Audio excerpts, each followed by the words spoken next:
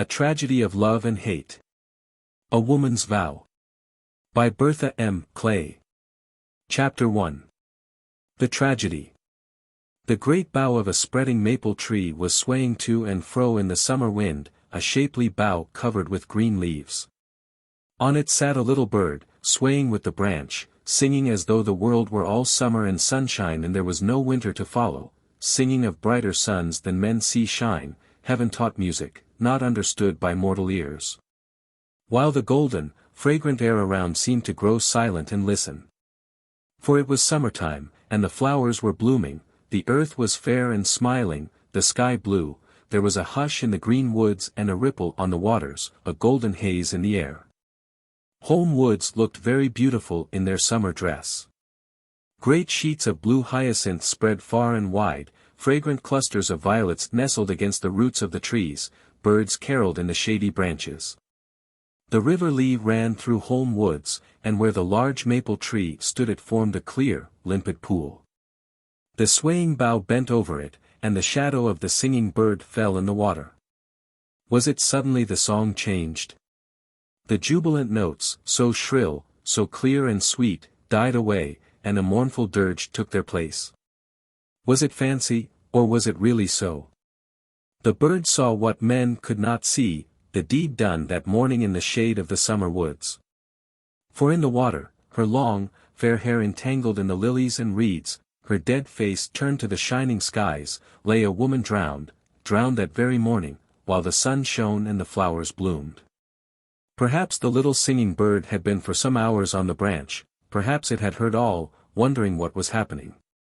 It might have been that a death cry roused it and disturbed its song, then, when the cry had risen appealingly to the very face of the heavens, and died away, it had left its soft, warm nest to sway on the bending branch and look into the water to see what terrible sight was there. Surely earth holds no more cruel sight than a fair woman dead, than the sun shining warm, bright and golden on a dead white face. Sometimes the ripples flowed more quickly, and then they washed over the face that in life had been beautiful and proud. Sometimes the wind blew more freshly, and the leaves bent over it as though they would fain kiss it into warm, sweet life again.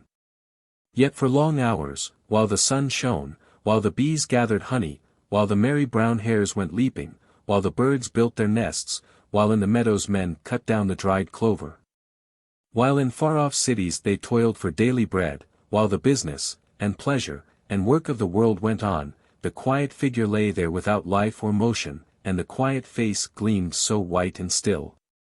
For though she was mistress of a proud and magnificent home, though she was courted and flattered and received the homage of all who knew her, she had not yet been missed.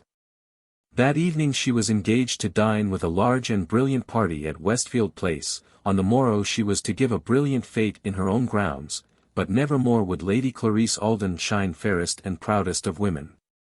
She who had ruled men with a smile and a look, whose lightest word was a command, whose least caprice a law, lay there drowned and dead, no one knowing, no eyes to gaze upon her save those of the little bird singing on the branch. The morning passed on.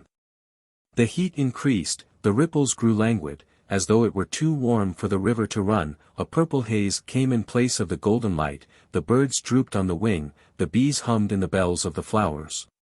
The butterflies rested on the fragrant hearts of the wild roses, sultry noon had set in, yet the white face only grew more rigid and fixed. They had not missed her from her stately home, she who was never to enter it again. How much longer would it have lasted?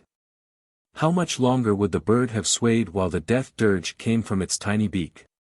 The brooding stillness was suddenly disturbed by the sharp, shrill bark of a dog, there was a rustling of leaves, and then a pretty little King Charles ran to the water's edge. There was something of human sagacity in the look that he gave at the dead face. Then, as though he knew what had happened, he turned back, barking furiously, tearing in wild haste through the woods. Again the brooding stillness fell and the heat grew again, the sleepy ripples barely touched the face, and the fair hair entangled in the water lilies was faintly stirred. Another long, silent hour, and then down the path that led to the river came a woman, a pretty, bright, well-dressed girl, evidently, from her appearance, a lady's maid. The little dog was barking round her, pulling her dress with his teeth if she seemed to stop or hesitate. Then her eyes fell on the white, upturned face. She gave a terrible cry, and stood for one moment as though she were turned to stone. Then another and still more awful cry came from her lips. "Oh, my God," she said, "what shall I do?"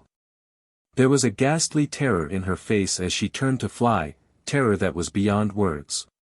One, meeting her, with those white, parted lips and wild eyes, would have thought she was fleeing from something worse than death itself. The parted branches closed behind her, and again the hot, brooding silence fell over the trees and the water, and the drowned woman lying so helplessly there. But it was not for long this time.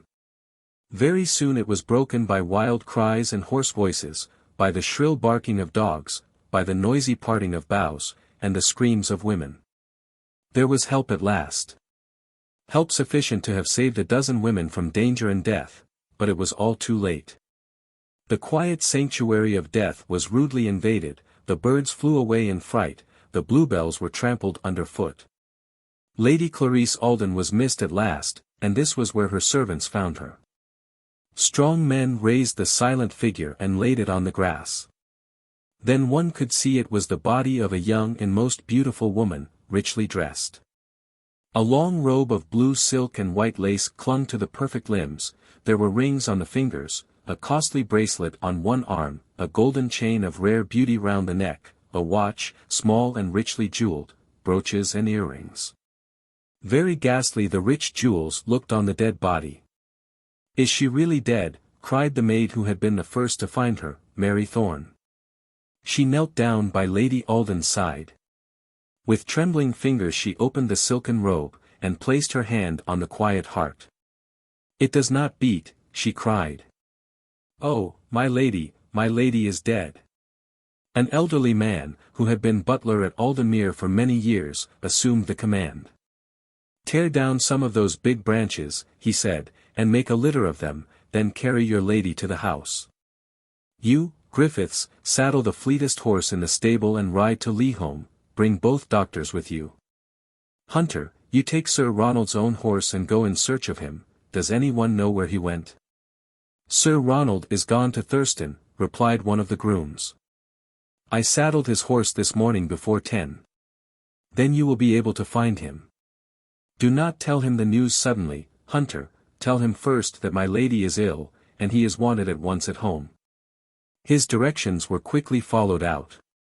They tore down the branch on which the bird had been swaying and singing, the bird flew frightened away. They carried her home, through the sunny glades of the park, crushing the sweet flowers underfoot. And it was thus that Lady Clarice Alden was brought for the last time to her own home. Chapter 2. Who killed Lady Clarice? The news spread like lightning. The men, as they rode furiously in search of her husband and doctor, told the story to those who listened with horror-stricken faces. "Lady Alden of Aldenmere has been drowned in the River Lee, that part called the Pool, in Holme Woods." In the meantime they had carried the body of the hapless lady to her own chamber, the weeping, terrified servants filled the room, and Mrs. Glynn, the housekeeper, armed with authority, sent them all away except Mary Thorne. They laid her on the sumptuous bed, with its pink silk and white lace hangings, they wrung the water from her long, fair hair, and then there came the sound of an arrival. "All the doctors on earth could not help her, poor lady," said Mrs. Glynn, with a long-drawn sigh. "But the doctors came in and tried their best." "Stone dead, she has been dead over 2 hours," said Dr. Mayne. "How did it happen?"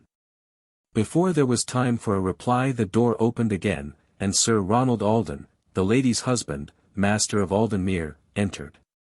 He walked quickly up to the bedside and his eyes fell upon the silent figure lying there. The ghastly fear in his face deepened as he gazed. "What is it?" he said, clutching Dr. Mayne's arm. "What has happened? What is this?" "You must bear it bravely, Sir Ronald," said the doctor, pityingly. "Lady Alden has met with a terrible accident." He bent over her with trembling hands and wild, desperate horror in his face. "She is dead," he cried. Yes, said the doctor, quietly, she is dead. Poor lady, she has been dead for 2 hours. Sir Ronald sank back in a chair. He repeated the words with a gasping sob, more terrible than tears. Dead, he said, my wife, Clarice, dead.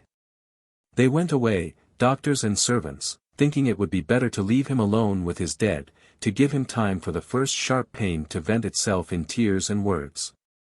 But to their surprise, in a few minutes he followed them, with the ghastly pallor on his face. How did it happen? He cried, you have not told me that. We do not know, replied Dr. Mayne. It has all been so strange, so awfully sudden. Half an hour ago one of your grooms galloped over to my house and told me Lady Alden had been found drowned in the river. I came at once, and found she had been dead 2 hours and more. You will hear more details from the servants. You are sure she is dead, he repeated. There have been wonderful cases of resuscitation after apparent drowning. Has all been done that is possible? Only God could restore her to life, said the doctor, reverently. While the words were yet on his lips, the door of the library opened and the housekeeper came in, looking so ill and alarmed that Dr. Mayne went near to her. Oh, sir, she cried, will you come upstairs, will you come up to my lady's room? Certainly. And the doctor, wondering much what had happened, rose to go. Stay, said Sir Ronald. What is it, Mrs. Glynn? I cannot tell you, Sir Ronald, it is too horrible. My lady was not drowned. Not drowned, they repeated. No, said the woman, with a shudder, it is worse than that. Dr. Mayne waited to hear no more, he went to the poor lady's room at once, Sir Ronald followed him. There they found the maid wringing her hands and crying aloud that it was a wicked and a cruel deed. Tell me what it is, said the doctor, firmly. Then Mrs. Glynn turned down the blue satin quilt. Look, sir, she said. When we began to undress the poor lady we found this. Dr. Mayne bent down and saw through the silken robe and fine white linen a cut made by some sharp instrument, evidently very small and pointed. He tore away the dress, and there on the white skin was a deep wound just over the heart.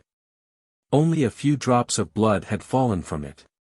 It was not large enough for a knife to have done it, it must have been caused by some sharp instrument long enough to have pierced the heart. How awful, cried the doctor, hoarsely. Why, Lady Alden has been murdered, I say, Sir Ronald, and flung into the water, look. Sir Ronald bent down and saw the mark. She has been stabbed through the heart. She must have died in an instant, and then have been thrown into the water. This is no accident, but foul, black, treacherous murder. I cannot even imagine what weapon has been used. It was evidently not much larger than a common bodkin, but long and sharp. Who can have done such a deed, Sir Ronald? I cannot tell, she had not an enemy in the world. I cannot guess. You had better come away from this room, said the doctor, compassionately, we can do no good, it only makes you wretched. I will go to my room, said Sir Ronald, hoarsely, I cannot bear it, doctor, you must see to everything for me. And Sir Ronald, with tottering steps, went from the death chamber, where the horror seemed to be deepening every hour, and Dr. Mayne was left to do the best he could. It is too horrible, he said to Mrs. Glynn. I do not think such an event ever happened before in the memory of man. Will you see that one of the grooms goes at once to LIII and brings back the inspector of police? There is no time to lose. If the little bird which had sung upon the branches could have spoken and have told what had happened that summer morning in the home woods. Chapter 3. An open verdict. 3 days had passed since the tragedy that cast such gloom over the whole neighborhood had occurred, 3 long, dreary days. Outside the world was in full beauty, fair, smiling summer flung her treasures with a reckless hand. The sun was bright and the flowers sweet, inside the stately mansion all was darkness, horror and gloom. Murder is always terrible. It is so seldom known among the higher classes that when a young and lovely woman like Lady Alden is its victim the sensation caused is something terrible. A reckless, brutal, drunken collier murders his wife, and though his neighbors shake their heads and say it is a terrible thing, the idea of a murder is unhappily too familiar to them to excite the disgust. The repugnance and horror felt among a more cultivated and refined class. But the murder of Lady Alden created a profound impression through the whole kingdom. The papers were filled with it, any little detail that could throw additional light on the subject was most eagerly grasped. Several popular daily papers sent their special reporters down to LIII. The circulation of the Daily Wonder increased marvelously, because each morning there was something fresh to say on the subject of the terrible tragedy in high life, and yet, write, guess, imagine what they would. There was no glimmer of truth in anything written or said. Round LIII the sensation had been almost terrible. Dr. Mayne, left to take the entire management of the business, had promptly sent for the superintendent of police, Captain Johnstone, and had given him carte blanche. "Spare no money, no time, no labor," he said, "but let the criminal be found. Sir Ronald is too ill, too overwhelmed, to give any orders at present, but you know what should be done. Do it promptly." And Captain Johnstone had at once taken every necessary step. There was something ghastly in the pretty town of LIII, for there on the walls was the placard, worded, "Murder. £200 will be given to anyone bringing certain information as to a murder committed on Tuesday morning, June 19th, in the Holme Woods. Apply to Captain Johnstone, Police Station, LIII." Gaping rustics read it, and while they felt heartily sorry for the unhappy lady they longed to know something about it for the sake of the reward. But no one called on Captain Johnstone, no one had a word either of certainty or surmise. The police officers, headed by intelligent men, made diligent search in the neighborhood of the pool, but nothing was found. There was no mark of any struggle, the soft, thick grass gave no sign of heavy footsteps. No weapon could be found, no trace of blood-stained fingers. It was all a mystery dark as night, without one gleam of light. The pool had always been a favorite place with the hapless lady. And, knowing that, Sir Ronald had ordered a pretty, quaint golden chair to be placed there for her. And on the very morning when the event happened Lady Clarice Alden had taken her book and had gone to the fatal spot to enjoy the beauty of the morning, the brightness of the sun and the odor of the flowers. The book she had been reading lay on the ground, where it had evidently fallen from her hands. But there was no sign of anything wrong, the bluebells had not even been trampled underfoot. After 24 hours' search the police relinquished the matter. Captain Johnstone instituted vigorous inquiries as to all the beggars and tramps who had been in the neighborhood. Nothing suspicious came to light. One man, a traveling hawker, a gaunt, fierce-looking man, with a forbidding face, had been passing through Holme Woods, and the police tracked him. But when he was examined he was so evidently unconscious and ignorant of the whole matter it would have been folly to detain him. In the stately mansion of Alden Mere a coroner's inquest had been held. Mrs. Glynn declared that it was enough to make the family portraits turn on the wall, enough to bring the dead to life. Such a desecration as that had never occurred before. But the coroner was very grave. Such a murder, he said, was a terrible thing. The youth, beauty, and position of the lady made it doubly horrible. He showed the jury how intentional the murder must have been, it was no deed done in hot haste. Whoever had crept with stealthy steps to the lady's side, whoever had placed his hand underneath the white lace mantle which she wore, and with desperate, steady aim stabbed her to the heart, had done it purposely and had meditated over it. The jury saw that the white lace mantle must either have been raised or a hand stealthily crept beneath it, for the cut that pierced the bodice of the dress was not in the mantle. He saw the red puncture on the white skin. One of the jury was a man who had traveled far and wide. It was with no English weapon this was done, he said. I remember a case very similar when I was staying in Sicily. A man there was killed, and there was no other wound on his body save a small red circle like this. Afterward I saw the very weapon that he had been slain with. What was it like? Asked the coroner eagerly. A long, thin, very sharp instrument, a species of Sicilian dagger. I heard that years ago ladies used to wear them suspended from the waist as a kind of ornament. I should not like to be too certain, but it seems to me this wound has been caused by the same kind of weapon. By the coroner's advice the suggestion was not made public. The verdict returned was one the public had anticipated, willful murder against some person or persons unknown. Then the inquest was over, and nothing remained but to bury Lady Clarice Alden. Dar. Maine, however, had not come to the end of his resources yet. The local police have failed, he said to Sir Ronald, we will send to Scotland Yard at once. And Sir Ronald bade him do whatever in the interests of justice he considered best. In answer to his application came Sergeant Hewson, who was generally considered the shrewdest and cleverest man in England. If Sergeant Hewson gives a thing up, no one else can succeed, was a remark of general use in the profession. He seemed to have an instinctive method of finding out that which completely baffled others. The mystery will soon be solved now, said Dr. Maine, Sergeant Hewson will not be long in suspense. The sergeant made his home at Aldenmere. He wished to be always on the spot. The murder must have been done either by someone in the house or someone out of it, he said, let us try the inside first. So he watched and waited. He talked to the servants, who considered him a most affable gent, he listened to them, he examined everything belonging to them, in vain. Lady Clarice Alden had been beloved and admired by her servants. She was very high, poor thing. High and proud, but as generous and kind a lady as ever lived. So beautiful, too, with a queer sort of way with her.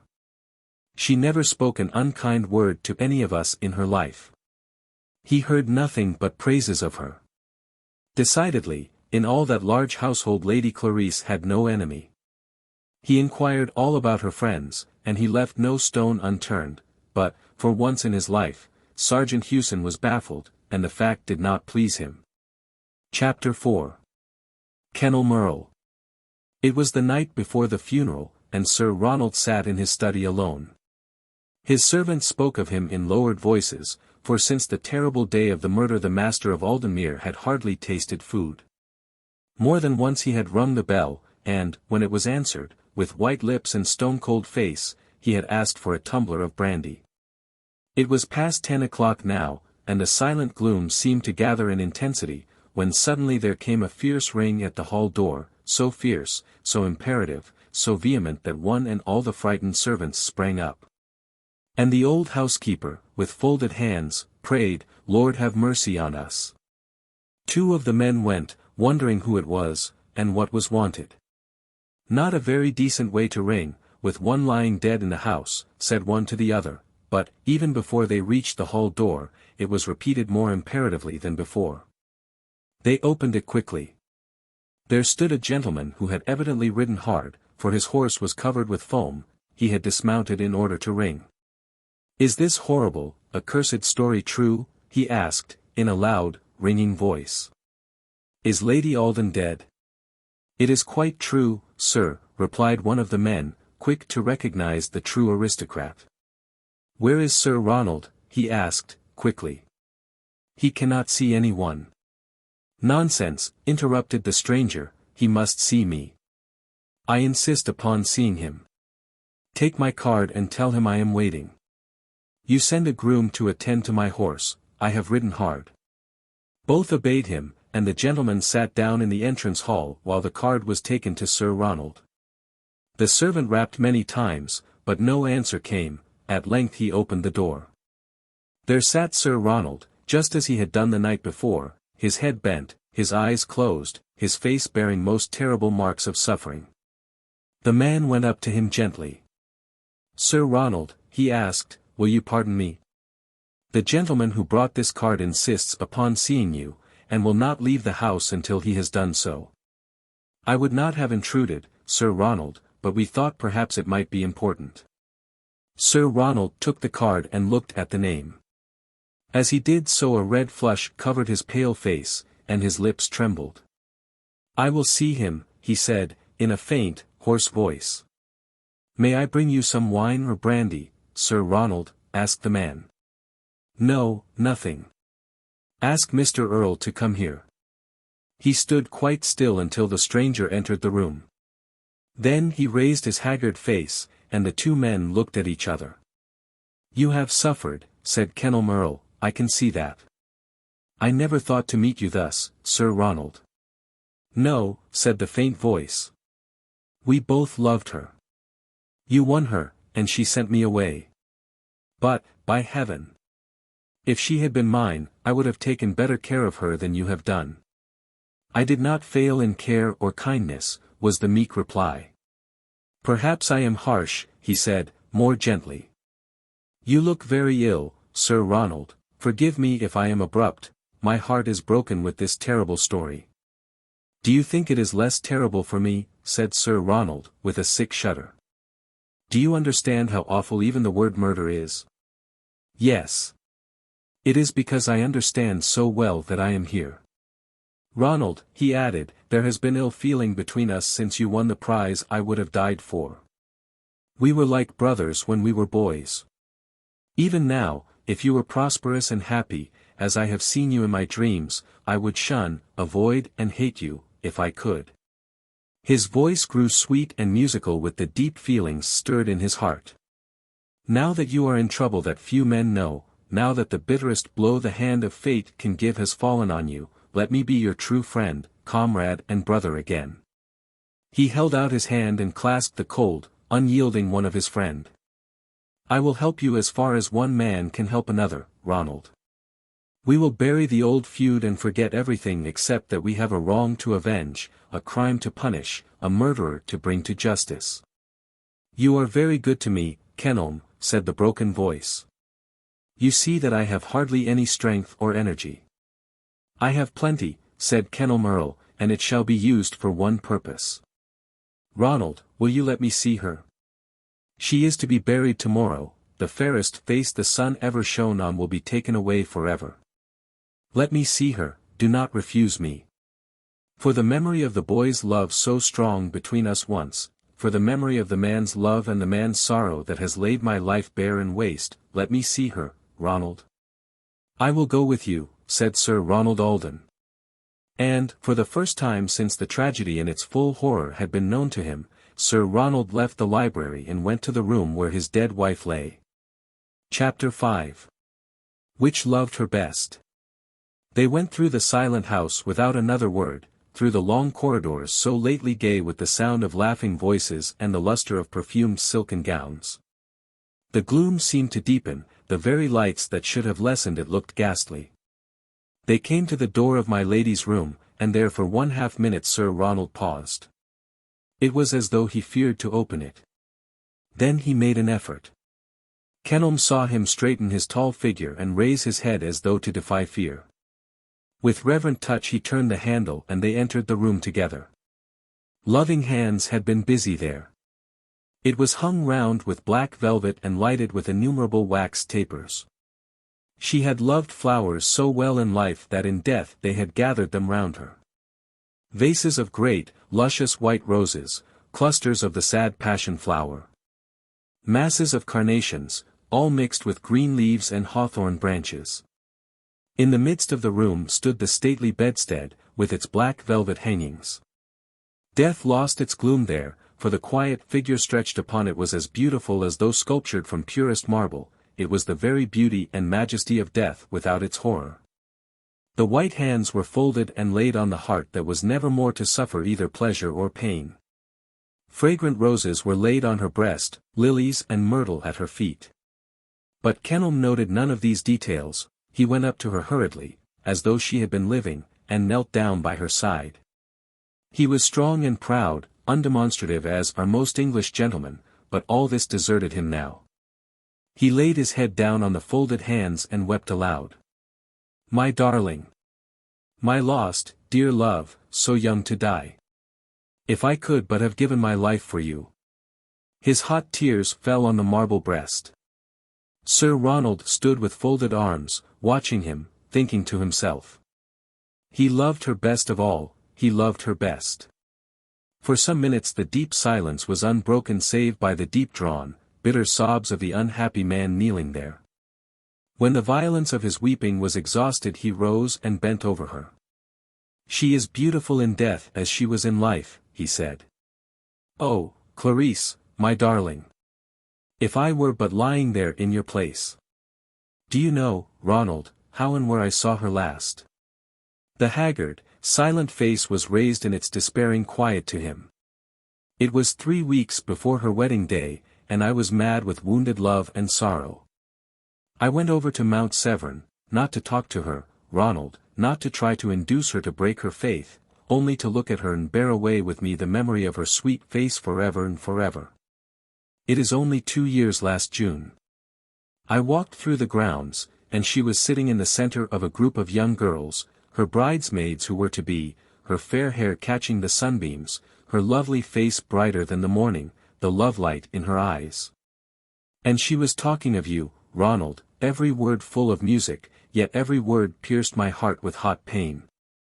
I did not go to speak to her, but I stood for an hour watching her face, impressing its glorious young beauty on my mind.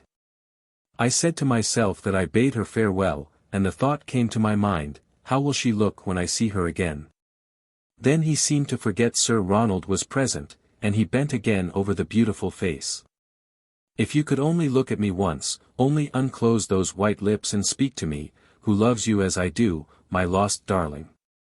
He took one of the roses from the folded hands and kissed it passionately as he had kissed her lips. You cannot hear me, Clarice, at last he murmured, at least with mortal ears, you cannot see me, but listen, my darling, I loved you better than I loved my life, I kiss your dead lips, sweet, and I swear that I will never kiss another woman. You are gone now where all secrets are known, you know now how I loved you, and when I go to the eternal land you will meet me. No love shall replace you. I will be true to you, dead, as I was while you were living. Do you hear me, Clarice? All the time he poured out this passionate torrent of words Sir Ronald stood with bowed head and folded arms. I kissed those white lips again, love, and on them I swear to know no rest, no pleasure, no repose until I have brought the man who murdered you to answer for his crime, I swear to devote all the talent and wealth God has given me to that purpose.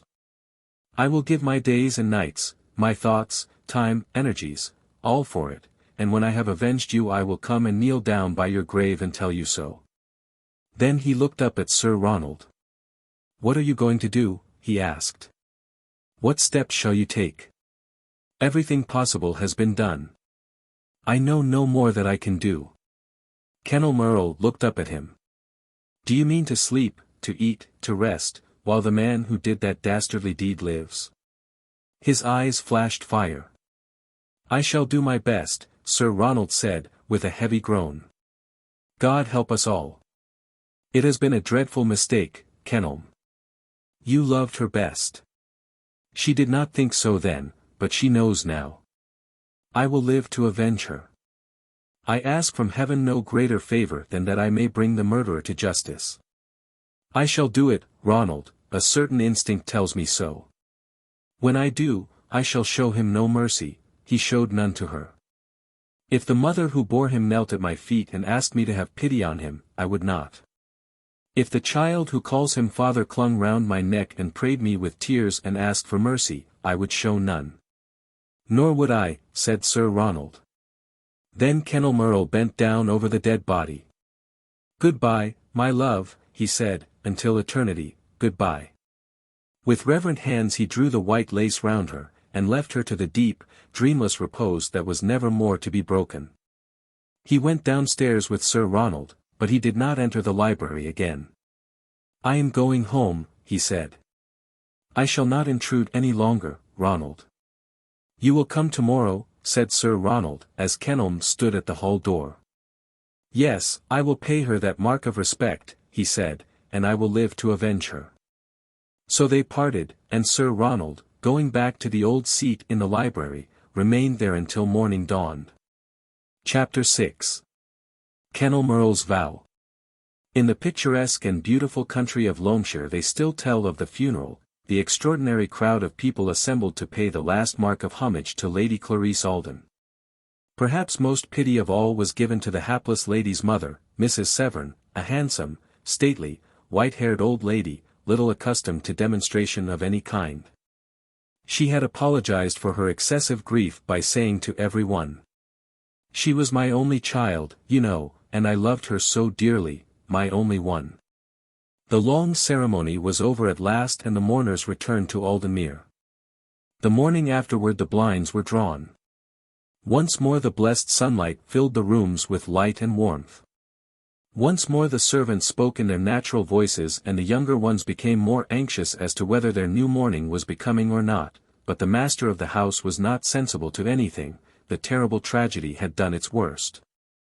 Sir Ronald Alden of Aldenmuir lay in the clutches of fierce fever, battling for life. The sympathy of the whole neighborhood was aroused. The murder had been bad enough. But that it should also cause Sir Ronald's death was too terrible to contemplate. Mrs. Severn remained to nurse her son-in-law. But after a time his illness became too dangerous, and the doctors sent for 2 trained nurses who could give the needful care to the sick man. It was a close and terrible fight. Sir Ronald had naturally a strong and magnificent constitution. It seemed as though he fought inch by inch for his life. He was delirious, but it hardly seemed like the ordinary delirium of fever. It was one long, incessant muttering, no one could tell what, and just when the doctors were beginning to despair and the nurses to grow weary of what seemed an almost helpless task, Kenelm came to the rescue. He took up his abode at Aldenmuir and devoted himself to Sir Ronald. His strength and patience were both great. He was possessed of such intense vitality himself, and such power of will, that he soon established a marvelous influence over the patient. For some days the contest seemed even, life and death were equally balanced. Sir Ronald was weak as a feeble infant, but the terrible brain fever was conquered, and the doctors gave a slight hope of his recovery. Then it was that Kenelm's help was invaluable. His strong arm guided the feeble steps, his cheerful words roused him, his strong will influenced him, and that Sir Ronald did recover, after God, was owing to his friend. When he was well enough to think of moving about, the doctors strongly advised him to go away from the scene of the fatal tragedy. "Take your friend to some cheerful place, Mr. Earl," they said, "where he can forget that his beautiful young wife was cruelly murdered. Whether he mentions the matter or not, it is now always in his thoughts, his mind dwells on it constantly. Take him anywhere where it will cease to haunt him." Kenelm was quite willing. "I must defer the great business of my life," he said, "until Ronald is himself again, then if the murderer be still on earth I will find him. Thou hearest me, oh, my God, justice shall be done." Though outwardly he was cheerful and bright, seemingly devoting all his energies to his friend, yet the one idea was fixed in his mind as are the stars in heaven. He had already spoken many times to Sergeant Hewson on the subject. He had told him that he never intended to rest from his labors until he found out who had done the deed. "You will never rest, then, sir, while you live," said the sergeant, bluntly, "for I do not believe that it will ever be found out. I have had to do with many queer cases in my life, but this, I am willing to own, beats them all. I can see no light in it." "It will come to light sometime," said Kenelm. "Then it will be the work of God, Mr. Earl, and not of man," was the quiet rejoinder. "What makes you despair about it?" asked Kenelm. "There are features in this case different to any other. In most crimes, especially of murder, there is a motive. I can see none in this. There is revenge, greed, gain, robbery, baffled love, there is always a ground for the crime." "There is none here," interrupted Kenelm.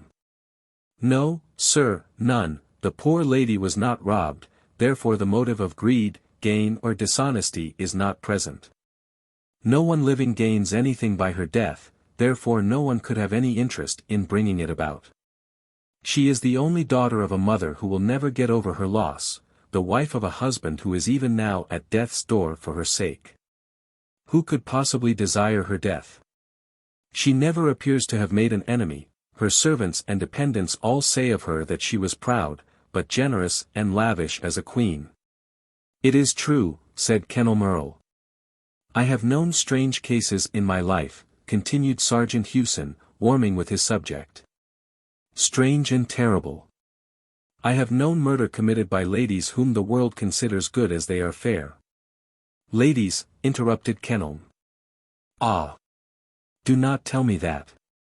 Surely the gentle hand of woman was never read in a crime so deep as that. Sergeant Hewson smiled as one who knows the secret of many hearts.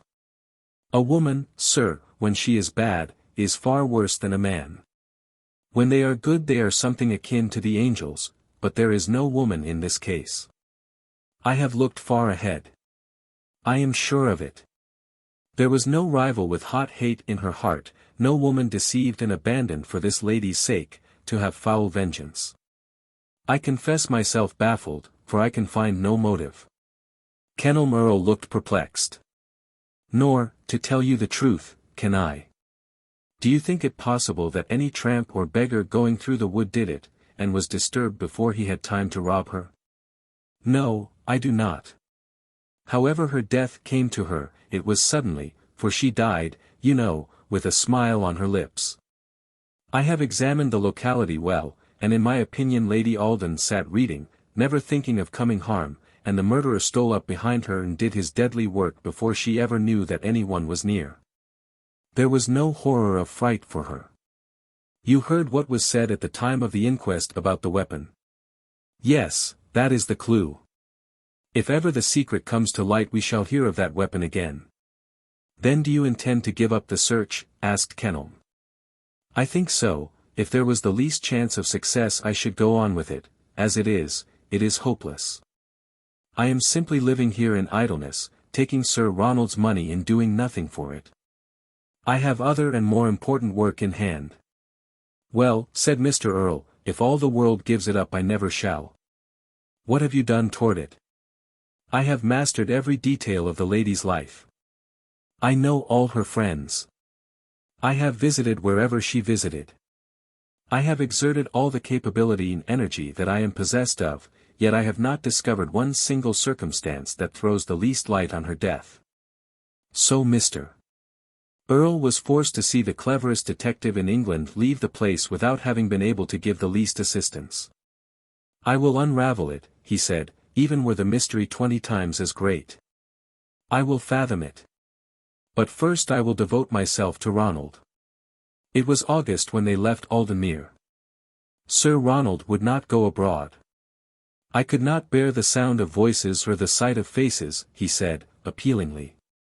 If I am to have change, let us go to some quiet Scotch village, where no one has ever heard my ill-fated name. If recovery be possible it must be away from all these inquiries and constant annoyance of visitors. Mr.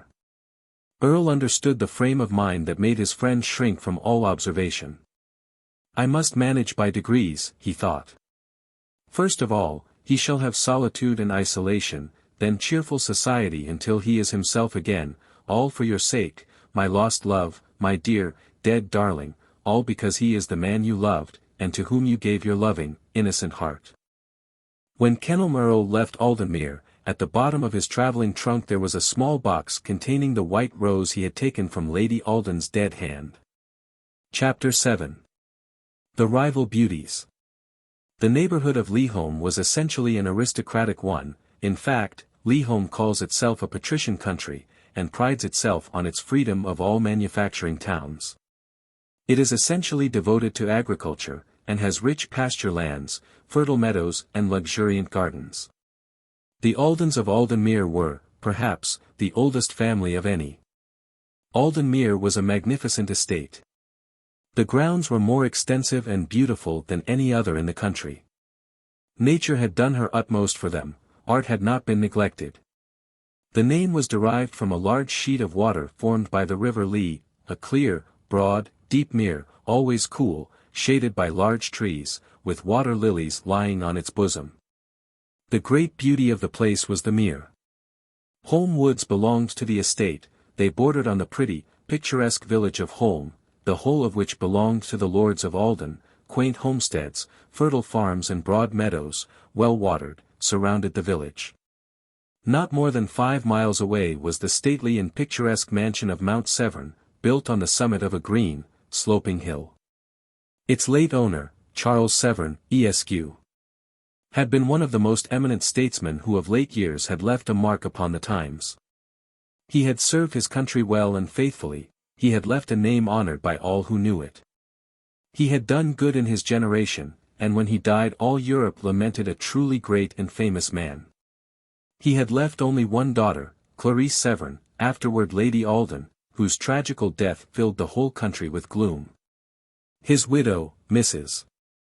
Severn, had been a lady of great energy and activity, but her life had been a very arduous one. She had shared in all her husband's political enterprises. She had shared his pains and his joys. She had labored with her whole soul. And now that he was dead she suffered from the reaction. Her only wish and desire was for quiet and repose, the whole life of her life was centered on her beautiful daughter. Clarice Severn was but 16 when her father died. His estate was entailed, and at his widow's death was to pass into possession of his heir-at-law. But the gifted statesman had not neglected his only child. He had saved a large fortune for her, and Clarice Severn was known as a wealthy heiress. She was also the belle and beauty par excellence of the country. At all balls and fêtes she was queen. Her brilliant face, lighted by smiles, her winning, haughty grace drawing all eyes, attracting all attention. Wherever she was she reigned paramount. Other women, even if more beautiful, paled into insignificance by her side. She was very generous, giving with open, lavish hands. Proud in so far as she had a very just appreciation of her own beauty, wealth and importance. She was at times haughty to her equals, but to her inferiors she was ever gentle and considerate, a quality which afterward, when she came to reign at Aldenmere, made her beloved and worshipped by all her servants. She had faults, but the nature of the woman was essentially noble. What those faults were and what they did for her will be seen during the course of our story. Mount Severn, even after the death of its accomplished master, was a favorite place of resort. Mrs. Severn did not enjoy much of the quiet she longed for.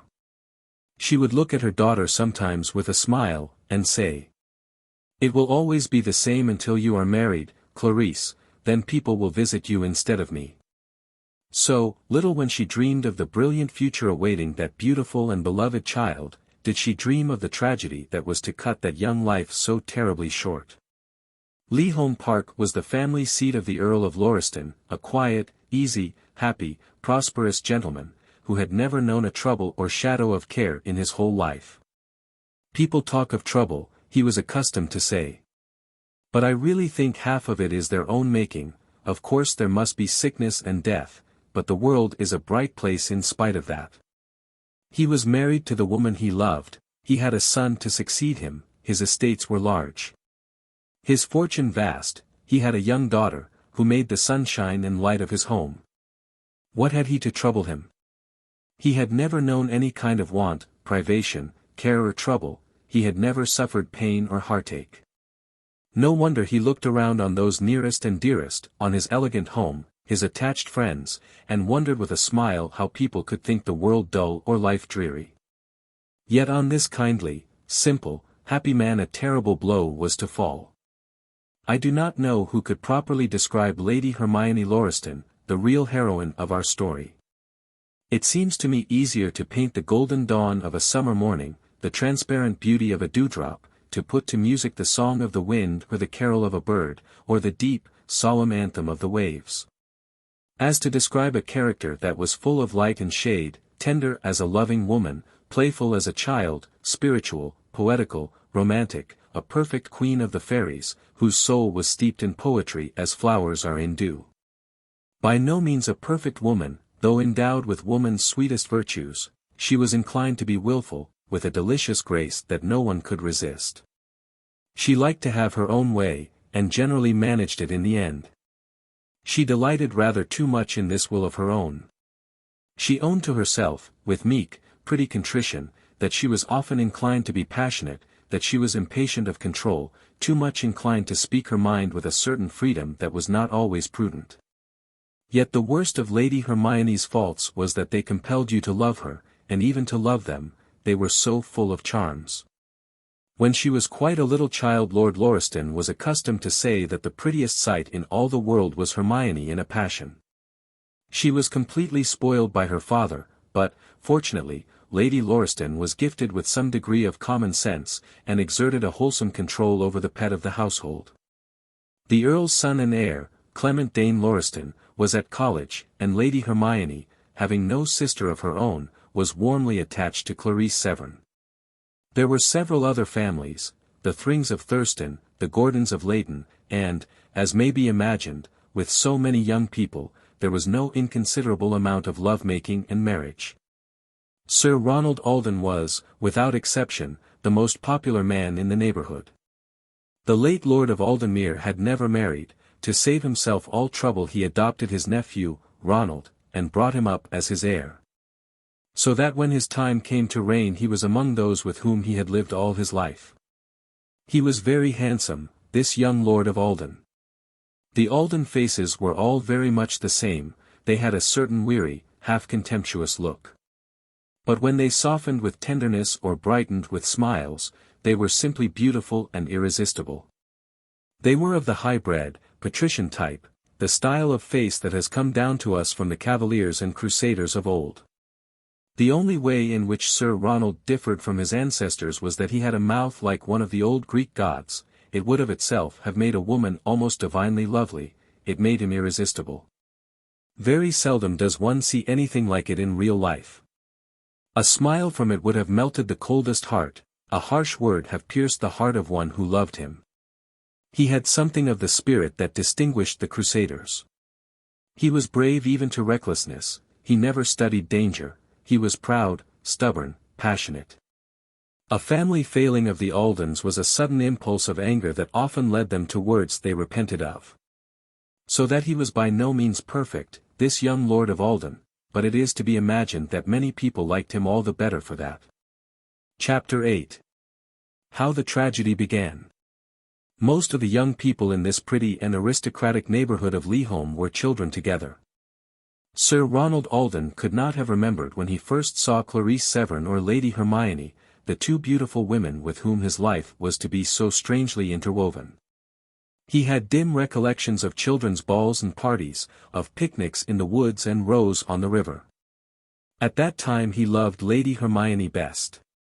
Clarice was, perhaps, more beautiful, a little prouder, and certainly wore the prettiest dresses.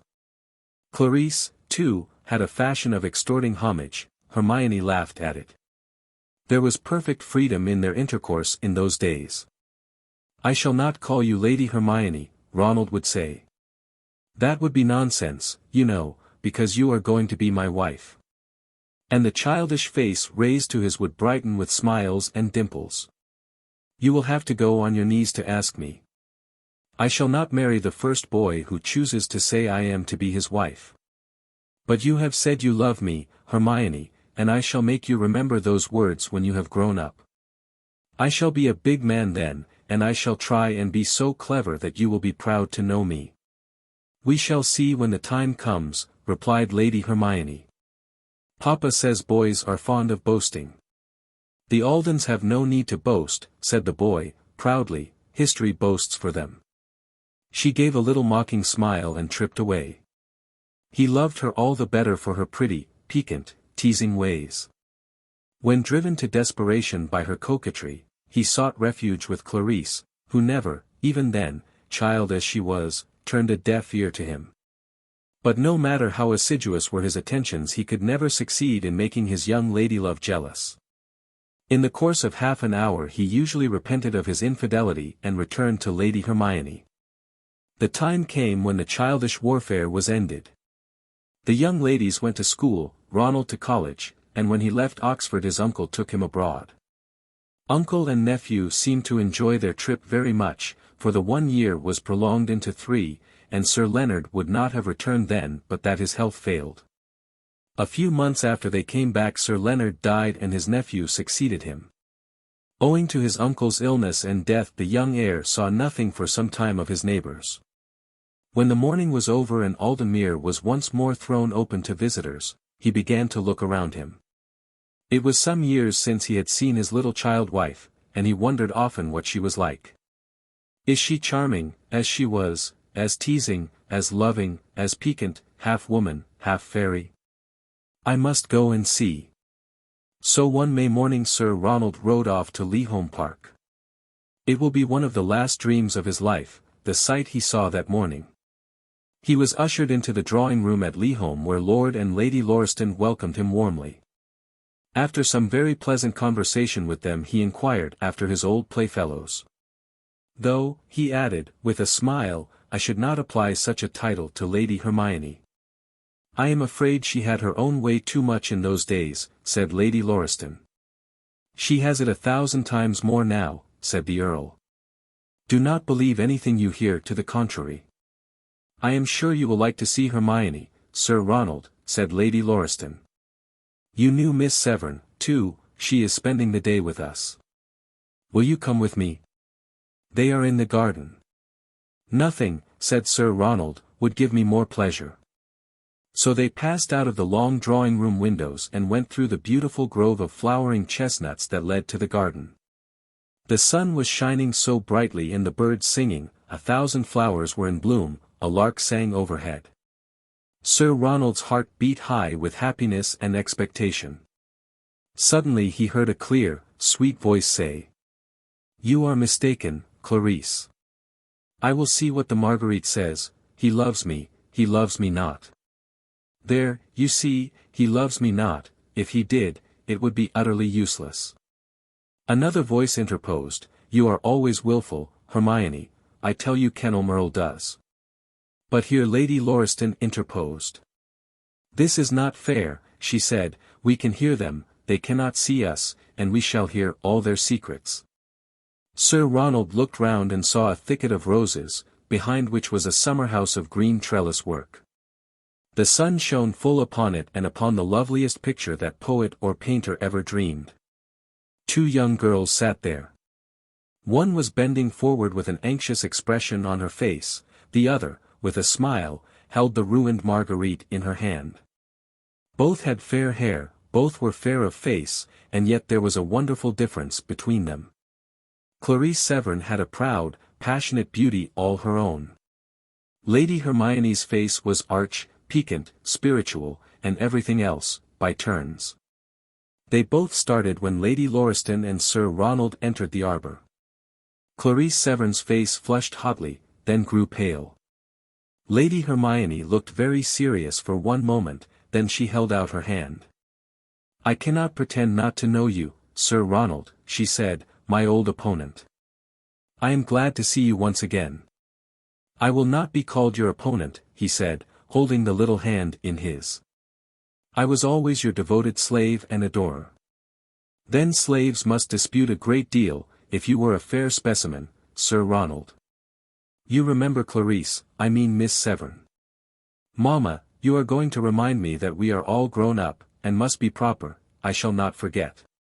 You have changed, Miss Severn, more than Lady Hermione has, he said. That means, Clarice, that you have improved, and I have not. Yet, while she was speaking defiantly, she was looking earnestly at him. How handsome he was no curled and perfumed darling, but with the beauty that descends from long generations. She remembered the mouth that she had thought more beautiful than that of a Greek god, and suddenly her face burned, as she remembered how often he had kissed her and called her his little wife. Lady Lauriston was summoned to attend to some other visitors. She went away, leaving the 3 in the summer-house among the roses. How beautiful this is, said Sir Ronald, how happy I am to be at home again. There is no land so fair and dear as old England. I can hardly realize the change that has come over us all, we parted children and we meet. As children of a larger growth, interposed Lady Hermione. I dared not have said so, laughed Sir Ronald. Miss Severn, I am grieved that I have not been able to call upon your mother yet. I shall try to do so tomorrow. The girl's face flushed with pleasure when he spoke to her. Suddenly there came a stronger breath of wind that shook the chestnut trees and rustled in the limes. Lady Hermione looked up as one who hears and loves a familiar sound. I wonder, she said, how I wonder what it is the trees are always saying to each other. Look at those tall heads bent mysteriously together, every leaf trembling with the importance of what it is saying. Just outside LIII there are 2 tall oak trees that have stood for centuries. They always seem to me to be talking of what has passed in the village, and lamenting together that the world has changed so terribly since they were young. Sir Ronald looked into the lovely, glowing face. "You have as many sweet fancies as ever," he said, eagerly. "I always told you you had the gift of poetry." "The pity is," said Clarice Severn, "that poetry and common sense so often clash. What reason is there in talking trees?" "Ah, Miss Severn," said Sir Ronald, gaily, "some of the sweetest things in life are those that have no reason in them." That was how and when the tragedy began. Chapter 9. Kenilworth's Love. Sir Ronald sang those words to himself as he rode back home, the face of Lady Hermione before him all the way, her voice in his ears, the glad sunshine, the whispering leaves, the fragrant flowers, all seemed part of her. The poet's ideal woman, she is, indeed, he said to himself, she has brought every charming quality of her childhood into her beautiful womanhood. She is arch, dainty, piquant, tender, earnest, there are grand qualities in her. Sure as her eyes are stars and her lips roses, so sure has she a magnificent and noble nature but half developed yet. The very glamour and madness of love was on him. It seemed to him that every leaf on the trees muttered her sweet name as he passed. Hermione, he repeated it. Perhaps her beautiful, varied, lovely nature is owing to her name, of all Shakespeare's heroines to my mind fairest and best. He hardly remembered the existence of Clarice Severn, she was but Hermione's friend. He did not even remember her delight at seeing him again. The proud, passionate beauty of her face had not moved him. Strange that I should have loved Hermione best even as a child. I wish she were a child now, that I could hold her in my arms and kiss her and call her my own wife. It was love, not exactly at first sight, for he had cared for her even when she was a child, but in the engrossing pursuits of traveling, in the excitement caused by his uncle's illness and death, the image of the charming child had, in some measure, faded from his mind. When he saw her again the old love revived, and took fresh shape. It was no longer as a child, but as a woman, that he worshipped her. When Sir Ronald reached home he found an old friend there awaiting him, Kenilworth, of the Towers, with whom he had been both at Eton and Oxford. They had been almost like brothers together, coming from the same neighbourhood and knowing the same people, having the same friends, and, in a great measure, the same tastes. One might have travelled far on a summer's day and not have found a fairer-looking, more thoroughly admirable man than Kenilworth. He was 3 years older than his friend, and had travelled much. He united in himself the polish of a foreigner with the candour of an Englishman. I do not know that he was so popular as Sir Ronald, for Kenelm had a kind of half-haughty grace with him that produced great effect. People at first sight considered him proud and haughty, they were apt to take away with them a somewhat disagreeable and untruthful impression of him. But if in the hour of distress you needed a friend, if in adversity you needed help, if in trouble you wanted succor, then the value of Kenilworth's sterling character came to light. He was always, as an old soldier expressed it, to the front. Others might fail, he never did. And now the two friends, who had parted youths, met as men, with a hearty clasp of the hand, an Englishman's only way of expressing delight and emotion. "I only returned from Egypt last week," said Kenelm. "A sudden fancy to see the pyramids took possession of me, and I went." Sir Ronald laughed. "I hope such a fancy will never take possession of me," he said. "I shall not leave England again. I find no place like it." "The dark-eyed daughters of sunny Spain do not charm you, then, Ronald?"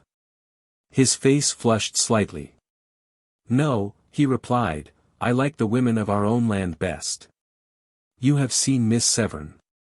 What do you think of her?" "She is very beautiful, wonderfully improved," replied Sir Ronald, and the great pity was that they did not there and then trust each other.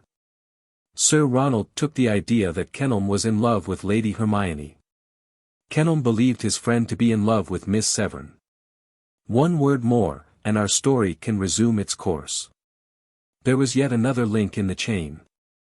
Clarice Severn had always preferred Sir Ronald to every one else in the wide world. In her girlhood she had mistaken his kindness for love. Now that she was a woman she vowed to herself that that love should by some means or other be hers. She was no tragedy queen, no woman capable of poisoning or stabbing or drowning a rival, should one appear, but in a world-scheming kind of way she was ready to do anything that would secure his love for herself. On the morning that she met him at Lord Lauriston's, Clarice admired him as much as he, in his turn, admired Lady Hermione. She saw that Sir Ronald was inclined to admire the Earl's daughter, and she laid many little plans in her own mind to keep them apart. I am more beautiful than Hermione, she thought to herself, in all probability, richer, quite as well born. Why should he prefer her to me? And why? How many thousands of girls have asked themselves that question? Why, when Clarice loved him, should his whole heart, soul, mind and fancy be concentrated upon another? Clarice Severn had many admirers, but the man who loved her with a life's love was Kenelm Earl. He had made her an offer of marriage and she refused him. He had told her that living or dead he should be true to her and care for her alone. She had never flirted or coquetted with him. She was fond of him from old associations, because for years he had been kind to her, but she had never deceived him in the least. Now that Sir Ronald was coming home, she has begun to wonder how she should best avoid Kenelm. I remember Ronald's chivalrous sense of honor, she said to herself. No matter how much he might care for me, if he thought Kenelm loved me he would shun and avoid me. She did her best to bring Kenelm and Lady Hermione into each other's society. She arranged picnics, drives, walks. She exaggerated and repeated every little complimentary speech they ever made about each other, but it was all in vain. Kenelm Earl used to laugh in her face. "Oh, Clarice, you think I shall learn to care for Hermione," he would say. "As well try to make the needle false to the pole. I care for one face only, and that is yours, for one love only, and that is you." Nor was she more successful with Lady Hermione, who laughingly refused to believe that Kenelm cared for her at all, and pulled Marguerites apart, leaf by leaf, the last one always ending, "He loves me not." "There was a man once who sold his shadow," said Mr. Earl to her one day. "That was a much easier feat, Clarice, than for you to send me from you. You cannot, darling. Do not look at me and tell me you may die. If you did I should always live where I could see your grave, and I should love the grass upon it better than the fairest color that ever bloomed on another face. Do you believe me?" "Yes," she replied, half sadly, "I do believe you, Kenelm. I wish it were not so." And the beautiful girl had looked at him half regretfully. "I almost wish I did, but you have explained the reason yourself. If for everyone there is what the Germans call an alter ego, another soul, Kenelm, I do not wish to hurt you, but you are not that to me. It is not my fault." He looked long and earnestly at her. "No," he said, "God help me. It is not your fault, Clarice, but I shall hope on until you tell me that you love someone else." Chapter 10. Sir Ronald's Error. Perhaps if any man or woman were asked if they were willing to tell a lie they would most indignantly deny it. Perhaps most people, even though they be guilty of some trifling act of deceit or insincerity that can hardly merit a harsher name, would shrink with horror from an actual lie. Clarice Severn bore the reputation of being very truthful. It would be right to say that she had never deliberately soiled her lips with a willful lie. Little social deceits pass by another name, but there was no doubt that she acted falsehoods. She did all in her power to lead Sir Ronald to believe that Kenelm Earl and Lady Hermione were attached to each other.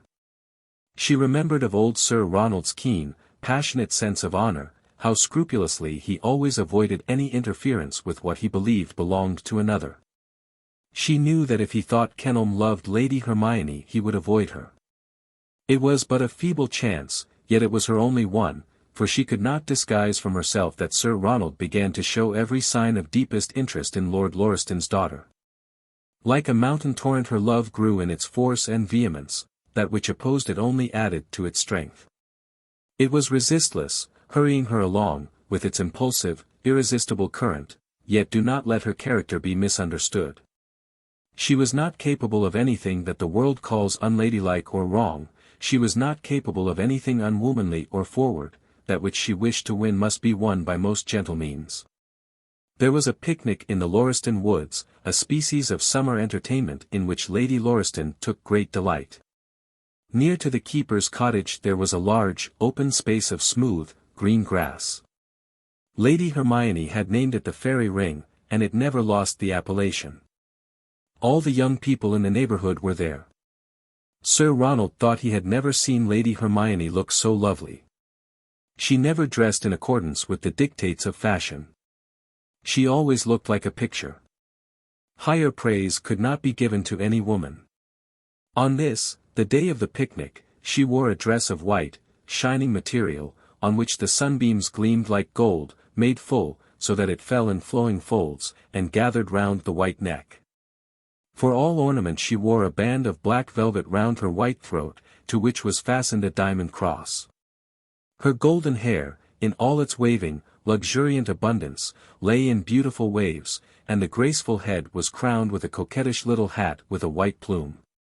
A perfect contrast to Clarisse, though both were fair.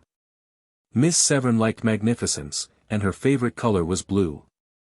On this day she wore a dress of rich blue velvet and a white lace mantle. They generally divided the honors fairly between them. Miss Severn was more easily understood than Lady Hermione. It was not everyone who knew the tenderness, the heroism, the poetry hidden beneath the gay, graceful manner. Sir Ronald did. Lady Hermione could have led a forlorn hope. She would prove to be a heroine, if ever occasion required it, easily as she now dances and sings. Many women have their virtues on the surface, hers were half hidden by lighter charms. On this bright summer day, when the woods were all aglow with beauty, and the birds filled the air with song, Sir Ronald had almost determined to tell Lady Hermione how dearly he loved her. "I must see if my queen be propitious," he said. "In some moods all wooing would be useless. I know how difficult it will be, she will be like some beautiful, strange, bright forest bird that is difficult to catch." He was not well versed in the lore of woman's looks, or he would have read the story told by those sweet, frank eyes, that never met his own, and the fair face turned so coyly away. When Lady Hermione talked to any one else she was not sparing of her glances, she was not sparing of her bright, defiant words, but with Sir Ronald it was different. She used only monosyllables, and those only when it was necessary. A man better read in woman's ways would have understood, he did not. He had looked forward to the picnic with great pleasure. "We shall be free and easy in the woods," he thought, "she will not escape me there." He asked her for the first dance, she was engaged. "I do not care about a quadrille," he said, "but I should like a waltz with you, Lady Hermione." She knew in her mind there was nothing she would like so much as a waltz with him. But the natural perversity innate in women came to her now. She looked up at the handsome face, so eloquent with love, the eyes with a love-light shining in them, and she owned to herself that it would be pleasant to have that strong arm thrown around her, and to float with him through fairyland. He looked so tall, so strong, so brave and handsome. Then, to punish herself for the thought, and perhaps with the same delight a cat takes in torturing a mouse, she cast down her eyes and said she was engaged, she feared, for all the waltzes she should be able to dance. He was forced to be content with the quadrille. Half an hour afterward, lingering under the spreading shade of an oak tree, he saw Miss Severn. Sir Ronald hastened to her. The music was enchanting. "How can you stand here so quietly, Miss Severn?" he asked. That music would put a soul even in the leaves of a tree. She looked at him with a bright smile. "The truth is, Sir Ronald, I am forsaken, my partner has forgotten me." She looked, still with smiling eyes, to a little group in the small glade, Lady Hermione and Kenelm Earl. She would not have told the lie. But her eyes said plainly Kenelm was her partner, and had forgotten her in Lady Hermione's smiles, a fact that was perfectly untrue, for she was engaged to dance with Captain Langham, who had not forgotten her, but had been suddenly summoned to another part of the grounds. The impression on Sir Ronald's mind remained the same. He believed Lady Hermione and Kenelm to be so deeply engrossed in each other as to forget everything else. The consequence of which belief was that he resolved to delay the question he had intended to ask her. If Kenelm loves her I will not mar his happiness, he said to himself, and yet it seemed to me he liked Miss Severn far the best. He remained with Clarisse, who rejoiced in the success of her small maneuver. After all, she thought, she had really done no wrong, she had only looked at Mr. Earl, and if Sir Ronald chose to misunderstand that look, he must do so, she could not help it. So easily are misunderstandings brought about. The beauty of that bright summer's day was all marred for Sir Ronald, because he thought his friend loved the girl whom he himself loved. He did not go near her again until the day was almost ended. And then Lady Hermione in her turn was piqued and would not give him one smile. Before they parted Lady Lauriston had told Sir Ronald that her daughter's birthday was on the Wednesday following, and, as it was always kept up with great festivity, she pressed him to spend 3 days at least at LIII Park. "If you are fond of charades," she said, "you will be amused, for we really get up some very good ones." Sir Ronald was only too delighted, and another act in the tragedy began. Chapter 11. Charades. The drawing-room at LIII was filled with a brilliant party of guests. It was the eve of Lady Hermione's birthday, and they were invited to do her honor. All the elite of the country were present, for though Clarisse Severn was perhaps more beautiful, no one was so dearly loved as the charming, gifted daughter of Lord Lauriston. Apart from the others was a group of young people, busily engaged in discussing the morrow's fate. It was the general wish that charades should be the feature of the entertainment. Lord Lauriston, who indulged his daughter in every caprice she chose to adopt, had arranged one of the largest rooms in the house as a theatre. It was one of the most perfect and complete little theatres ever seen. There was a pretty stage with a row of footlights, a green room, scenes painted by a celebrated artist, and Lady Hermione had no greater pleasure than the arrangement and management of her favourite plays. The group holding this discussion had sought refuge in the deep recess of a large bay window. The lamps were lighted in the drawing-room, but the fairy nook seemed filled yet with the evening gloaming. The long curtains were not drawn, the window was slightly open, and the fragrance of the flowers floated in. Lady Hermione was speaking, and Sir Ronald, who listened to every note of that sweet, musical voice, thought how perfectly it harmonized with the fragrance of the flowers. "We must have everything arranged beforehand," she was saying. "Nothing spoils tableaux so entirely as long waiting between the pictures, the audience grows tired beforehand. Let us go to the green room now and rehearse." An idea that was most warmly received. The other members of the party were engaged with cards, chess, or in conversation. Miss Salve, a beautiful Italian, visiting in the neighborhood, was singing, and singing so delightfully that she was listened to with the most profound attention.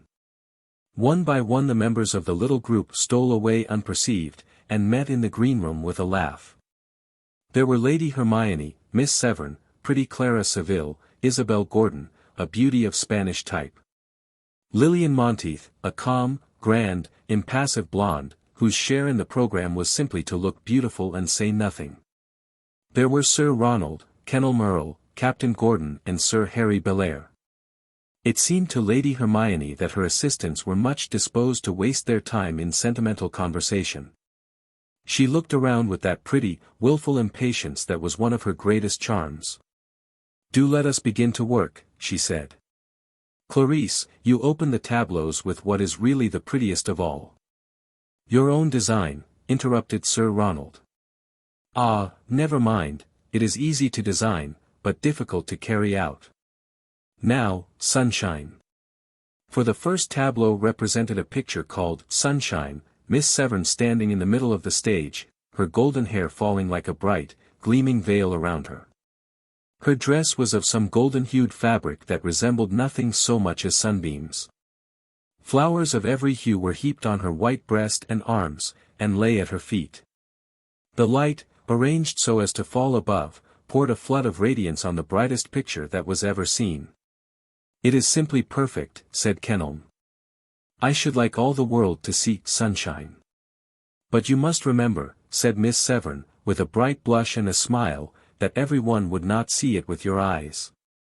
It pierced her to the heart, knowing that she had never looked more beautiful, to see that Sir Ronald did not look at her, made no remark upon the beauty of the picture, neither praised nor suggested, but was simply indifferent.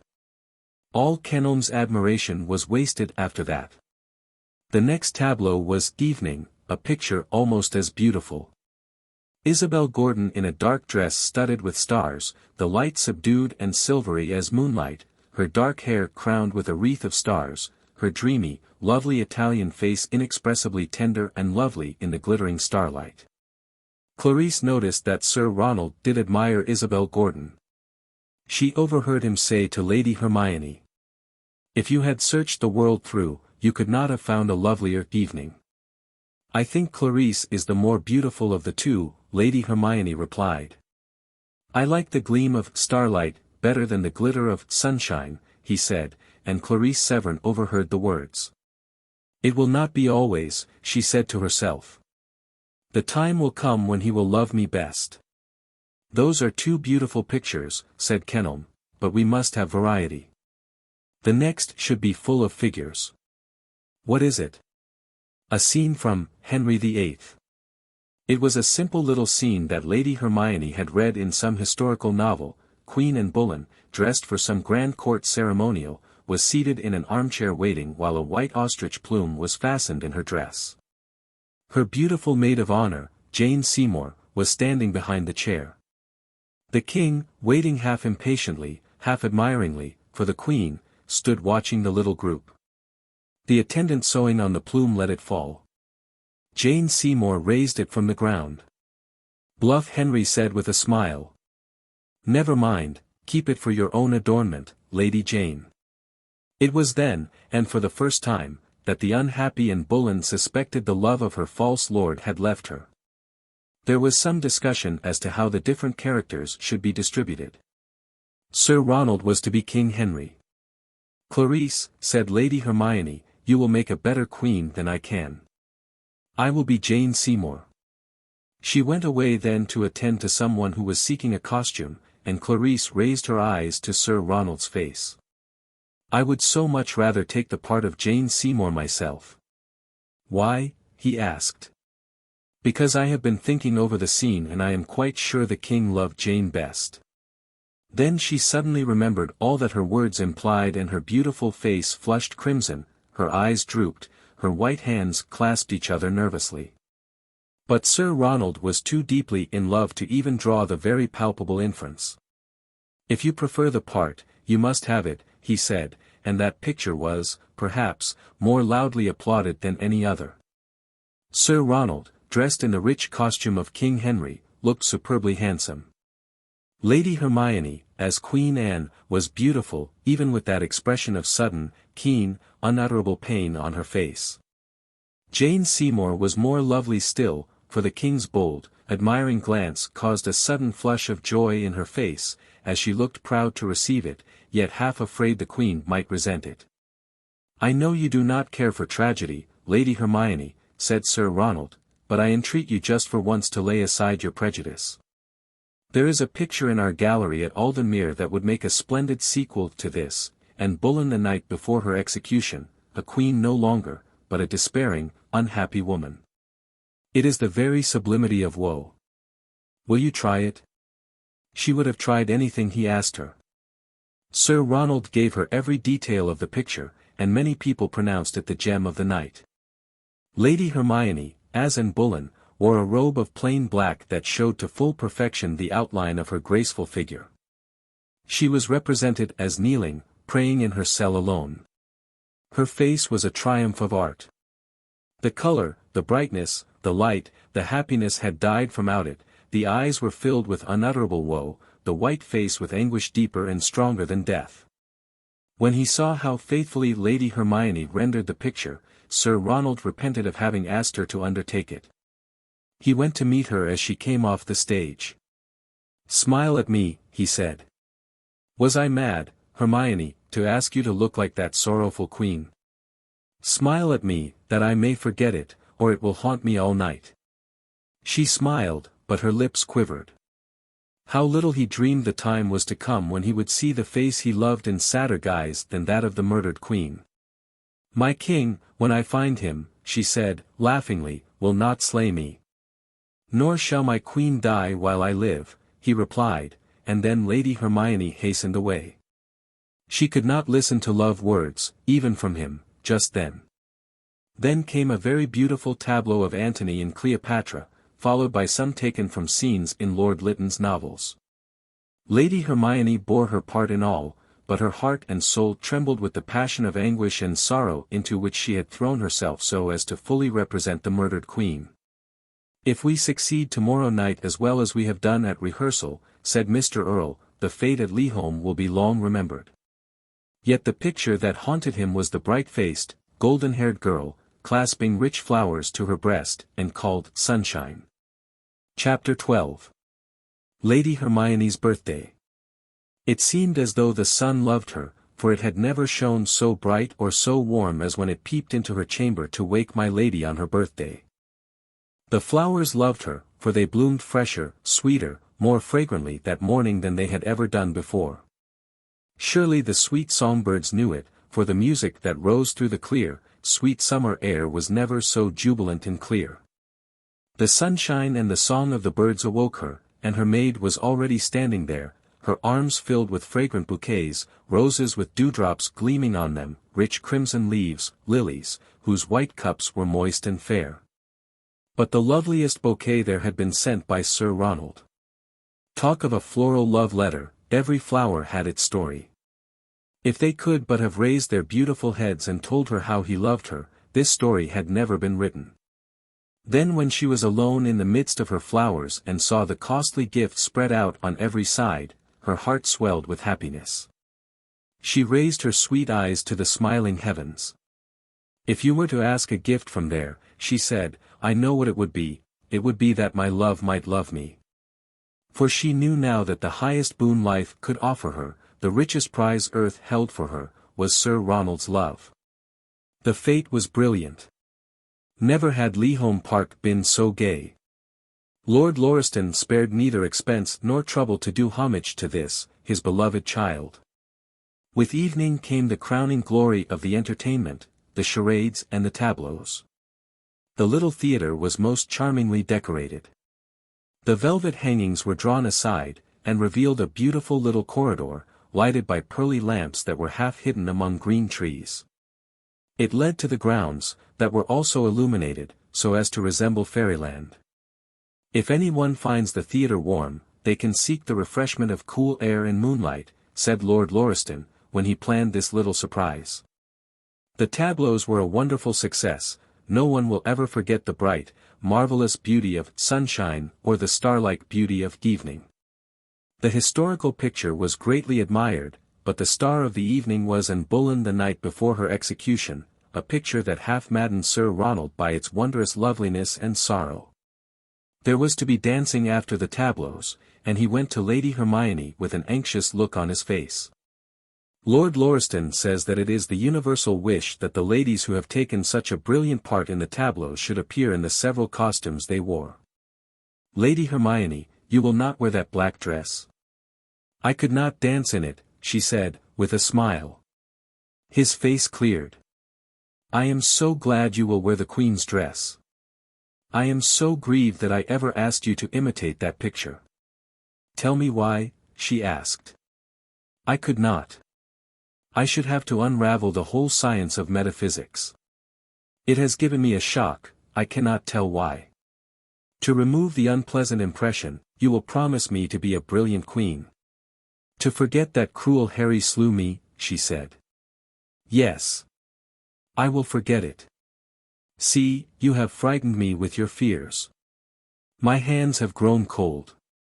He seized them and almost crushed them in his passionate clasp. He bent over them and longed with passionate longing to cover them with kisses, but dared not. You will soon make me superstitious, she said, I shall not feel myself again until I have my robes of state and diadem. There was never a more brilliant spectacle at LIII than the ballroom that evening. There was queenly Cleopatra, with dusky brows, Antony, in mailed armor, Kenelm as Sir Lancelot, Sir Ronald, as King Harry, Clara Saville, as the Queen of Scots, and the magnificent blonde, Miss Monteith, as Queen Guinevere. The belles of the evening were Miss Severn, as Jane Seymour, and Lady Hermione, as Anne Boleyn. If I had been King Harry, said Captain Gordon, I should not have known which of those two beautiful women I loved best. But I should never have slain one to marry the other. I would rather have been Anne than Jane, said Queen Guinevere, to whom he was speaking. If Jane Seymour had any conscience, it must have been sorely wounded by Anne's death. She should never have been really happy afterward. Many a happy passage at arms took place between the fair rivals. It was certainly most suggestive. The dead queens had not struggled more for the sole possession of bluff Harry's heart than these two did most unconsciously for Sir Ronald's love. It was growing near the close of the evening when Sir Ronald danced with Lady Hermione. The brilliant ballroom was very warm then, and she laughed as she said, "I should not like to be a queen always, the weight of my royal robes is great." "You are always a queen, though not dressed en reine," he replied. "You look tired. Let us go into the grounds, the cool, sweet air will refresh you." Over her queenly costume and crowned head he drew a black lace mantilla, in which she looked inexpressibly beautiful, and they went through the corridor to the moonlit grounds, where many of Lord Lauriston's guests were enjoying the beauty of the night. Great, fragrant roses sighed out their sweetness, and the lilies gleamed palely.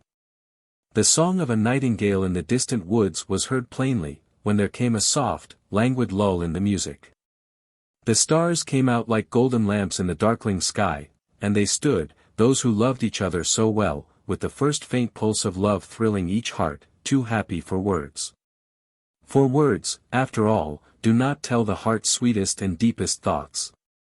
Only once, when there was a faint stir in the wind, and the roses all bowed their crimson heads, the white bells of the lilies trembled. Then he drew the lace mantle more closely round her, he bent down and looked into her beautiful face. "My queen," he whispered, "see, even the flowers know their queen."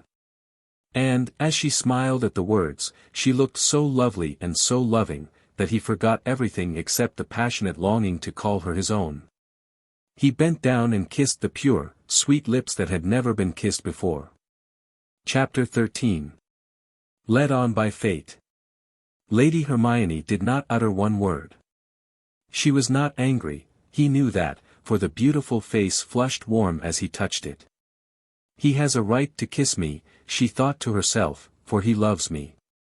No one has ever kissed me before, and never shall." Then he would have told her the story of his love, the story that rose from his heart to his lips in a burning torrent of words. But at that moment, over the roses came the sound of light laughter, and there was no more solitude. He was obliged to leave the story untold. It was Captain Gordon and Miss Monteith, seeking the cool air of the grounds. Simple accident led them to that path among the roses, but the accident, simple as it was, altered the course of 3 lives. Not again that evening did Sir Ronald find even 3 minutes leisure to devote to Lady Hermione. She was the belle of the ball, the queen of the fete, always surrounded by a little court of admirers, the centre of all homage. Yet he was content. "She cares for me," he said to himself, over and over again. "She was not angry when I kissed her face. She is so dainty, so pure, so sweet, that if she had not meant that I should love her she would have rebuked me with proud words. She loves me, and when I ask her to be my wife, she will not say me nay."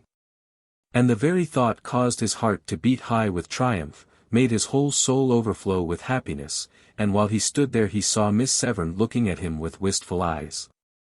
It struck him at once how entirely he had forgotten her, and he hurried across the ballroom.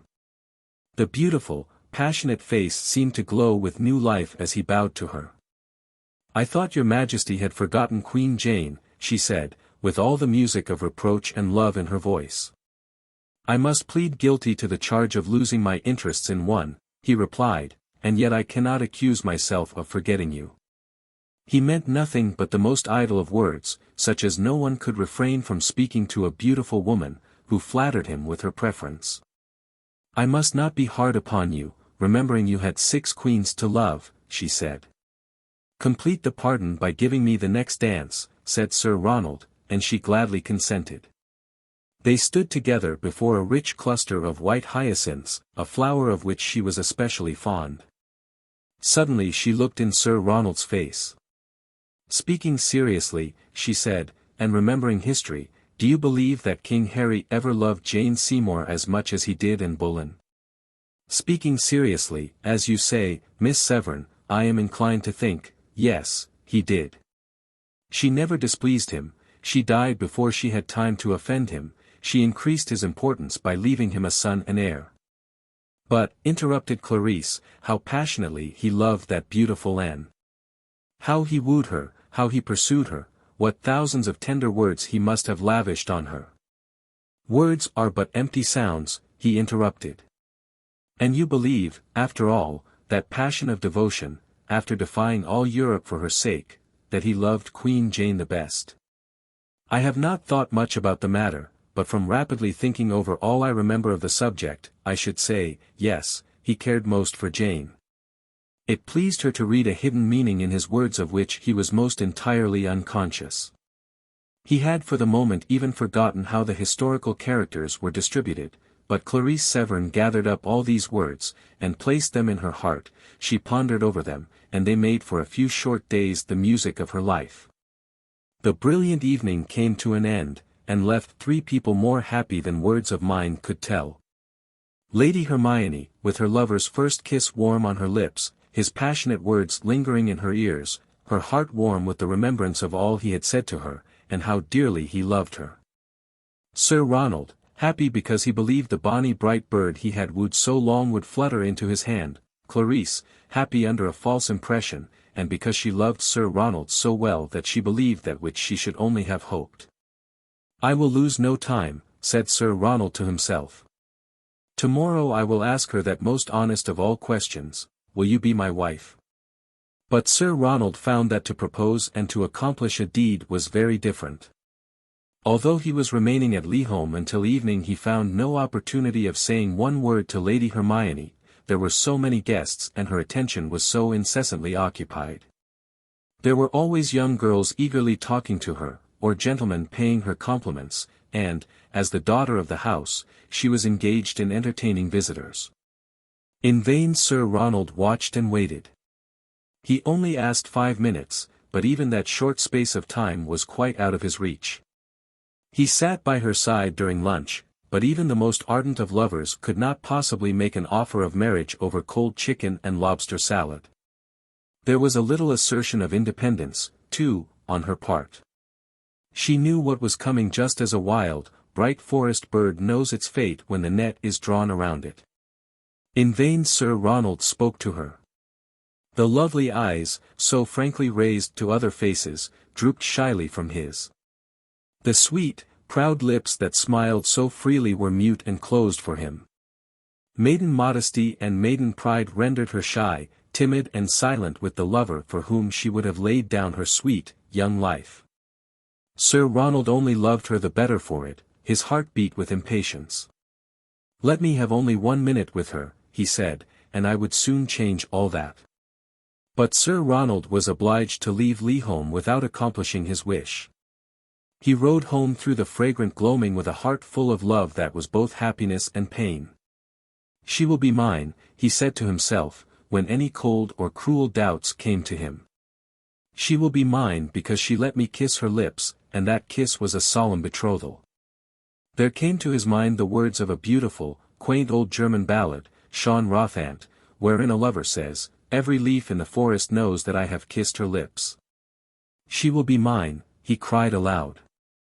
"I would work for her twice 7 years, as Jacob did. I would be content to love her my whole life through, satisfied if in death she rewarded me with but 1 smile. I love her so that if I lay dead with green grass and forest leaves heaped over me and she came to my grave and whispered my name, I should hear her." The Aldens were a quick, passionate race. They did nothing by halves. They knew no limit, no bound, no measure to their loves or hates. With many men love is a pastime, a pleasing, light occupation, a relief from the severity of daily toil. With others it is deeper and more serious, yet one life holds many. But with men of Sir Ronald's stamp it is life or death, rapture or despair, highest happiness or deepest woe. For 1 whole week his suspense lasted. He rode over every day to LIII, and every evening returned with the one question still unasked, for the park was full of visitors and Lady Hermione always engaged. At length he resolved to write. He said to himself that he could not bear another week such as this past had been, that even despair itself would be easier to bear than suspense. He smiled as he said the words, feeling sure there would be neither suspense nor sorrow for him. Chapter 14. A Thunderbolt. It is seldom that a tragedy happens all at once, there are circumstances that lead up to it. These circumstances are seldom as exciting as the tragedy itself.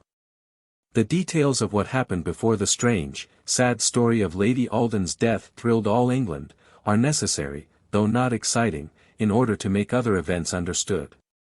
Sir Ronald decided upon writing to Lady Hermione. He made one last effort. He rode over to LIII one beautiful August morning, when the golden corn stood in huge sheaves in the meadows, and the fruit hung ripe on the orchard walls. It was just as usual. Lady Hermione was in the grounds with a party of young people. Lady Lauriston told him, and he could not do better than join them, they were planning a visit to the Holy Well at Longstun. Sir Ronald went out into the pleasure grounds, and there, under the spreading, fragrant shade of a large cedar, he saw a group that would have charmed Watteau, fair-faced girls with their lovers.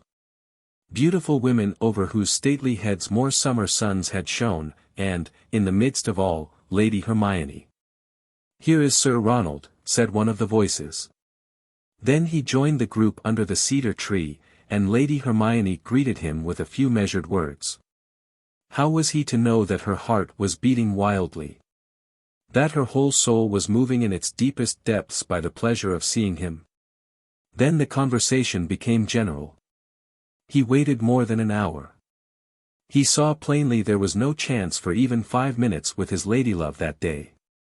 "I will go home and write to her," he said to himself, then he held her white hand in his own a minute while he said goodbye, and a flood of hope rushed warm and sweet through his heart when he noted the rose-leaf flush and the trembling lips. Was it accident that brought Clarice Severn into the broad chestnut glade that led to the house? Other eyes might turn shyly from his, hers grew brighter and happier, her whole face changed as she bent forward quickly to greet him. "I was just wondering whether we should see you today or not, Sir Ronald," she said. "It would be a dark, dreary day that would not bring me to LIII," he said. And, again, in her foolish hope and foolish love, she chose to think the words referred to herself. "Clarice," he said, his deep voice broken with emotion, "you know what brings me here day after day." Her heart beat so quickly she could hardly reply. Believe me, nothing misled her but her own vanity and her own love. "I know," she said, faintly. "I shall not bear my suspense much longer," he continued, "I am going to try my fate. I am sure you wish me Godspeed. He is going to ask me to be his wife," she said to herself, but even then, in the delirium of happiness which that thought gave her, she wondered why he could not ask her there and then. "Thank you, Clarice. The good wishes of a pure-hearted woman always seem to me like prayers." Then he passed on, and was soon out of sight. Sir Ronald rode home again. He looked at the familiar trees as he passed. He smiled at the nodding branches and the fluttering leaves. "When next I pass you by," he said, "I shall know my fate." He could not rest until that letter was written, all the inspiration of his love was upon him as he wrote it. The burning words that had risen so often from his heart to his lips found life, there was no delay in the choice of his expressions. Never since Adam wooed Eve among the bowers of paradise was love more deeply or more strongly told. A doubt must have crossed his mind once, for he said, "If you say me nay, Hermione, I shall not importune you. A queen has the right of denial to her subject if the favor asked be too great. You have that same right over me. I shall not importune you, sweet. I shall not drag my prayer again and again to your feet to be denied, but you will mar my whole life, and change it into bitterest anguish. But I need not write this. What are the little birds singing to me? That my darling would never have let me kiss her lips until she meant to be mine. Hour after hour passed, and he was still writing. It seemed to him that he was in her actual presence, and the sweet, fiery words flowed on. Then, when the letter was finished, it was too large to be sent by post. An envelope of that size and thickness would be sure to attract attention, he said to himself. I will send it by a messenger. So his most trusty servant was dispatched to LIII Park, with orders to deliver the packet into Lady Hermione's own hand, but not to wait for the answer.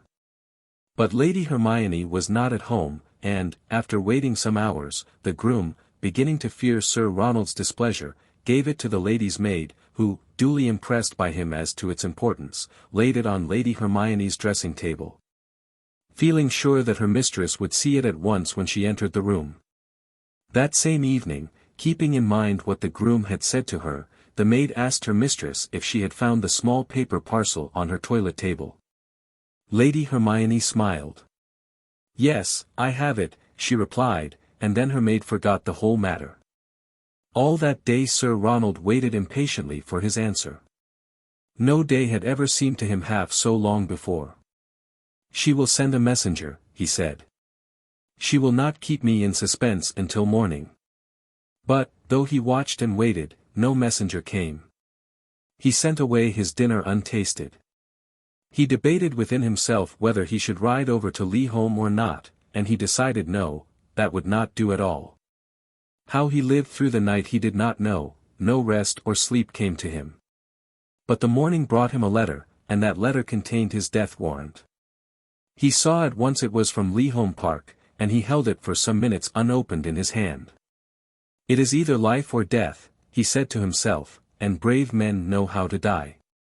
He took it with him to his favorite nook, the shade of a large lime tree, known as King Charles's tree, from the fact of the merry monarch having once hidden there.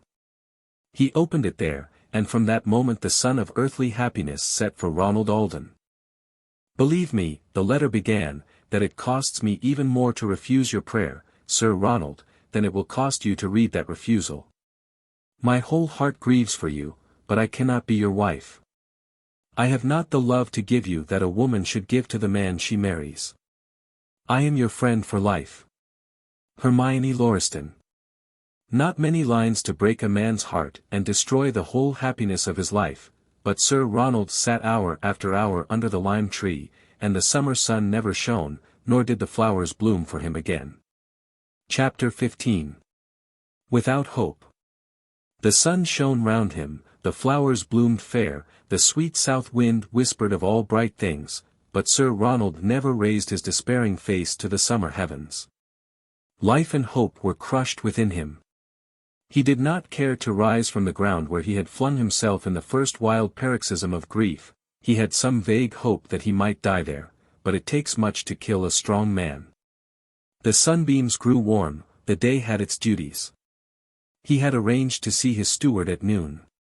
A tenant farmer had promised to wait upon him concerning the renewal of a lease. Life was too full of occupation for despair. He rose at last, and looked his future in the face.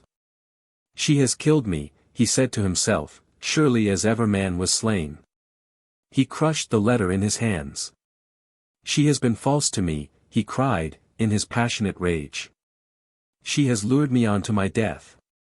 She has duped me with smiles that meant nothing, with fair words that were all false, with looks that were all lies.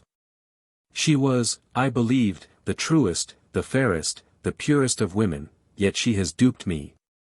She who had, I believed, the white wings of an angel, let me kiss her lips, and yet never meant to marry me. Does the curse of coquetry and falseness lie upon all women, I wonder? Passionate anger flamed in his face. His eyes flashed, his lips quivered. The Alden rage was strong upon him. Hot words leaped to his lips, but he would not utter them. I shall not curse her, he said. The ruin of a man's life shall be at her door, but I will say nothing harsh of her. She was my first, last, and only love. He turned away and re-entered the house. He looked like a man who had suddenly aged 20 years, on whom the blight of some awful trouble had fallen, whose life had been suddenly checked in its full, sweet flow, and frozen into living death. For some days Sir Ronald did not leave Aldenmere. He was too miserable to either care to see friends or strangers. His thoughts were all steeped in bitterness. At one time he thought he would go abroad, then he said to himself, "No. She shall not have the triumph of seeing she has driven me from her. She shall never boast that for love of her an Alden flew from his home." Then business called him from home, and people told each other that Sir Ronald Alden had been very ill, he looked so changed from his brighter, better self. On the first day, as he was riding to a near town, he met the party from LIII. There was no time to avoid them, or he would have turned away. With the keen eyes of love, he saw Lady Hermione. She was riding with Kenelm by her side. He was obliged, by every rule of courtesy, to speak to her. He reined in his horse by her side. "Good morning, Lady Hermione," he said, gravely. "I did not expect the pleasure of seeing you." "We waited half an hour for you," said Mr. Earl. "Did you not promise to join us in an excursion to the Holy Well?" "I do not remember making such a promise," he said, and then he could not control his longing desire to look at her. He raised his eyes to her face, and was astonished at what he saw there. Some great change had come over that brilliant beauty. Her face was pale and grave, stern as one who is nerved to go through a disagreeable duty. The smiles that had been wont to play round her sweet, proud lips had died away. There was no light in the eyes that met his so coldly. She bowed coolly in reply to his greeting, but spoke no word. He saw her draw her slender figure to its full height, then she said something to a lady near her. Sir Ronald felt as though a sharp sword had pierced his heart. "She hates me," he thought. "She is trying to show me how utterly indifferent she is to me. Ah! Hermione, there was no need to be cruel to me. I know now that you will not love me. I shall not ask you again, sweet, I shall dream my weird alone." She was so still. The bright, gay words that charmed him were no longer heard. He looked at her again, and saw an expression of weariness on her face, as though she were tired and not happy. Bitter thoughts crowded upon him. He loved her so that he could have flung himself under her horse's feet, yet he felt that she had ruined his life, and, deep in his heart, he cursed the coquetry that had been his blight. He bade her good morning in the coolest of words. She barely responded, yet, to his surprise, he saw she had grown white to the very lips. How she must dislike me, he thought, that the sight of me is so distasteful to her. How utterly false she was when she offered to be my friend for life, yet my only crime has been to love her. It was Lord Lauriston who rode up to him next, with a hearty greeting. "Where have you been, Sir Ronald? We all thought you were lost. My wife and Lady Hermione were growing quite anxious, fearing you were ill." "They are very kind," he replied, thinking in his heart how quick were all women to deceive. She had received an offer of marriage from him, to which she had replied in barely courteous terms. She knew perfectly well why he never came near LIII, why he shunned and avoided them all. Yet she had listened to the wonder expressed, and had said nothing. To the parents who trusted her so implicitly she had made no mention of a fact that a true and loving daughter seldom conceals. She was false to every one alike, and yet he had believed her so good, so true, so earnest. Her face was so fair and pure, yet the shy, timid looks she had given him were all false as her words. He said little in reply to the friendly greetings that met him on all sides. Clarisse was the last to address him. She was somewhat behind the other riders, and Captain Thringston was by her side. She held out her hands to him with a look that said more than a volume of words. "I have been wishing to see you," she said, in a low voice, and then a flush crimsoned the proud, passionate beauty of her face. Captain Thringston seemed to have an instinctive idea that he would be quite as agreeable to Miss Severn if he rode a little ahead. "I hardly know if I dare speak to you, though we are old playfellows, Sir Ronald," she began.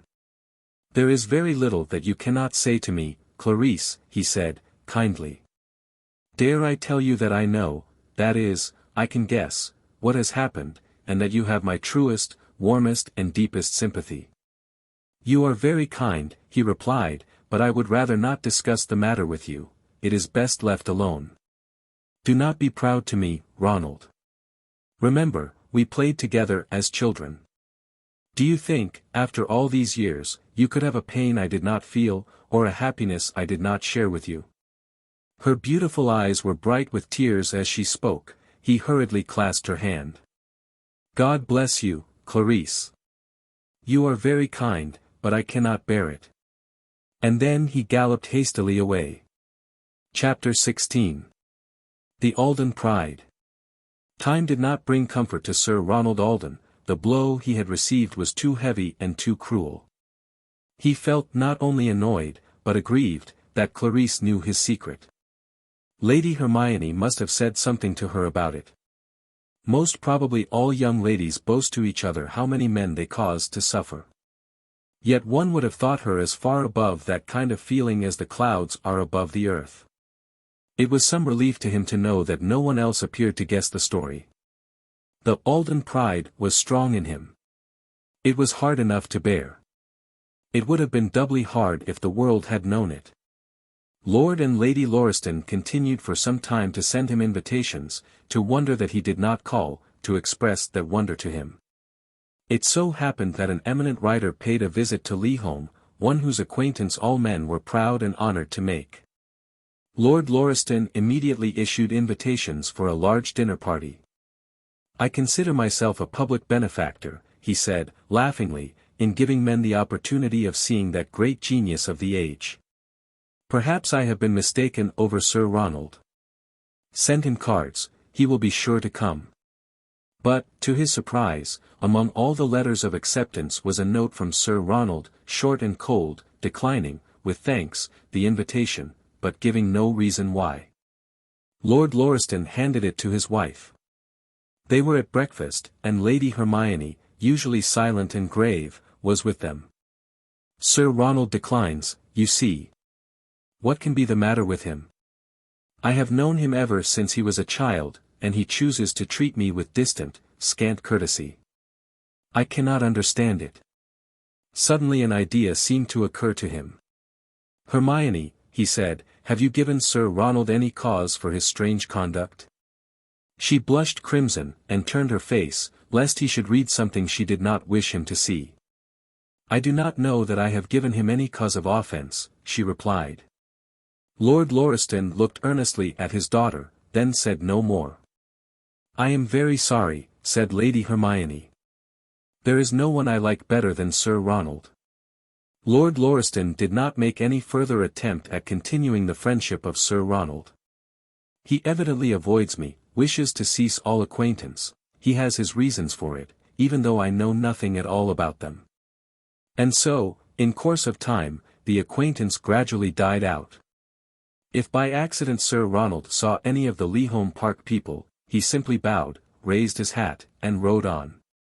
If he found himself in the same room, he was courteous, calm and cold, as he would have been to any stranger.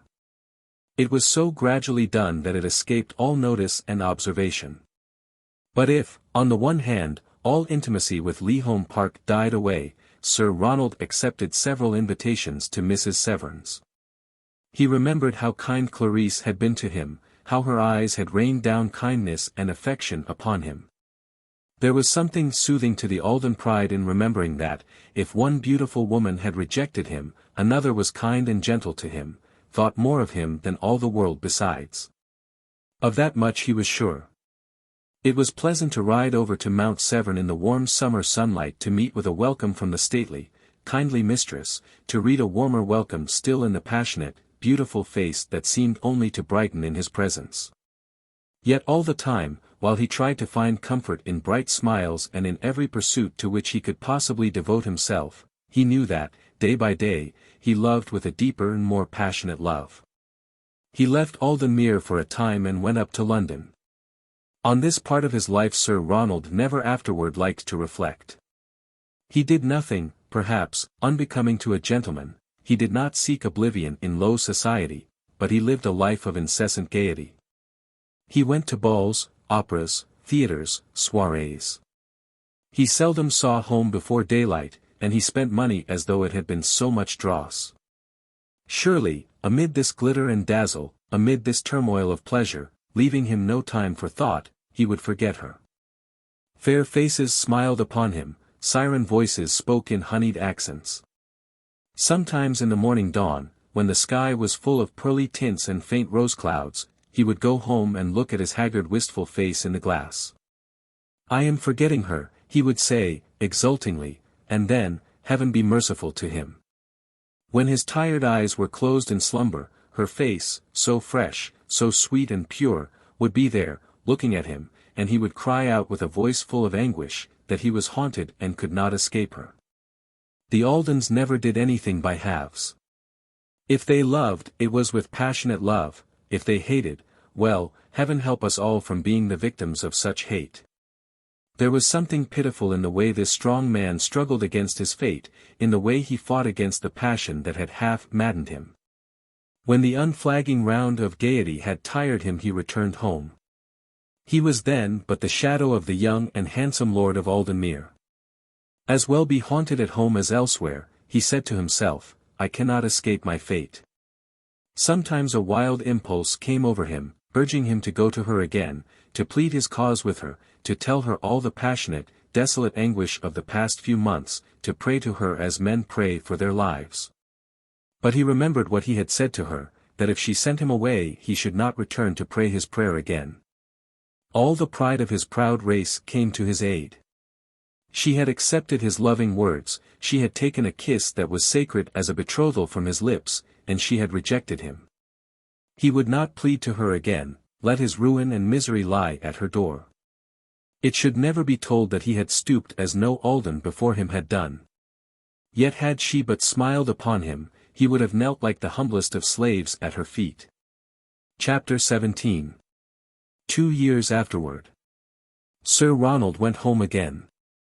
He found little or no change in that quiet neighborhood. One of the visits he paid was to Mount Severn, where he met with a welcome that would have gladdened any man's heart.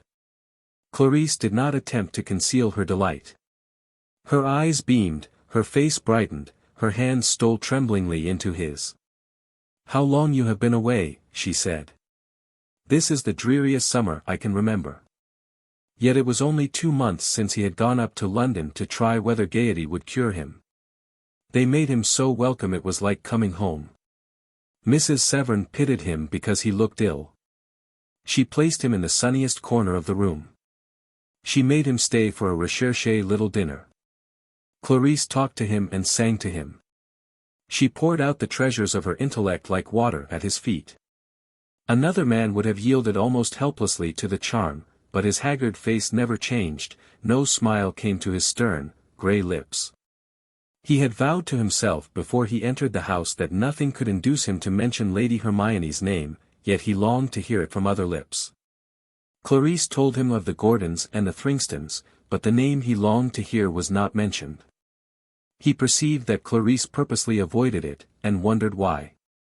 Was Lady Hermione ill? Had anything happened to her? At last he could endure the suspense no longer, and he said, "You say nothing of the Lauristons. Are they well?" Her beautiful face flushed, and her eyes rested on him for 1/2 minute with an expression he could not understand. "I am sorry you have asked me," she replied in a low voice. "I can only tell you what will pain you." "Tell me," he said. "I cannot answer for the truth of such a rumor. I do not see as much of her as I used to do, but I am told there is every prospect of a marriage between her and Kenilworth." Despite his self-control, Sir Ronald's face grew deadly pale. He was perfectly silent for some minutes, not daring to trust himself to speak. Then he laughed, little guessing how hollow and bitter was the sound of that laugh. Never would he lay bare this wound of his heart. Men should never laugh at his madness, or women smile at the weakness of his love. None should ever know this fair woman's hand had struck him. Did you think that would distress me? He said.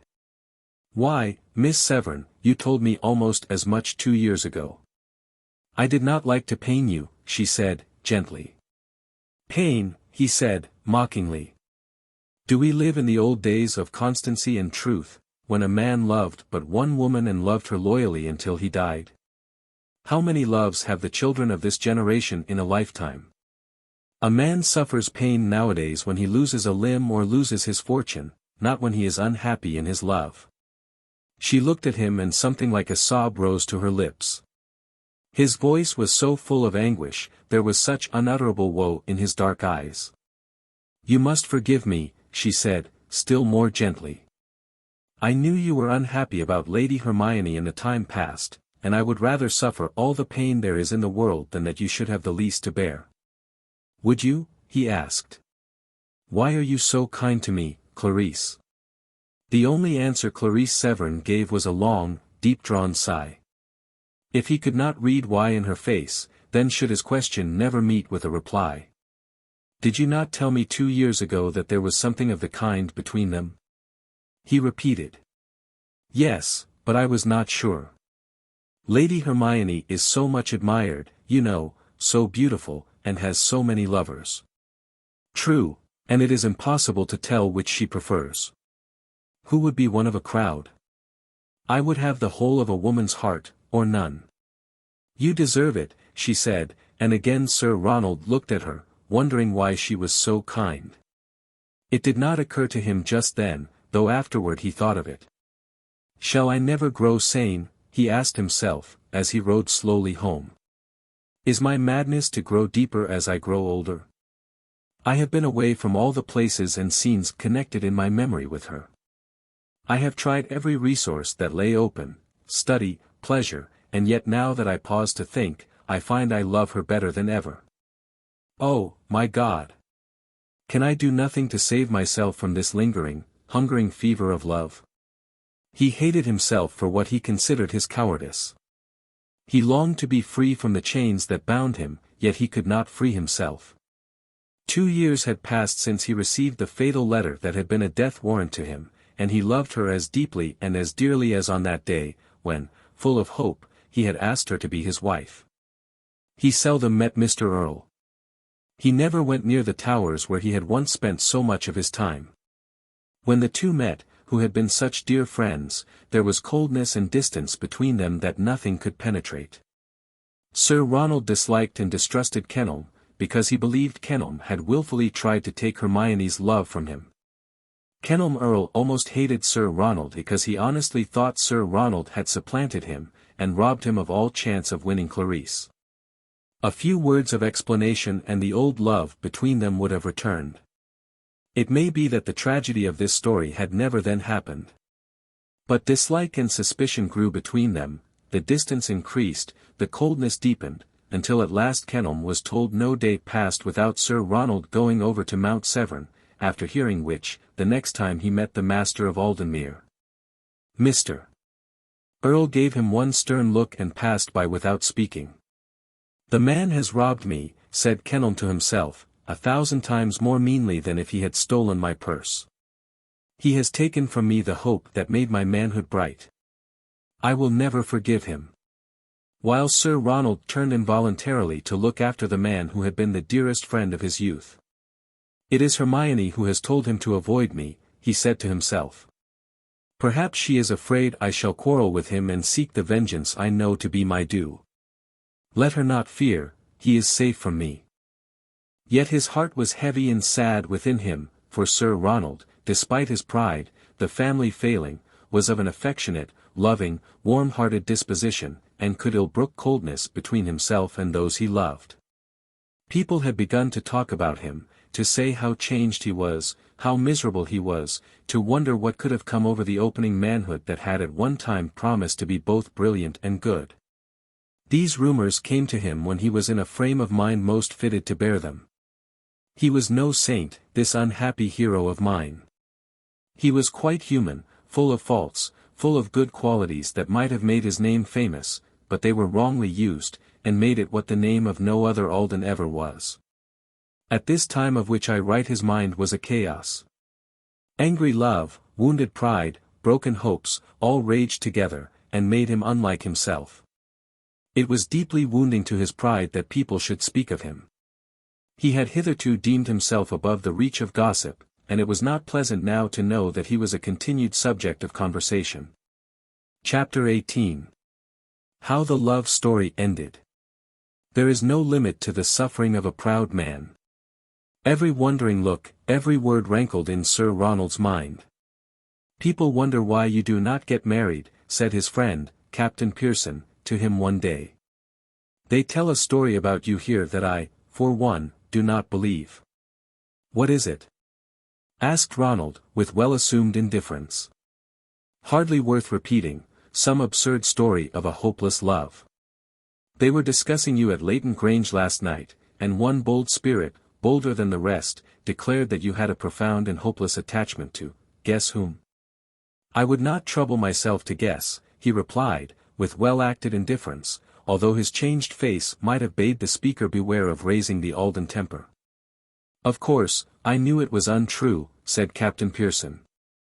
"I said you were not the man to love in vain, and that Lady Hermione Lauriston, beautiful and gifted as she is, could not look down upon Sir Ronald Alden." Sir Ronald laughed, but the demon of angry pride was strong within him. "I pay so little heed to rumor," he said, "and am well content to know that when I am the victim of gossip, I save, perhaps, a better man."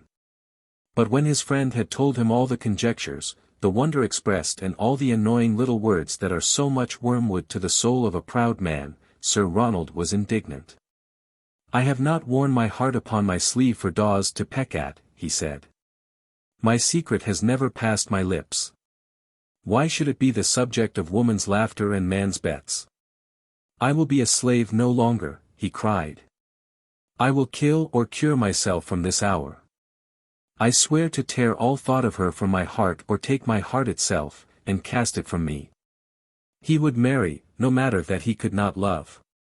He would not be laughed at and talked about because it was supposed he loved a woman and loved her in vain. When he remembered Clarice, 100 little incidents returned to him, how kind she always was to him, how her beautiful face brightened at his coming, and her voice sank to softest, sweetest music when she spoke to him. Trifles all light as air, yet now they formed a strong chain. He was proud, but not vain, he held women in highest reverence and respect, yet he felt a silent, sure conviction that Clarice loved him. How many lovers she dismissed! No one could imagine why, how ready she had always been to devote her whole time and attention to him. She had given up the most brilliant balls and parties to spend the evening with him, when he had gone to Mount Severn in search of comfort. She was beautiful and gifted, and she loved him. Should he ask her to be his wife? She would consent, he believed, but there came to him a doubt as to whether it was fair. What had he to give in return for her love and her life? Nothing but a broken heart and blighted by another woman's falsity. All that he had of love and devotion had been offered at another shrine and had been rejected. Was it fair she should give all to him, he nothing to her? And then Sir Ronald raised his eyes to the clear, shining heavens. "If she will be my wife," he said, "I swear to honor her and treat her as though she had been my first love." He meant to keep his words. He intended to fling far from him all remembrance of this woman whom to think of now would be sin. He meant to cling with his whole heart to this one who had loved and honored him while others had laughed at his distress. He would go over to Mount Severn and ask her to be his wife. He would, if God were willing, marry her, and from the ashes of the old life construct a fair edifice. Then when all barriers of love and honor parted him from Lady Hermione, he should most certainly forget her. He was not altogether blinded. He knew it was not so much love for Clarice and the desire of taking up the broken threads of life that actuated him as it was the wish to show the whole world, including Lady Hermione, that he was not the victim of an unhappy love. Is there any sadder story than the tale of a strong man's love when that love is wasted and vain? Had Sir Ronald been a man of more commonplace character he would have done as commonplace men do, recovered from the effects of his disappointment and looked around him for a second object to love. Being what he was, his life had now but one object, to hide from the world the pain that was never to cease preying upon him. One warm, beautiful September evening he went over to Mount Severn. Although he did not love her, the scene will never leave his memory until death takes all earthly pictures from him. Warm and bright, with the lingering gold of summer in the sky, and the breath of flowers in the air, the birds were singing in the shade of the trees, the south wind whispered sweet and low. He found Mrs. Severn alone and asked her where he could find her daughter. "Clarice is out in the grounds," replied the lady. "I have been scolding her, Sir Ronald, and she does not like it." "I cannot imagine the word scolding as applicable from you to her," he replied. "Well, I will modify it, and say that I have been finding fault with her. She used to fill my home with sunshine and music, Sir Ronald. Now she does nothing but dream. I never saw so great a change in a bright, high-spirited girl. I know as well as though I could see her she is dreaming now, and I should like to know what fills her thoughts. Shall I try to find out?" He said, laughingly. "Perhaps she is writing a book or a poem, in which case you must allow her time to dream." Mrs. Severn did not smile, she was not quite happy over her beautiful daughter. "Give me permission to find her and add my lecture to yours," he said, and Mrs. Severn told him she believed Clarice had gone toward the lake. "Do not let her stay out very long, Sir Ronald. Remember, it is autumn, and the night dews are heavy." He promised, and went out of the long, open window into the beautiful, picturesque grounds of Mount Severn. He walked quickly toward the lake. One glance at the placid, dreamy water showed him she was not there. "Clarice," he said, gently, and the wind from the trees alone answered him. Perhaps, had he found her there, Sir Ronald might have said less. It is not for me to explain how the mere fact of not being able to find anything the moment you require it enhances its value. Before he had looked for Miss Severn 20 minutes Sir Ronald had begun to believe it was necessary to his happiness that he should find her. Far down in the shady depths of a long alley, he caught a glimpse of her dress. He hastened forward, and then stood for a few minutes to watch her, thinking to himself no poet or painter had ever dreamed of a fairer picture. She was leaning against the rugged trunk of an old tree. Green ivy clasped it round, and trailing scarlet creepers crept from bough to bough. It was a poem in itself to see the white, rounded arm, the beautiful face and golden head resting against the old tree. As he came nearer to her, Sir Ronald saw that her passionate, lovely face was wet with tears. Chapter 19. As a drowning man. Sir Ronald went gently to her and called her by name. Whatever her dream might be, it was so deep that she had not heard the sound of his footsteps or the rustling of the boughs. "Clarice," he said, and when she raised her head and saw him, the change that came over her face was so sudden and so great it dazzled him. "You, Sir Ronald," she said, and then he knew that she had been dreaming of him. He went nearer to her, and they strode side by side under the shade of the old tree. "Clarice," he repeated, "there are tears in your eyes and on your lashes. You have been alone in this quiet place, weeping. What is wrong?" "Nothing," she replied, "but my thoughts were very sad ones, and tears are a luxury at times. They should not be for you, for whom all things bright and beautiful must have been made. Tell me what those sad thoughts were." A mound of dead and dying leaves lay at her feet. Every vigorous breath of wind brought fresh leaves down, yellow and red. She pointed to them. "Every autumn for the last 4 years I have watched the leaves of this tree fall," she said, "and the same thoughts have always pursued me." "You will not tell me what they are," he said. "I cannot. Do you not know how impossible it is to put those thoughts into words that we hardly understand ourselves?" "Clarice," he said, gently, "do you know what I have sought you for?" "No," she replied, and he noticed something of dreaminess in her voice and look. "I came over to Mount Severn this evening especially to ask you to be my wife." Something like a half-hysterical sob came from her lips. "Your wife? But you say nothing of loving me." Should I ask you to be my wife if I did not love you, Clarice? He asked, carried away, despite himself, by the passion of her words and the love in her face. He never forgot her half-tearful joy. You love me, Ronald. Do not deceive me, do not tell me that unless it is quite true. He could not have said what he intended to say had his life been the forfeit. He had meant to own to her that his love lay in ashes. But he could not hold those trembling hands in his, and look at those quivering lips, yet speak such words as must stab that tender heart. I do love you, Clarice. Why, how many years is it since we were children together, since we played at love and jealousy? But, she interrupted, you have had another love since then. Yes, heaven help him. He had. And as he stood there, holding another woman's hand in his, all the memory of that lost love came over him, and, looking up at the green trees, he half wished they might fall and crush him. Then he recovered himself with a violent effort and turned to her. I do not attempt to deceive you, Clarice, I had another love.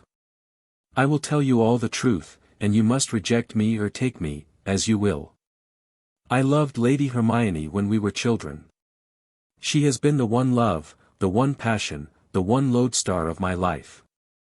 I had no wish, no thought, that did not begin and end with her, and I believed she loved me. God grant that I may not speak too harshly of her. She deceived me with the most cruel words and looks, she drove me half mad, for when I offered my love to her, she threw it back at me. There were some false, scoffing words about being my friend for life, my friend. When she knew she had slain all that was best in me. Hush, she said, with dignity, you must not tell this to me. But I must tell you, Clarice, if we are to understand each other. Why are you so pale, why do you tremble, am I cruel to you? No, speak on, it is better, perhaps, I should hear. The letter she sent me, refusing me, slew in me all that was honest and best. It made me a coward, it unfitted me to battle with life, it destroyed every hope that makes manhood sweet and life precious. Was it so very hard to bear, Ronald? She asked, pityingly, and he could not be deaf to the pain in her voice. It was. I hide nothing from you. I do not know what madmen suffer, but it seems to me, on looking back, that for many long months afterward I was mad. There was nothing that I left undone to drive even the memory of her fair face from me, I could not do it. Clarice, a drowning man clings to a straw, I cling to you. Will you save me from the total wreck of life, reason and happiness? Can you be more generous than woman ever was before? Can you marry me, knowing that another woman has had the best of my life? Can you marry me, to save me and restore me to the world of men? She clasped her hands round his arm. You have said not one word of loving me, Ronald, not one word. But I will, God helping me. If you will trust your life and your happiness to me, I will make you happy. Say you will love me, Ronald, she whispered, raising her lovely face to his. He would have been more than mortal not to have been touched by the wistful sadness there. I will love you, he cried. Help me to love you, Clarice. Help me to forget this black, brooding shadow that darkens my life, help me to be a braver, better, nobler man by becoming my wife. I will, if you will love me. Ah, Ronald. Why is she fairer to you than I am? Why should you give her more than me? You say she has been cruel to you. Listen. I have loved you as long as you have loved her. I have never given one thought to any other than yourself. You talk about love, oh, Ronald. Could you count the leaves on the trees you might, perhaps, be able to tell how dearly I love you.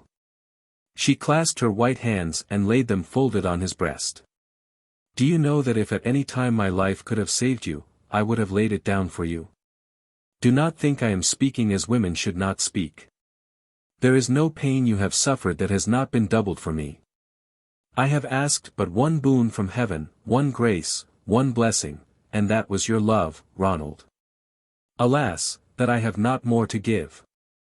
Never say that, I am content. You did not choose me first, but perhaps in the years to come you may love me best. You have chosen me as your comforter, and I would rather be that to you than the worshipped queen of any man. Her golden head drooped on his breast, and her voice died away, in a passionate murmur that was but a sigh. I do not deserve it, he said, regretfully.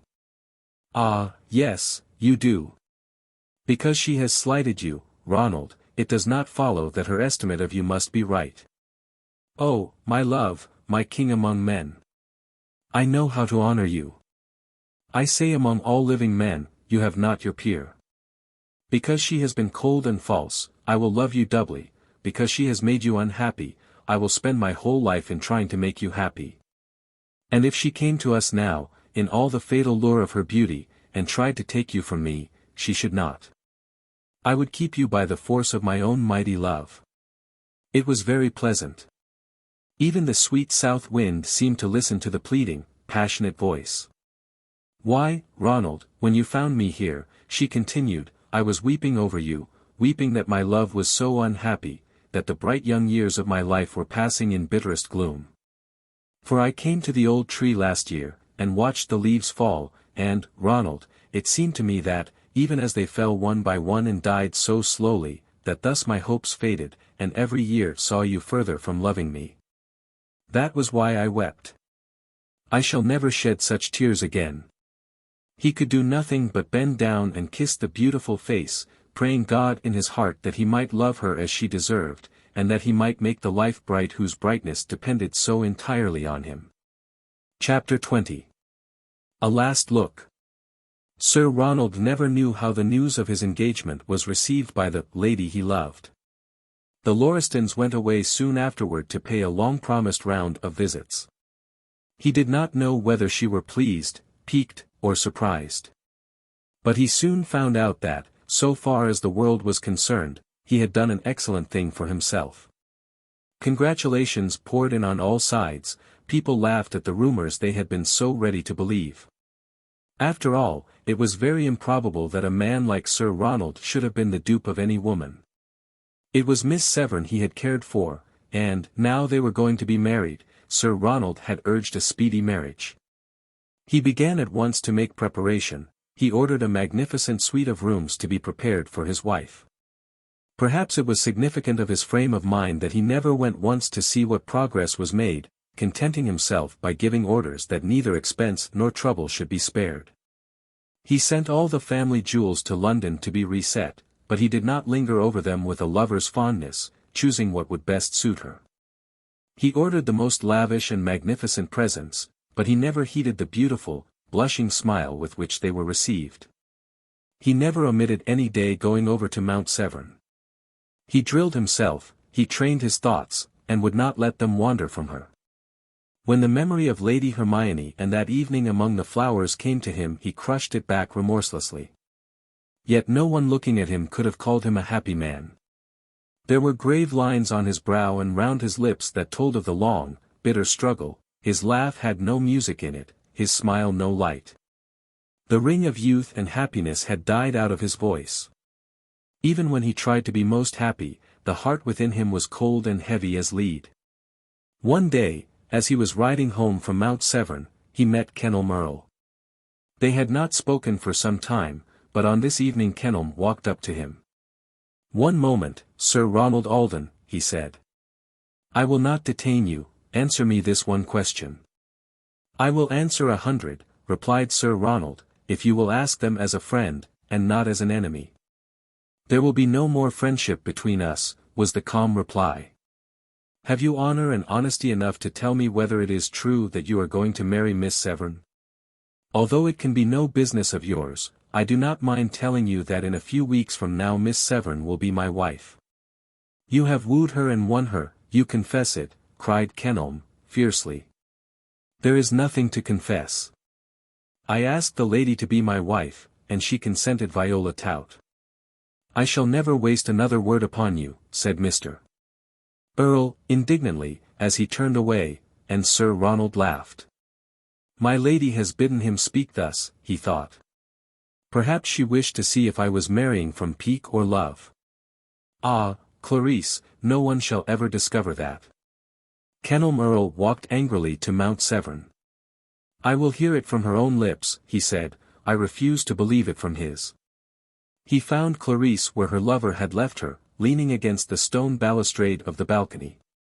He saw the softened tenderness of that beautiful face, the love light in the wondrous eyes, and from his white lips came a muttered curse. She looked up in surprise. While her whole heart and thoughts were full of the man she loved, it was not pleasant to see the man who for so long had hopelessly loved her. "Clarisse," he said, reproachfully, "you are not pleased to see me. Love is keen. Your face fell and your eyes lost half their light when they fell upon me. I am not here to tease you, only to ask you a simple question. Is it true you are going to marry Sir Ronald?" Her face flushed. She would fain have spared him all the pain. "I shall bear it more easily if you tell me, Clarisse," he pleaded. "Yes, it is true," she replied. "Why do you ask me, Kenelm? I have been told so, and I would not believe it from anyone else. Nay, do not shrink from me, Clarisse. I am not going to importune you. I am too proud, dear, to try to rob another man of that which he has won. Do you love him?" Her face glowed unconsciously. "Yes, I love him with all my heart. I hope you will be happy. You see there is no bitterness in my heart against you, Clarisse. I pray God to bless you and make you happy. And you will be our friend," she said. "No, I could not. I do not blame you. I have tried hard to win your love, but I could not succeed. You have given it to another. I have no right to complain, but I shall not forgive him, the false friend, who knew that every hope of my life rested in you, yet has stolen you treacherously from me." "You are unjust," she replied, hastily. "If I never belonged to you, how could anyone steal me away? It is of my own free will that I love and marry Sir Ronald Alden." "We will not dispute about him," he replied, sadly. "I will not remain, I only wish to bid you farewell. But we shall be neighbors, friends. We shall meet?" "Never," he replied. "Let me take one last, lingering look at your face, the face that has been the star of my idolatry.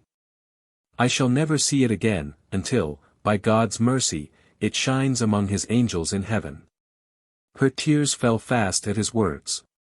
He came nearer to her, and looked for a few moments into that lovely face, as though he would fain engrave every feature on his heart, then he turned abruptly away. When he saw her next she was lying dead, with white flowers on her breast, and men were in hot pursuit of her murderer. It was in November that Sir Ronald led his beautiful wife to the altar. The wedding was one of the most magnificent spectacles ever witnessed. Clarisse would fain have had it quiet and without display, but the master of Aldenmere insisted upon her receiving the honor due to her. To this day they tell of the brilliant crowd gathered in the old church at LIII, of the noble men and beautiful women who came from all parts of England to assist at what was the grandest ceremony of the day. The only family of note in the country, absent, was the Lauristons, but among the costly array of wedding presents was a diamond necklace from Lord Lauriston, and a pearl bracelet from Lady Hermione, accompanied by the kindest of letters. Sir Ronald smiled bitterly when he saw them. His own presents to his young wife were superb in their magnificence. Did he think by lavish expenditure and great display to atone to her for the absence of that which he could not give her, his heart's best love? Chapter 21. Marriage. The die was cast now. For weal or for woe, for better or worse, Sir Ronald and Lady Clarisse were to spend the remainder of their lives together. They went abroad. They made the usual continental tour, and then returned to Aldenmere. Lady Clarisse was happy as the day was long. No bird singing in the shade of summer trees was half so blithe or gay. On one occasion he was speaking of the grand ball they must give on their return, and she said, half doubtingly, "Shall you invite the Lauristons, Ronald?" "Certainly. Why not? Lord Lauriston and I were always good friends. I fancied, perhaps, you would not like to meet his daughter. She will, in all probability, be Lady Earl then, and what can Kenelm Earl's wife matter to me? I hear nothing now of their engagement, she said, thoughtfully. He turned to her quickly. It was you who told me about it, surely you remember. Oh, yes, perfectly, but I fancy it must be broken off, as I hear nothing of it. He only said bitterly to himself that she had played with another heart and broken it, but for the remainder of all that day no smile or cheerful word came from him. Yet she did not notice it. She knew the power of her own beauty, and she would have deemed it simply impossible that the man upon whom she lavished all her love could give one thought to another.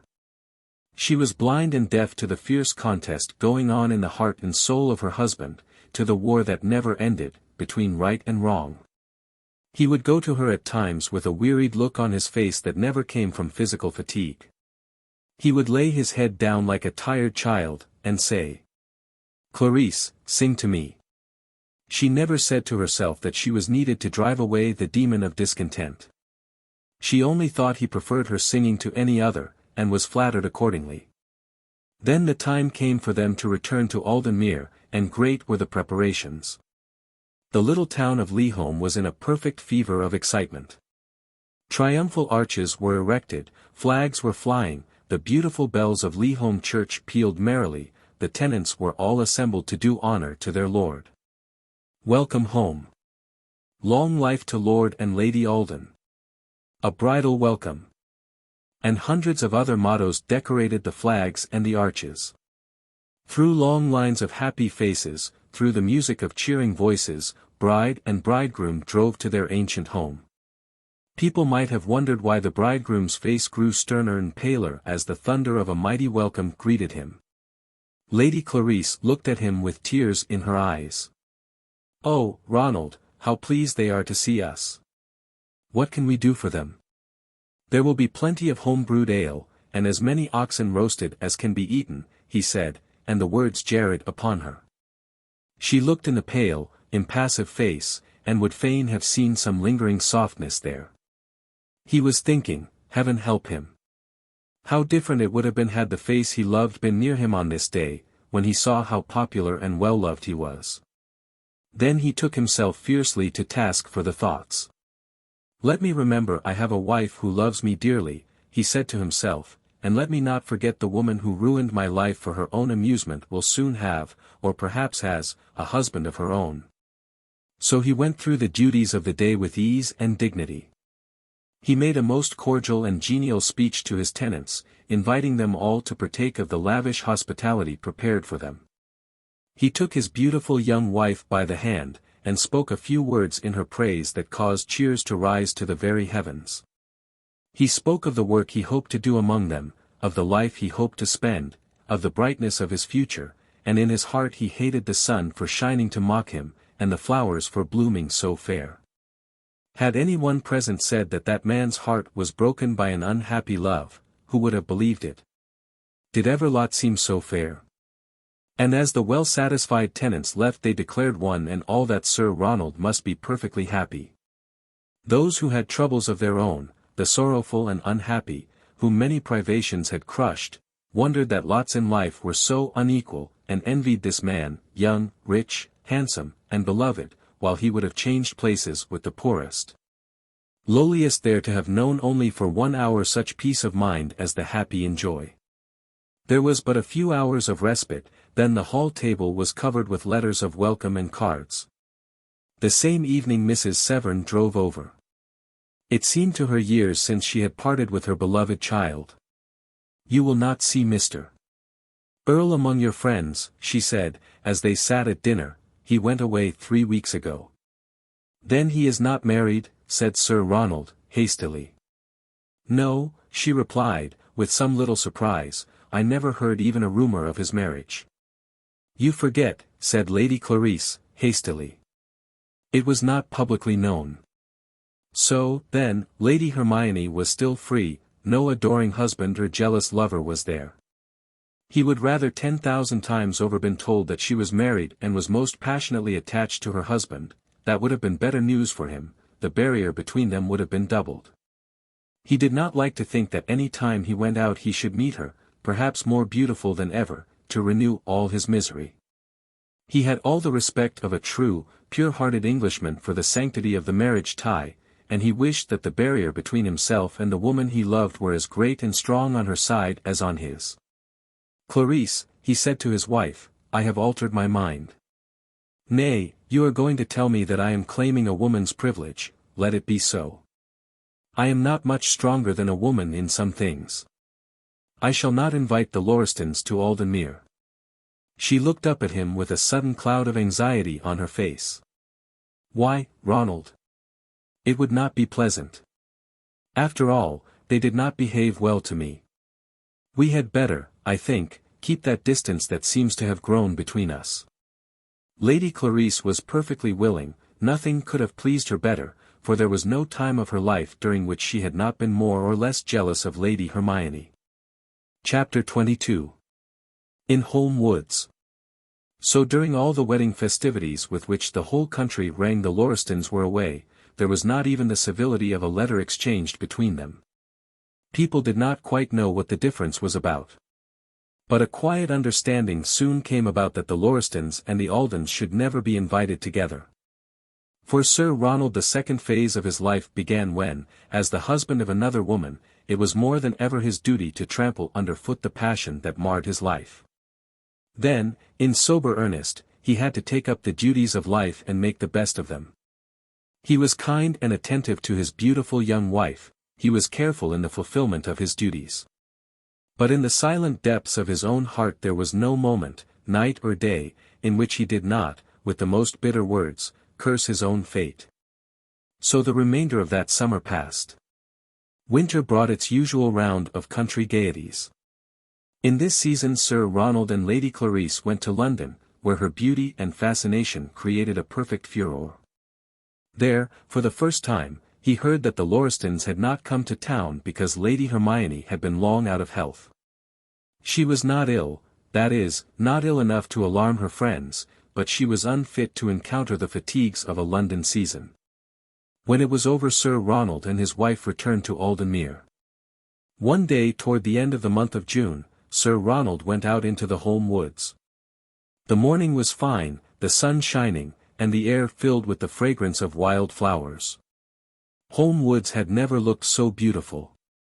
The trees wore their richest foliage, great sheets of blue hyacinth spread out far and wide, bright-winged butterflies hovered over them, bees hummed for very joy at the rich feast spread before them. Sir Ronald had not noticed the path he was taking.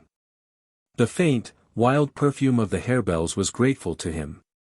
Body, mind, heart and soul, he was tired, and he had come to the woods, loving the solitude he found there. You know, reader, what face was before him. Imagine his surprise when his thoughts suddenly seemed embodied, for there, seated on a bank, with the pretty harebells nodding around her, was Lady Hermione Lauriston. He would have turned and fled, but the manhood within him rebelled against flight. He stood looking helplessly at her, too bewildered for words. When he was capable of coherent thought he saw how white her face grew. She rose and stood before him, like some bright, strange, frightened bird, dreading to stay, yet dreading to go. And then the past months, with their untold agony, faded from him. He remembered nothing save that it was summer time and he loved her, save that for him it was heaven where she was, and a dreary blank where she was not. Hermione! He cried, going up to her, and holding out his hand, all his proud resolves, all his hauteur, all his indignant anger melted into thin air. She gave him no hand in return. The pale, sweet face was graver than he had ever seen it before. "I did not think to see you here, Sir Ronald," she said, coldly. He had only seen her once since the night when he had kissed her among the flowers, and everything save the memory of that night seemed to die from him. "How cruel you have been to me, Hermione, how you lured me on to my ruin and my doom, how false you are despite the fairness of that most fair face. If you had stabbed me, and trampled my dead body underfoot, you would have been less cruel. What did I ever do, Hermione, that I deserved so cruel a fate?" She looked up at him proudly. "You have no right to speak to me," she said. "You are married, and the kindness or cruelty of no other woman but your wife should concern you." "Then I have not been cruel to you, Ronald, and you know it. There was something inexpressibly sad and pitiful in the whole scene. These two, who loved each other so dearly, who in the whole world cared only for each other, parted more completely than if death had separated them. "I know that you did me the greatest wrong woman could do to man," he replied. "What was it?" she asked, the proud flush deepening on her face. "You led me to believe you cared for me, you gave to me looks and words such as you gave to no other man, you let me kiss your lips and did not say me nay. Then, when I had grown bold through your kindness, and prayed the prayer that for long months had been on my lips, you slew me with cruel, scornful words." "I do not understand you," she said, quietly. "You will not, rather. I say again, Hermione, that you have played with me more cruelly than a cat plays with a mouse. You have laughed at my torture. You are speaking most falsely," she said. "Let God judge between us. I lay the ruin of my life upon you. I say you deliberately deceived me." "I deny it," she replied. "How could I be cruel or false to you? I have had no opportunity of being either.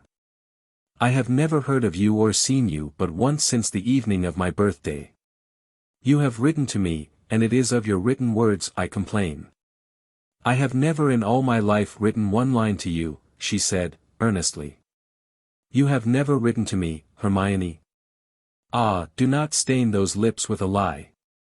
"I never have," she repeated, with a deep-drawn sob. "Listen. I swear it before the Most High God." And then for some minutes they stood looking bewildered and wonderingly at each other. Chapter 23. Bad made worse.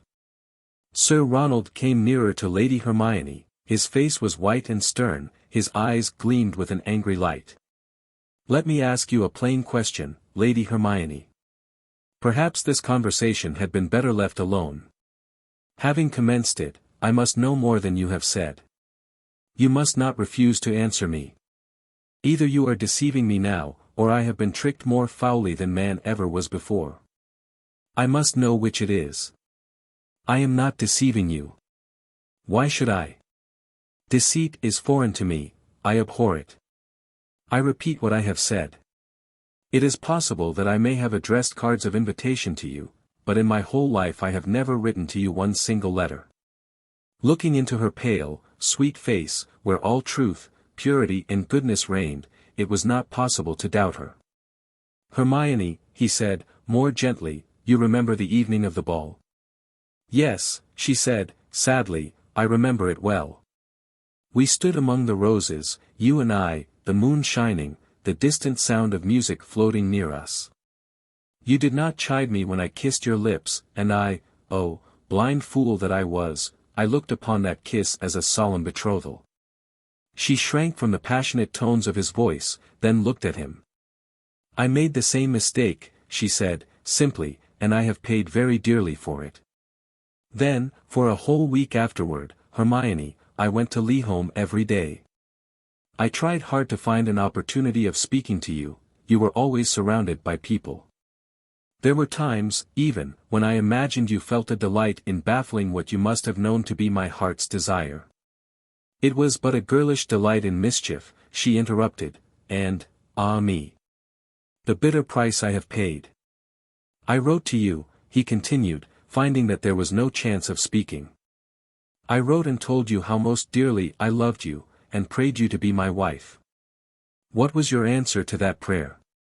He looked into her face as he asked the question. It was so sweet, sad and sorrowful, but there was no untruth to mar its beauty. The wind stirred the bluebells faintly, and a deep, soft sigh shivered through them. What was your answer to my prayer? He repeated. None, she replied. I never received such a letter, therefore, I could not answer it.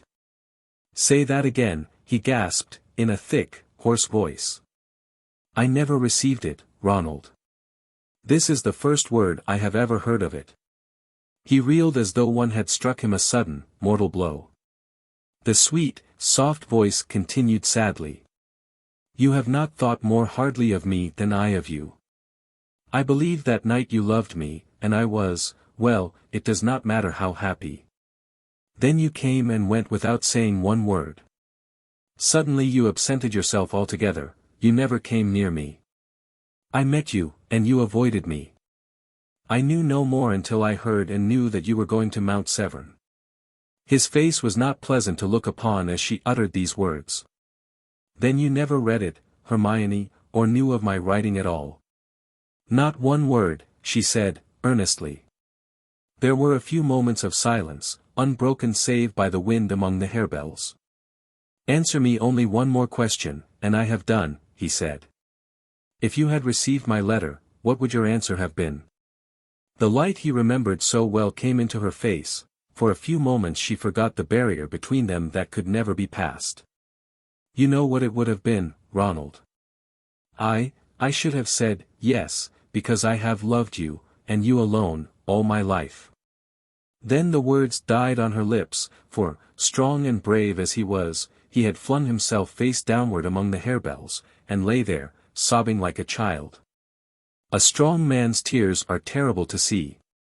Women weep, and, though one pities them, it seems but natural. When a proud, self-controlled, high-spirited man breaks down and weeps, the grief is terrible to witness. So she thought, who bent over him now with soothing words. Ronald, you will break my heart if you do this. There has been a terrible mistake, but it will be made right for us in another world. We have one comfort, we did love each other. God knows what has parted us, it is not untruth or falsity.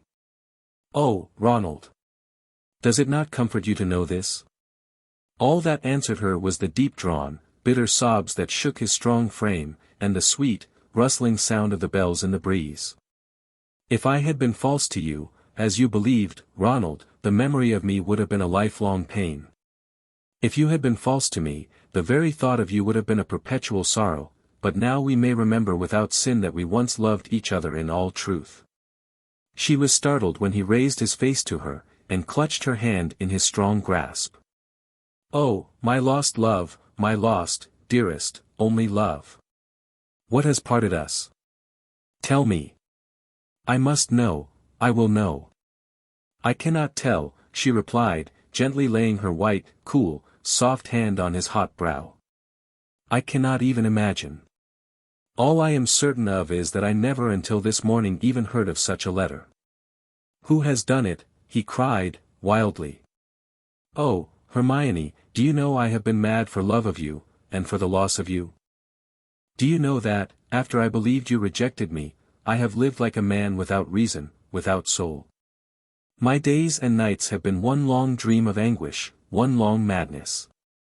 I hate the sun that shines, the night that succeeds day, for no time will ever bring you back to me, and without you life is death. You forget, she interrupted, gently. You have your wife, Clarice, who loves you. I do not forget. Poor Clarice, God pity her and pity me. I do not love her, Hermione.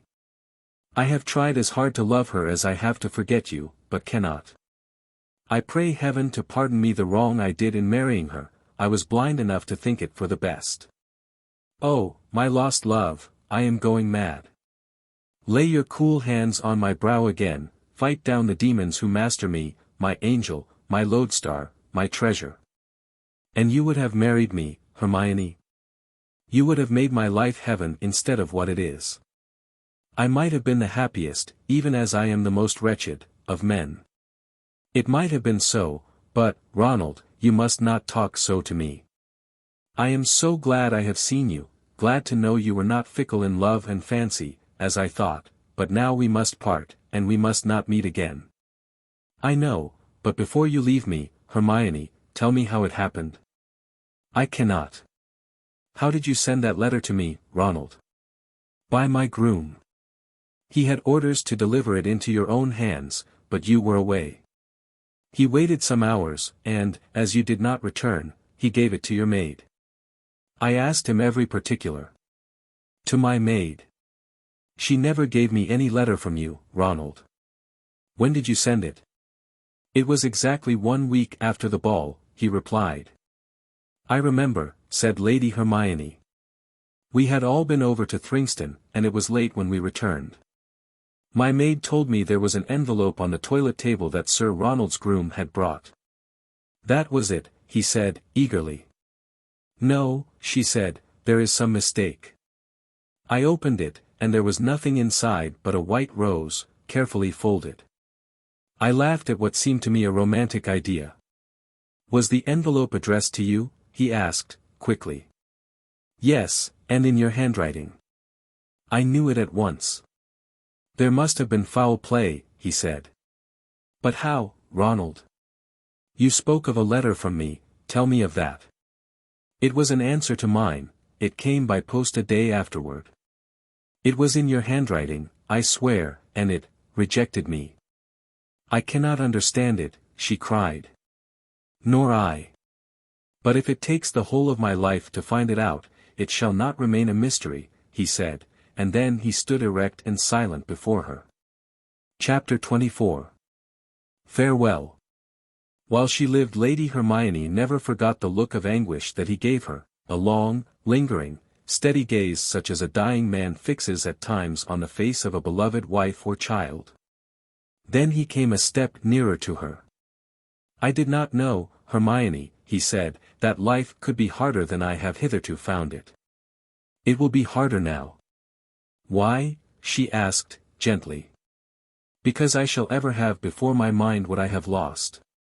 Until now existence has been tolerable, because I have tried to fill it with bitter thoughts of you.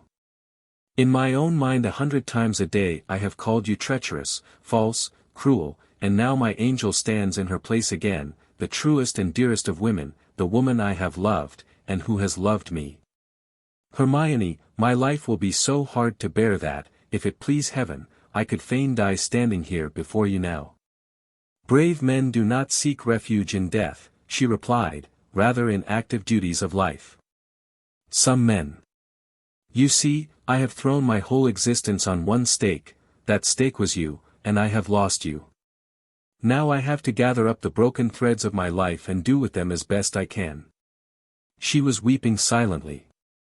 He saw the teardrops falling, and a mad impulse seized him to clasp her in his arms and kiss them away. That he trampled the impulse underfoot showed how dearly he loved her. I am glad that we have met. Once more the sun of pure womanhood shines for me. While I thought you false, Hermione, all heaven and earth seemed false, too. But there is one thing more, you may speak freely to me, Hermione. It is but as though one or the other of us was dying. Was there no truth in the rumor that you were engaged to Kenilmerl?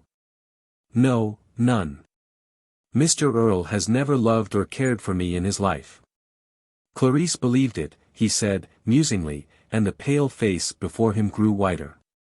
She was deceived, said Lady Hermione, briefly, and now, Ronald, it seems to me that we must say farewell, it must be for the last time. We cannot meet as friends. Honor is dearer than life to both of us, therefore, we must not meet again. Oh, my lost love, he moaned, stretching out his hands to her, how shall I bear it? She went up to him, and there was an expression of pity and love on her face that made it divine. She took both his hands in her own and held them there. You will be brave and true to yourself, Ronald. Do not let me have the smart all my life long of knowing that love for me has led you further from heaven, let it, rather, take you nearer. I have some quaint thoughts, and one is that in another world God makes our lives complete.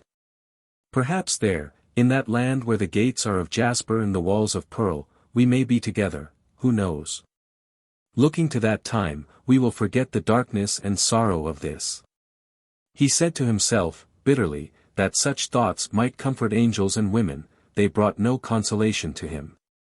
You must remember Clarice, she pleaded, Clarice, who loves you so well. I remember all.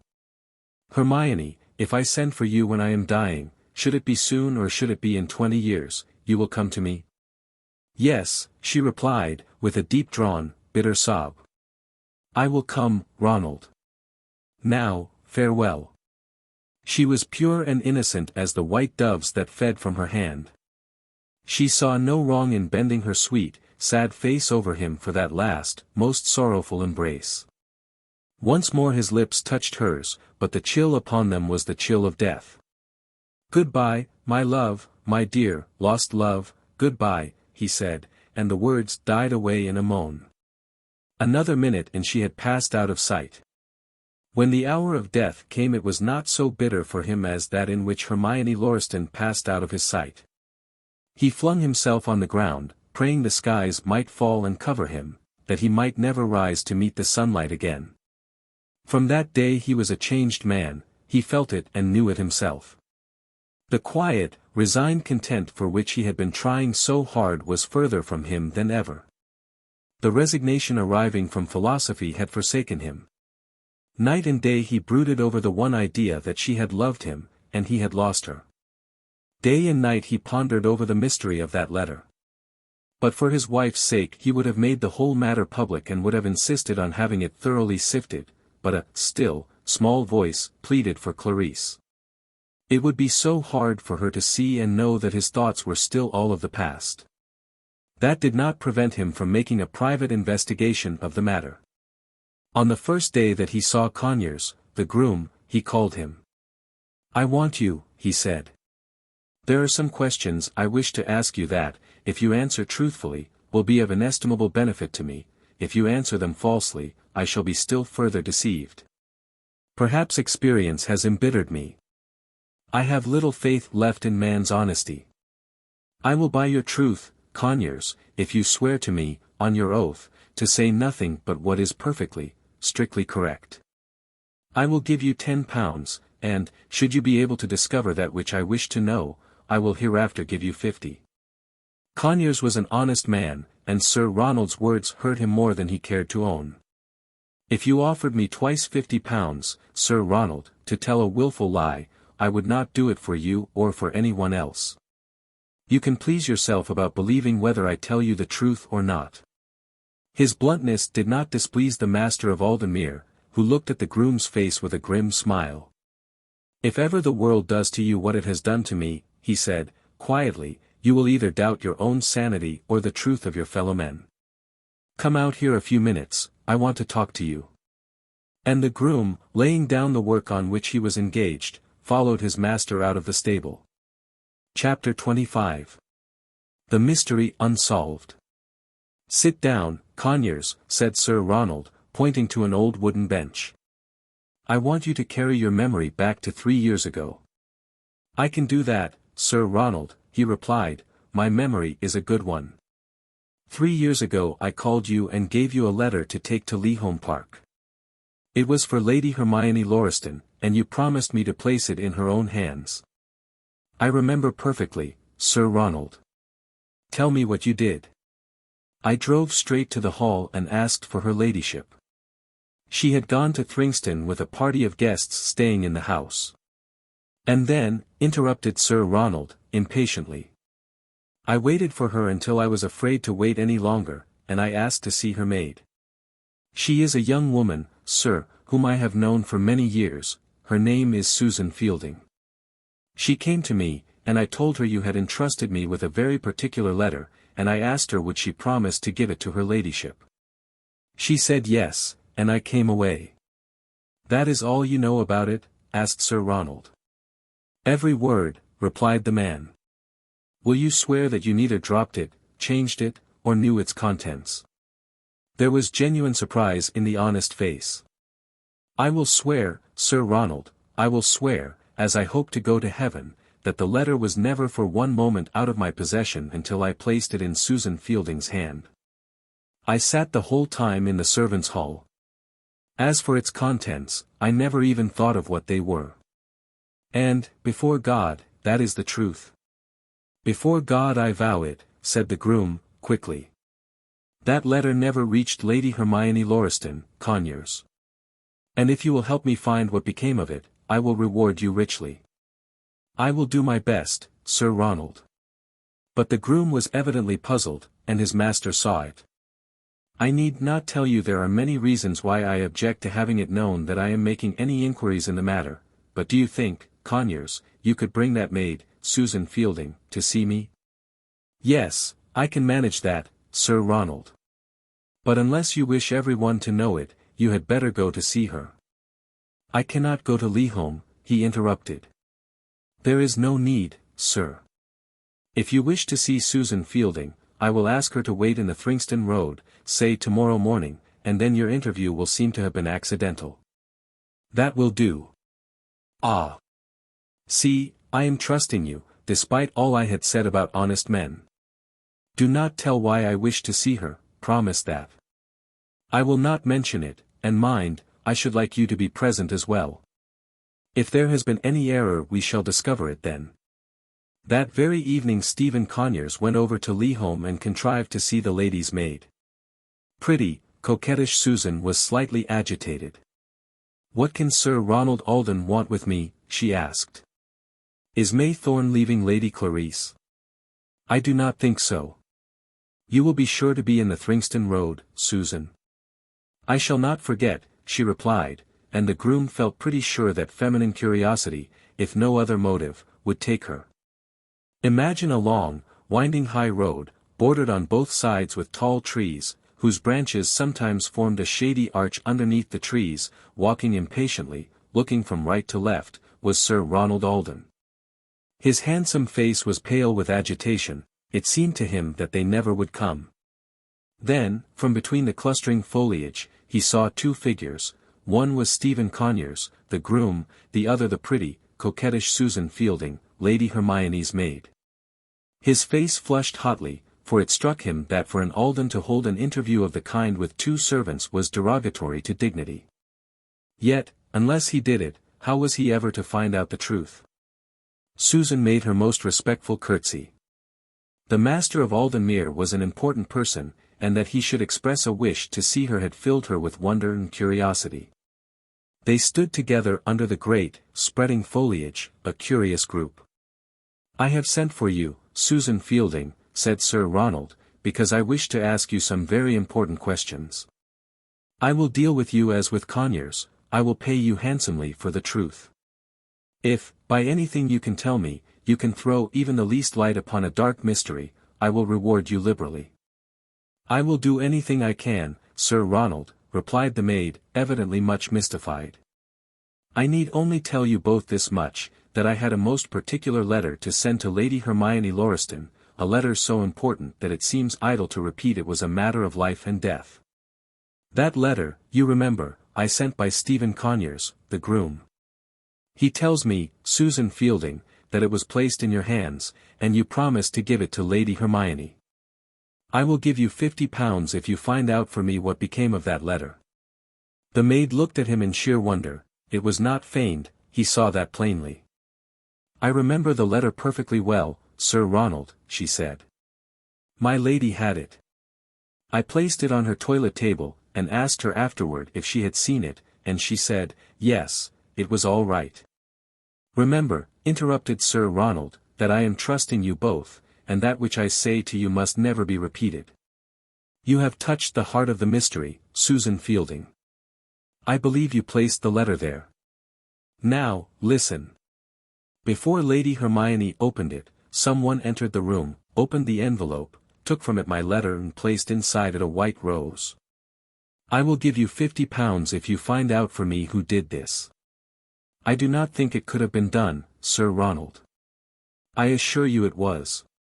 When Lady Hermione opened the envelope it contained nothing but one white rose. The letter I had written, and she had expected, was not there. If he had felt any doubt of Susan Fielding, the lingering look of wonder on her face dispelled it. No woman, be she ever so clever, could assume such an expression. I cannot think how it could be, she said. I remember the day so well. There was a large party, and they all rode out together. My lady returned and asked for some tea. I went downstairs to attend to it, and she sat down in the music room with 3 or 4 ladies, they took tea there. Then she went to her room. I followed her. I said, there is a packet on the table, my lady. Sir Ronald Alden's groom brought it. Lady Hermione smiled very indifferently. I have seen it, she replied, and I do not remember, Sir Ronald, from that hour to this, hearing the subject mentioned, except when Mr. Conyers spoke of it the other day. Then you can tell me nothing about it? He asked, with a look of keen disappointment. No, I cannot. I was away from Lady Hermione's room half an hour, not more, and it must have been changed in that time, if it were changed at all. You saw no one enter the room? No, Sir Ronald, not that I remember. I shall expect you to keep most perfect silence concerning this inquiry, said Sir Ronald. I cannot make it public or I would. Remember, that if you can find out anything which will bring the mystery to light, I will give you, not 50, but £100. I will do my best, she replied, but I have not much hope. If it were done by any person in the house they took such precaution as would ensure its never being known. But as Sir Ronald walked away a peculiar expression flashed into the woman's face, one of wonder, surprise and pain. What is it? Asked the groom.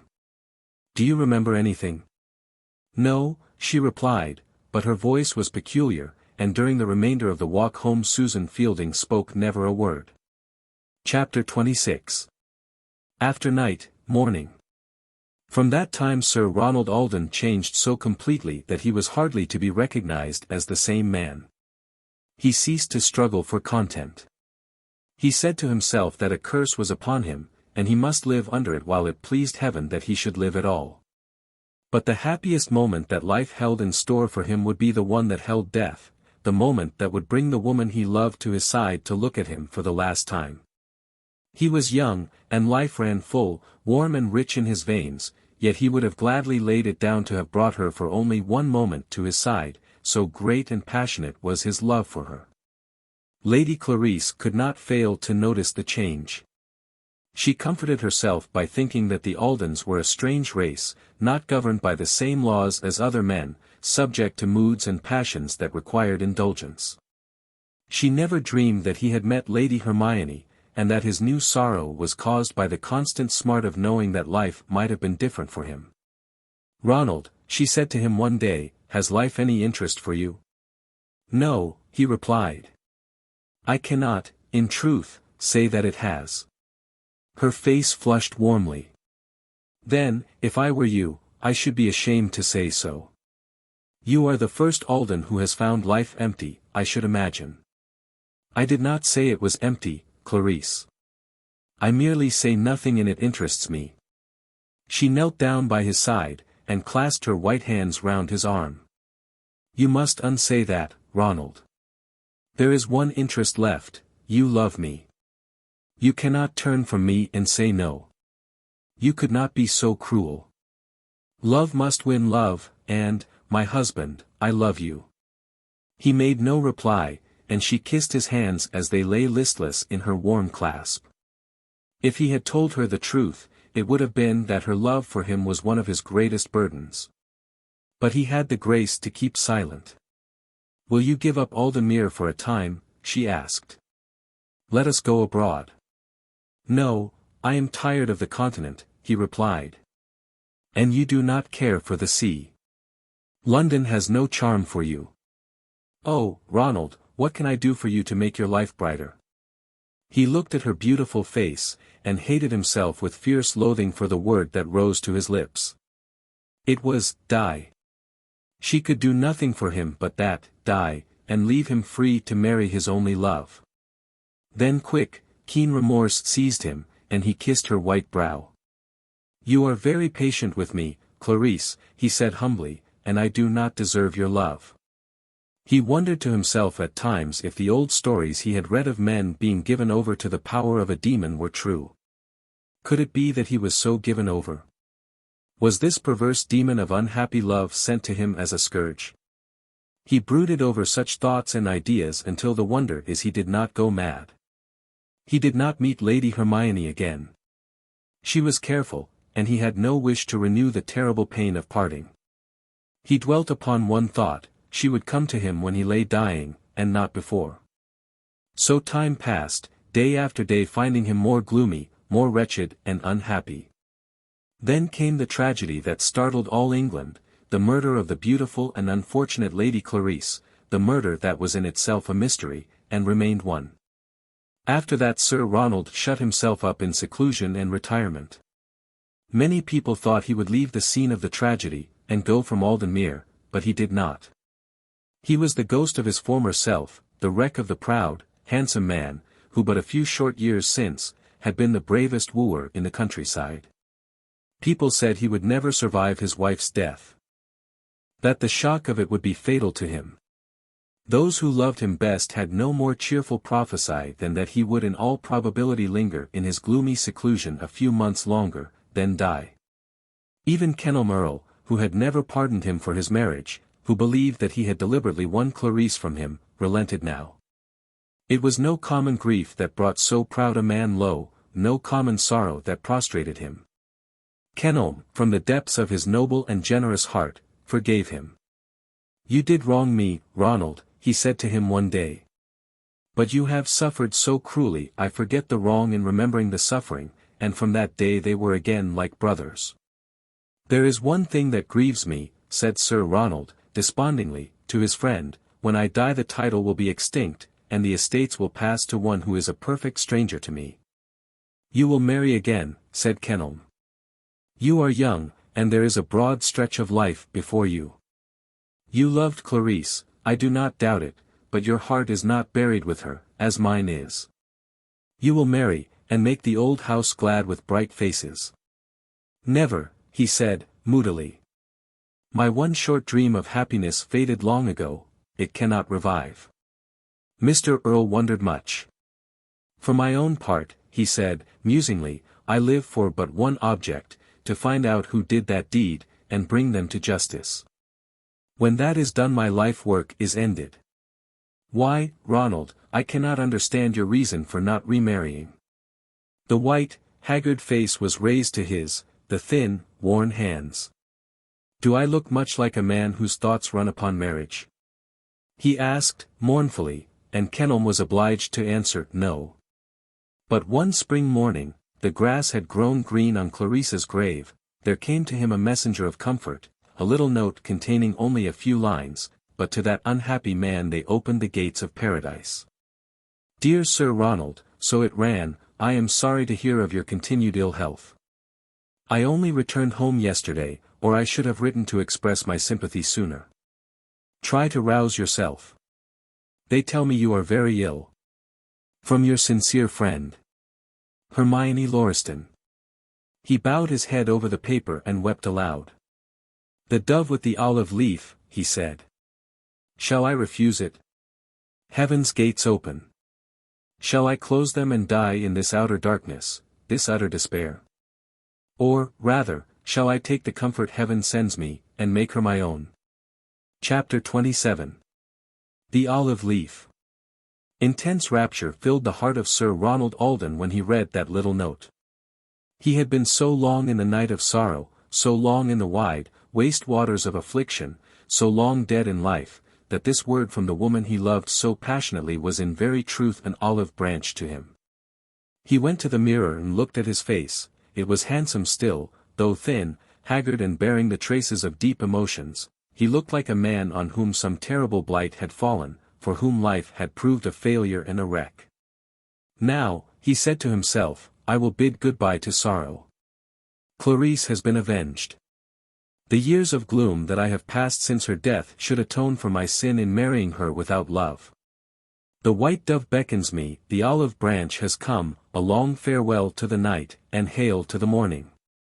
My love has saved me, whom I have worshipped with more than human affection." It was a surprise to his servants when that same day Sir Ronald walked from the hall with a bright face, his head erect and cheerful words on his lips. They had not seen him so for many a long month. It was as though he had arisen from the dead. He walked through the long, closed, desolate rooms, where silence and desolation had reigned so long. "It will be so bright," he thought, "when I can bring my darling home. Aldenmuir will be like the Garden of Eden then." "There is a change," said one servant to another. "His sorrow has fallen from him like a dark garment. Thank heaven, he is not going to spend his whole life in mourning over a dead wife. We may hear the joy bells ring at Aldenmuir once more." And one day, to their greater surprise, he ordered his horse to be saddled and rode away. "I never thought," said the head groom, to saddle a horse for my master again. I am thankful to see this day. So, leaving rejoicing hearts behind him, Ronald rode on through the blossoming limes and the tall magnolia trees, through woodland shade and by the river side, until he reached LIII Park, the place he had never ceased to see in his dreams. And had never dared to enter again. The lime blossoms wooed him to enter the park, the birds were singing sweetest invitations to him from the trees. Was it in sheer mockery that he stood there, his hat raised, his head bent and the words of a prayer on his lips? What was he promising? I will try to merit it, my God. I will lavish money on those who need it. I will build churches, endow schools far and wide. I will seek objects for charity. I will be a just, a faithful steward, only give thou to me that which my heart desires and craves for. It did not enter the mind of the man who stood among the tufted limes with summer beauty and fragrance floating round him, that the great God does as he will, that no man may say to him, give me this and I will do right. Withhold it and I do wrong. All his life long he had coveted one good. Let God give him that, and he would be a just steward. Let God withhold it and he would shut himself up in solitude, wasting the rich life and the countless gifts that had been given to him. As he drew near the stately home, where his white dove, as his heart called her, dwelt, he grew nervous and confused. What if the welcome he received were a cold one? What if Lord and Lady Lauriston resented his conduct? Perhaps the best and most straightforward plan would be to see them first. He saw the rose garden where, on that night, now so long ago, he had kissed the only face he had ever loved. Then he entered once again the doors where he had been so long a stranger. He read surprise even in the faces of the well-trained servants, when he asked for the Earl and Countess. Perhaps Lord Lauriston had never felt more surprised in his life than when Sir Ronald Alden was shown into the study. Sir Ronald stood bravely before him. "My lord," he said, "will you forgive me if I speak plainly? Englishmen best understand brief words. I have loved your daughter, Lady Hermione, all my life. Some years since a fatal and inexplicable mistake parted us. I thought she was to blame. She believed the fault mine, and the consequences were estrangement. I pray my dead wife's pardon if I say I married her from pique, not love. Now the fatal mistake is cleared away, and I am here as a suitor for your daughter's hand. If you can forgive me and welcome me as such, I am, in truth, a happy man. If you cannot, tell me my fate briefly. I am used to suffering and can bear it." The only answer Lord Lauriston made was to take the thin, white hands in his own and bid him thrice welcome to LIII. Chapter 28. The Morning Brightness. Would anyone recognize gloomy Aldenmere in the bright, sunny place where perpetual summer seems to reign? Would anyone believe this to be the home where the dark shadow of murder had fallen? In all the merry land of England there is not another home so bright and fair. The tall trees that made gloom, where gloom should not have been, were all cut down, blooming flowers showed their sweet faces everywhere, the desolate staterooms, closed since that fatal morning when Lady Clarice had been carried home dead, were all furnished with the utmost magnificence, and people said the fêtes given at Aldenmere rivaled those given by royalty itself, they were so magnificent and on so vast a scale. No more complaints were heard that the chief house in the country was closed, and desolate Sir Ronald seemed as though he could not do enough to atone for the gloomy desolation he had allowed to fall on all around him. For he has prospered in his wooing. Lady Hermione had been very good to him.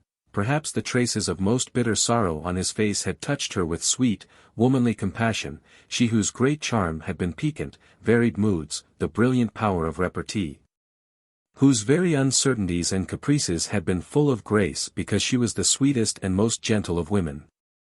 Had everything prospered from the first, and no cloud ever have arisen between them, the chances are that Sir Ronald's wooing would have been a different matter, she would have enjoyed giving him a love chase.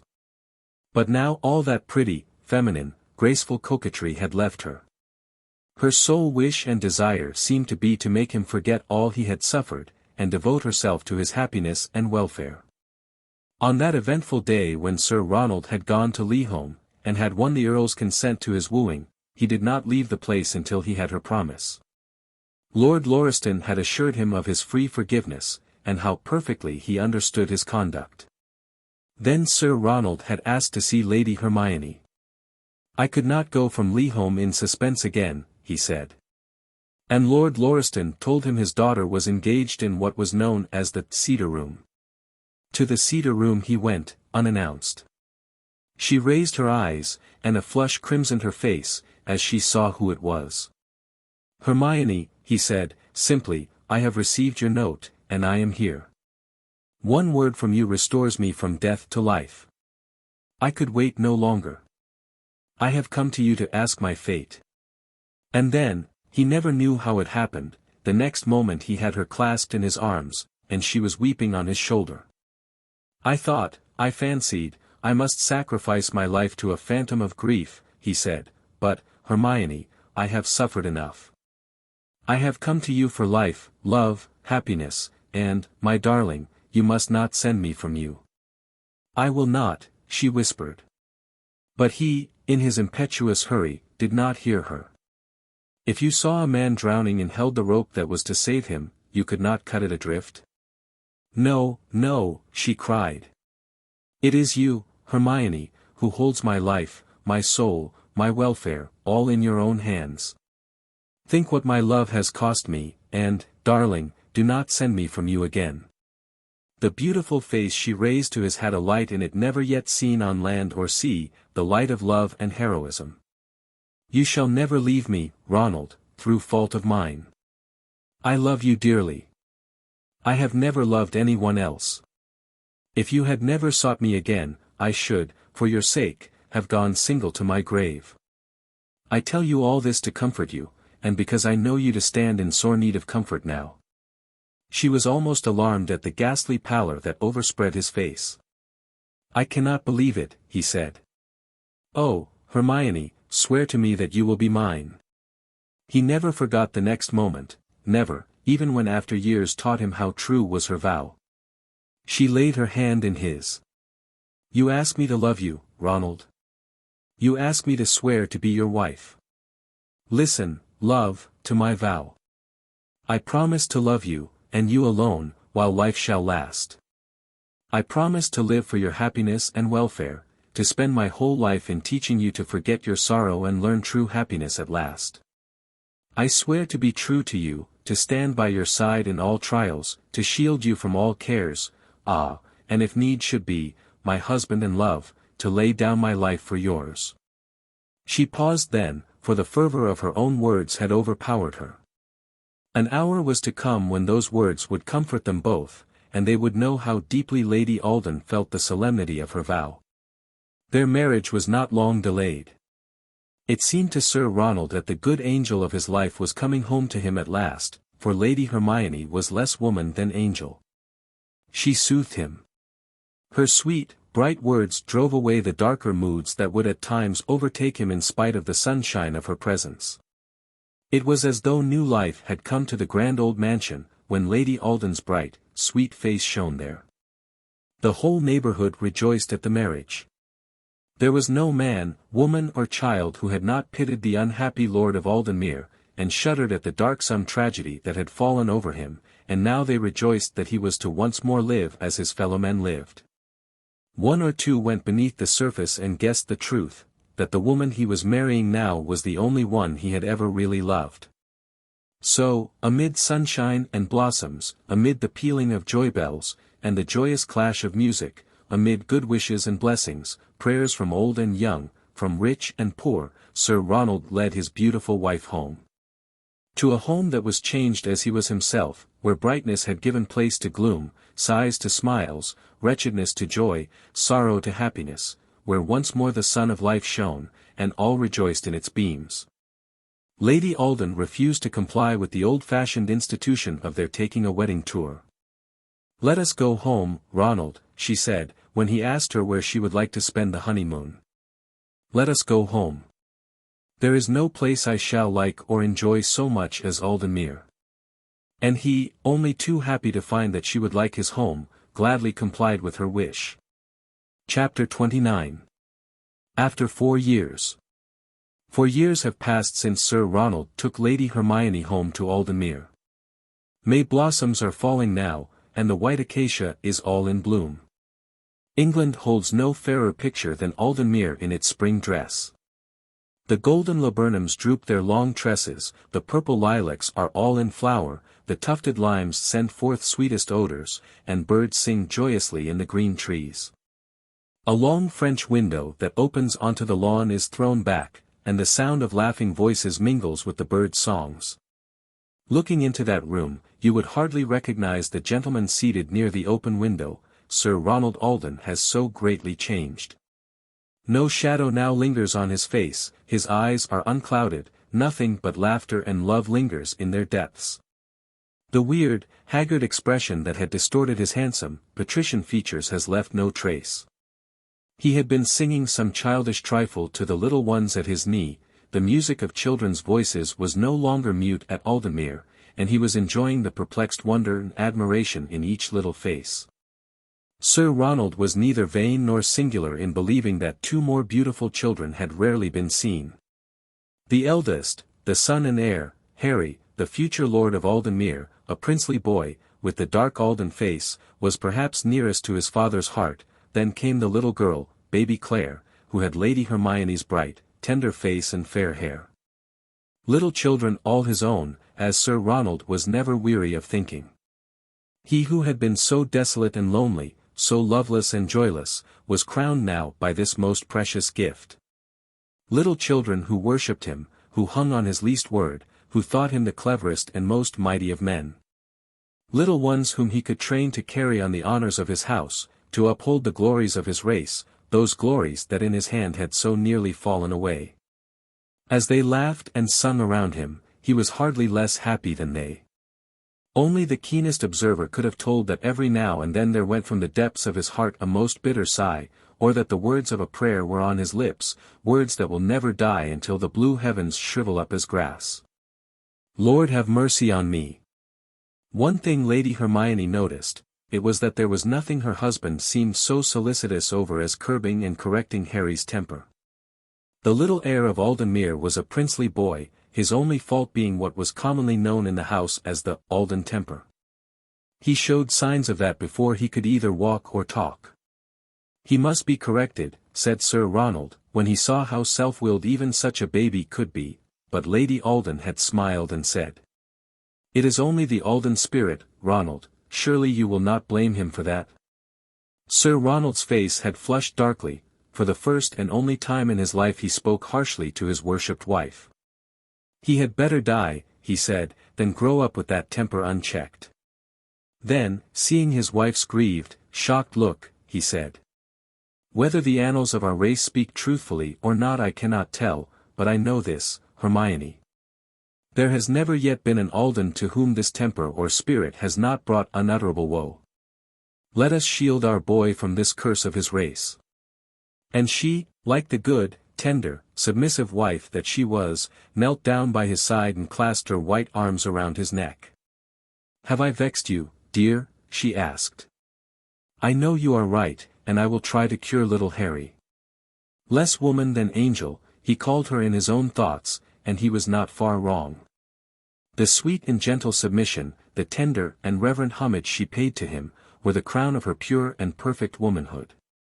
He looked at her sometimes wondering that so peerless a creature could have learned to love him. On this May morning, while the pink and white hawthorn shone in the hedges, and the mavis sang in the trees, he was inwardly wondering at his own bliss.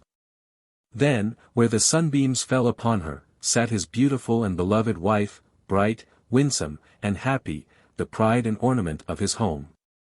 The 4 years that had passed since he brought her home, a bride, seemed each one to have added fresh beauty to her, and near her sat the friend who of late years had been to him as a brother, Kenelm Earl. But Kenelm does not look bright this morning, his eyes are heavy as with long watching, and in his face were the old lines of sorrow, distinctly marked. "Now, papa," cried little Harry, "sing one more song, about the Queen in the garden, you know," and Sir Ronald trolled off, in a rich, hearty voice, the famous old nursery song. It was but the prologue to a tragedy, after all. Sin, to me, lisped little Claire, and Lady Alden laughed at the peculiar English. Yet, pretty as the children's prattle was, no smile came to the face of their guest. "You look very grave, Kenelm," said Sir Ronald, at last.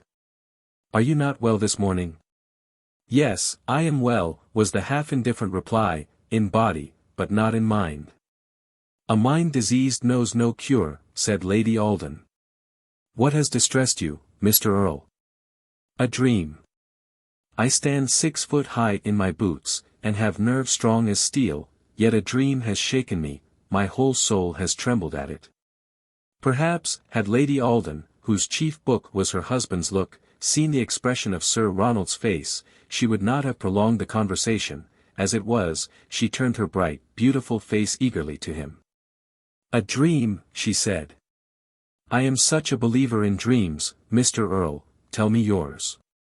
"It is not fit for a bright May morning," he said, "it is full of horror."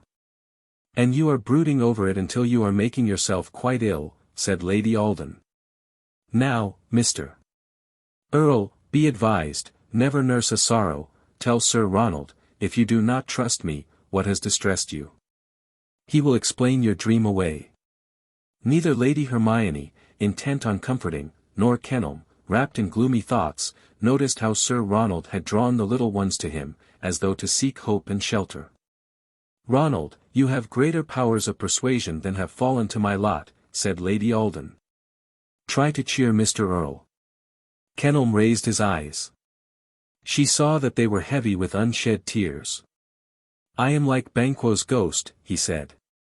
"I only bring gloom to you."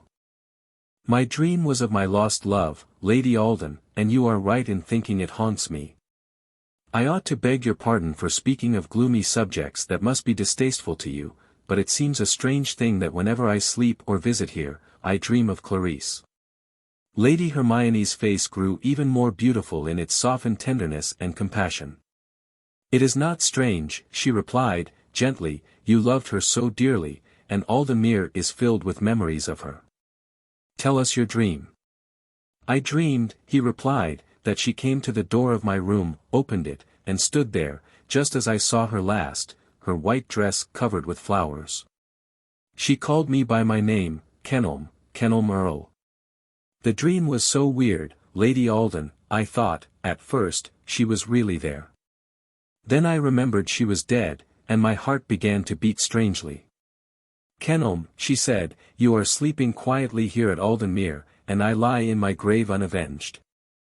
I cried out to her that my life was spent in a vain effort to trace her murderers and bring them to justice.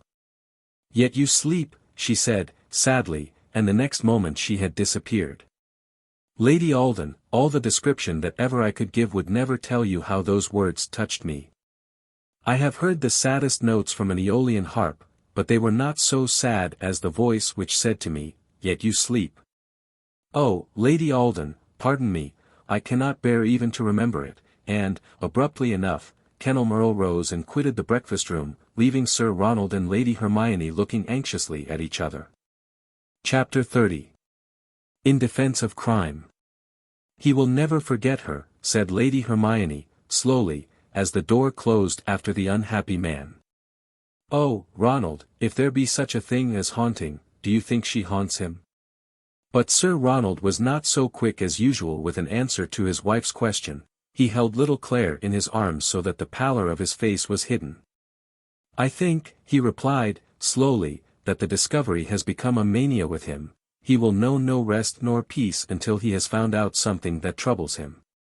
"And do you think, really," she continued, "that he will find any clue to it ever so small?" "My darling, I cannot say. Do not talk of it, Hermione, my soul seems to shiver at the bare recollection of the horror of the time.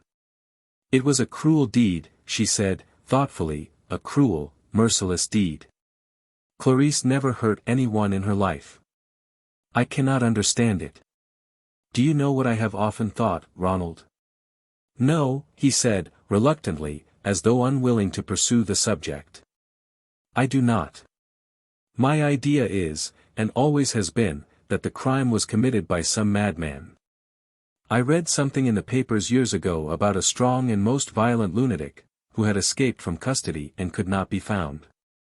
After that I remember reading of what seemed to me very purposeless crimes, a woman cruelly slaughtered, a boy slain without reason, an old man barbarously murdered for murder's sake, and I could not help, in my own mind, wondering if the wretched lunatic had been guilty of all.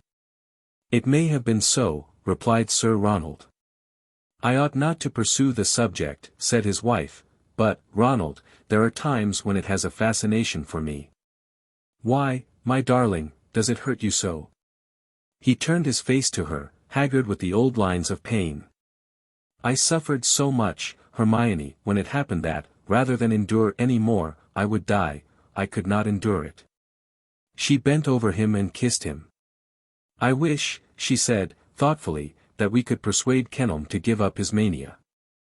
I cannot bear to think of his blighted life, so useless, so utterly without purpose. Suppose that, after the lapse of long years, he did succeed in bringing the criminal to light, what good would he do? Secure justice, he replied.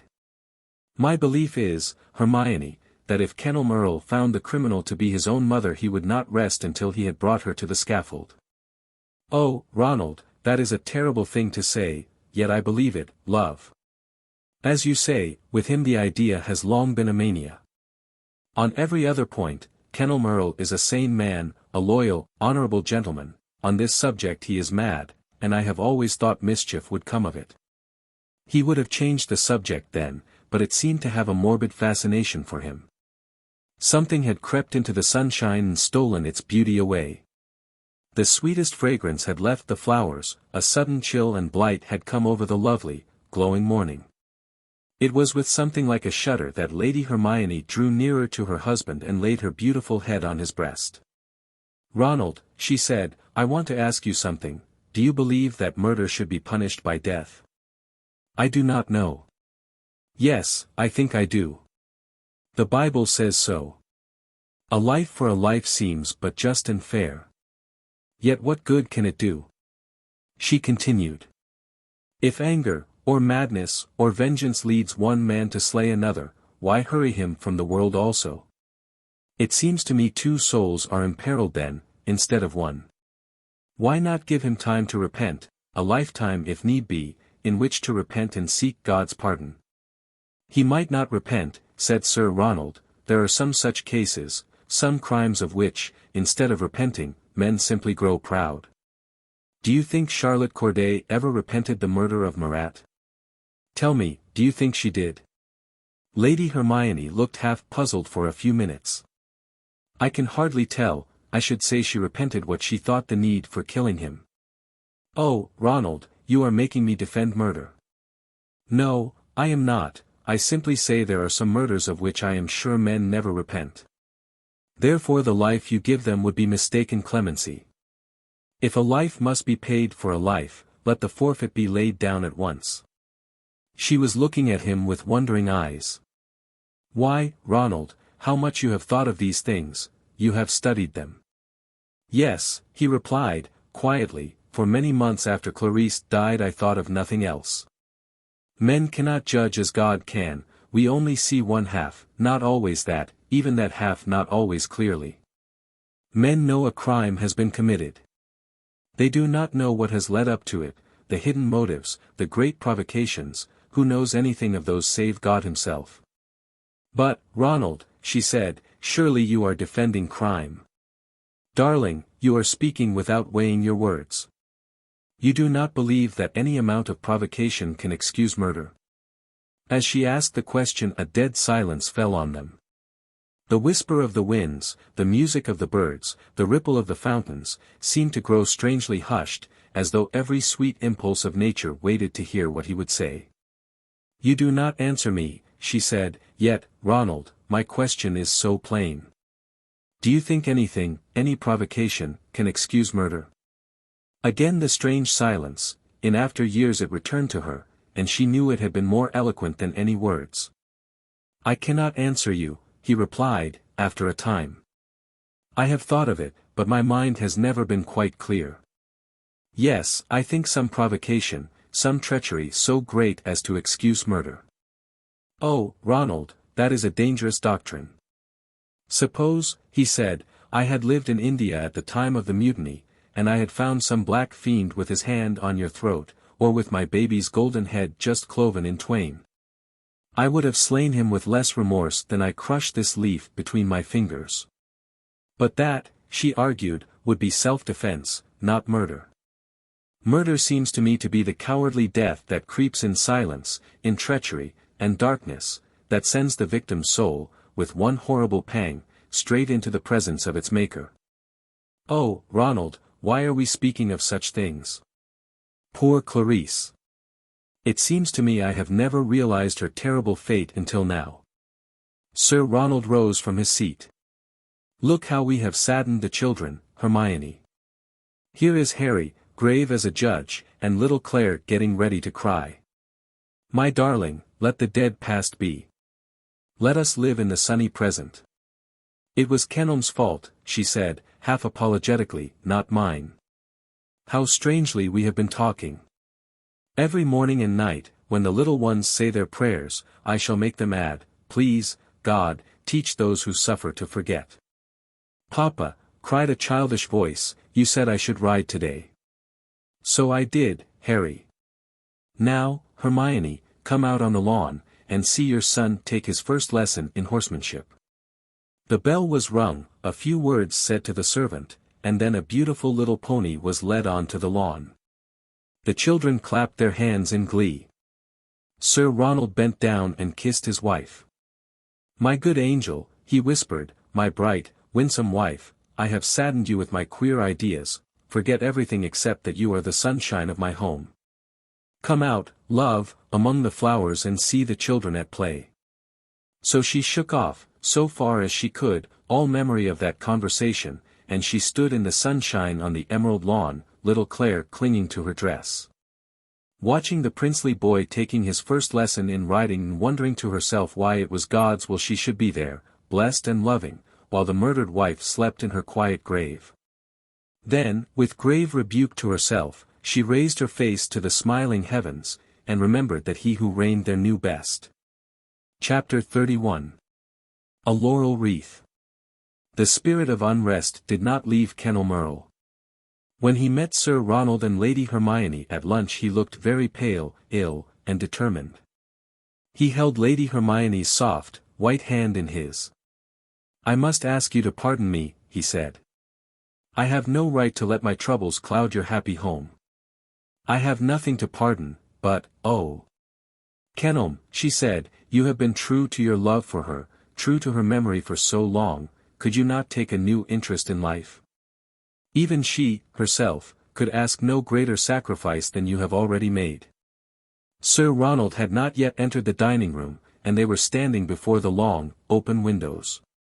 She went to him with tears in her beautiful eyes. "You do not know," she said, "how I mourn for your wasted life, Kenelm. They tell me there is no estate in the country neglected like yours.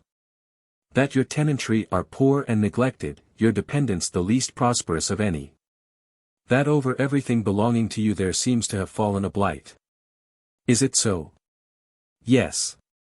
I cannot speak falsely to you, Hermione, it is so, and I do not care to set it right. Ah, if you knew," she continued, earnestly, "how wrong it is, how hateful to God and man are those neglected duties, you would renounce this mania, it is but a mania after all, and begin to live in earnest. Oh, Kenelm, be persuaded, be influenced." The darkest look she had ever seen in his face came over it now. He laid his hand in hers. There was warning, not gratitude, in the light touch. "Hermione," he said, "you are good and earnest. I thank you, because you mean well. But when Clarice died I swore to do nothing else in life until I had traced and punished the one who slew her. You are a happy wife, a happy mother, the honored mistress of a happy home. She lies in her grave, forgotten almost, save by me. I am her avenger." A bright flush crimsoned her face. "Do you not think the task belongs to Ronald rather than to you?" "No," he replied, frankly. "There are no secrets between us, Hermione. We both know that, although he was kind to her, although he did his best to avenge her, yet Sir Ronald did not love her as I did. She was the very core of my heart, she was the life of my soul. And yet, pleaded the gentle voice, she was another man's wife. I know it. Were she living I should never come near her. I should never utter her name. I should, to the best of my power, trample every thought of her remorselessly down. But she is dead, Hermione, and love for the dead can never be a sin. She calls to me from her grave with a voice no one else can hear. She comes to me in the silent hours of the night when no one else on earth thinks of her, and she reproaches me that she is yet unavenged. Dear Kenelm, it is but a morbid fancy. I do not believe the dead can wish for vengeance. Justice is a mighty attribute, he said, and there came to his face a light she had never seen there before. Her fair, sweet life was cut short. She was slain even with a smile on her lips. She was young, fair, loving and happy. She had for her own all the fairest gifts of earth, and one foul stroke deprived her of all, and sent her without time for one prayer into the presence of her God. Hermione, if a man stole from you money, jewels, or worldly goods, you would cry out that justice demanded punishment. Whoso stole from her her sweet life, with its full measure of great gifts, deserves punishment in proportion to his crime. If word or deed of mine can bring him to it, I pray the great God to nerve my right arm, and let no weakness come between me and my duty. She looked at him with something of fear and awe. This stern avenger, this man in whose eyes there came no light, was not in the least like the kindly Kenelm, with whom she had played and danced as a girl.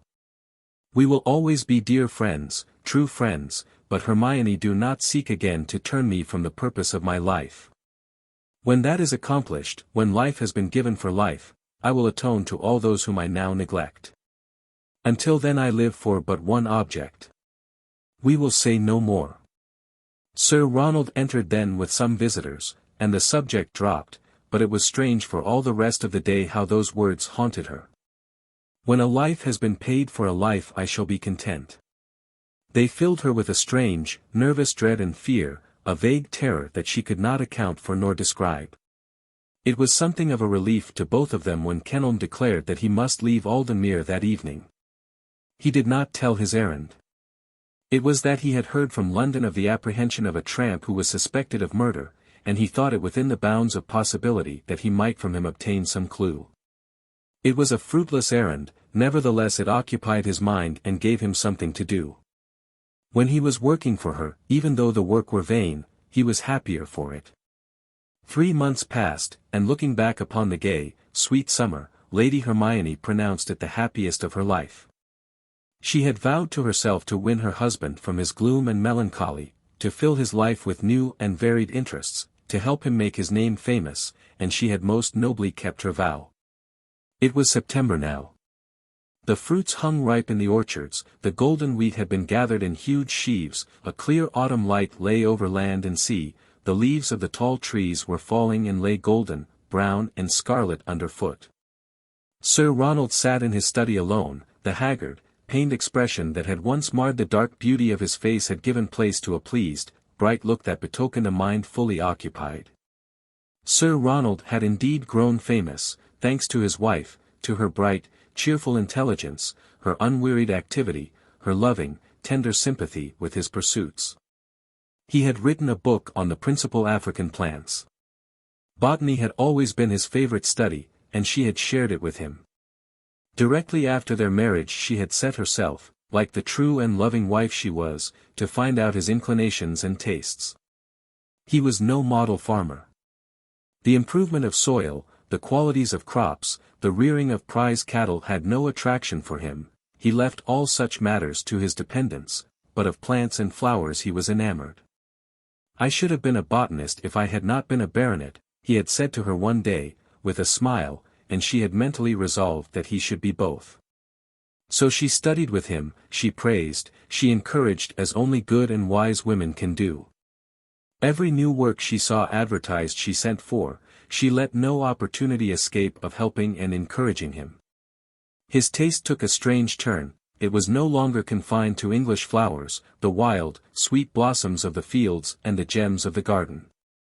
He studied with incredible ardor the history of African plants, those ardent flowers that neither burn nor shrivel under the warmest kisses of the African sun, flowers watered only at rare intervals and living in tropical splendor where others would die. This African flora had a strange, weird charm for him. He read, he wrote, he studied, he made glowing dreams to himself of the lives of those brilliant flowers. And then he wrote a book about them, a book that left its mark on the age, that was written in such glowing, fiery, poetical language men and women read it with wonder, read and reread it, wondering why they had never thought before of those curious facts and fancies, wondering why a man in whose soul the light of genius burned so fiercely had never shown the world that light before. Then scientific men read and argued about it until the name of Sir Ronald Alden of Aldenmere became famous throughout the land. There arose between these learned men a wonderful discussion over some of the plants, a discussion that created great interest and attention. The result was that a party of scientific men who were about starting to Africa on an exploring expedition wrote and earnestly implored Sir Ronald Alden to join them. Chapter 32. Sir Ronald's Decision. On this bright September morning Sir Ronald sat in his library alone, the open letter in his hand, considering within himself whether he should decline without saying one word to his wife, or whether he should consult her as to the advisability of going or not. The thought of leaving her was most unpleasant, nay, it was distasteful to him. She had so completely changed the gloom of his life into brightest sunshine that it seemed to him in leaving her for ever so small a time he must leave all the light behind. And yet the prospect was a pleasant one. He had always liked traveling. His new pursuits were most fascinating to him. The idea of going to Africa and seeing the wonders of which he had been only able to read, write and dream, was full of novelty, pleasure and excitement. Still, there was Hermione and the children, those little children, the love of whom had grown in his heart until his whole nature was changed. Were all the scientific pursuits in the world worth even one moment of absence from them? He could not decide. There were two voices in his heart and each called him different ways. The door opened gently and Lady Hermione entered. He was so deeply engrossed in his thoughts that he never heard her. She went up to him. They had no secrets from each other, this husband and wife who loved so deeply and so well. She laid one white arm caressingly round his neck and bent her beautiful head over him. "Whom is your letter from, Ronald?" "Dar. L," he replied, mentioning a worldwide known name, to which the whole universe pays homage. Her face brightened with pride and pleasure. "Oh, Ronald, let me read it. What does he say?" "It is to praise you, I am sure." As she read he watched the changes in her beautiful face, the pride and pleasure, the surprise, and then the pain. Her sweet lips quivered. "That is enough, Hermione," he said. "I shall not go." But she laid the letter down and clasped both arms around his neck.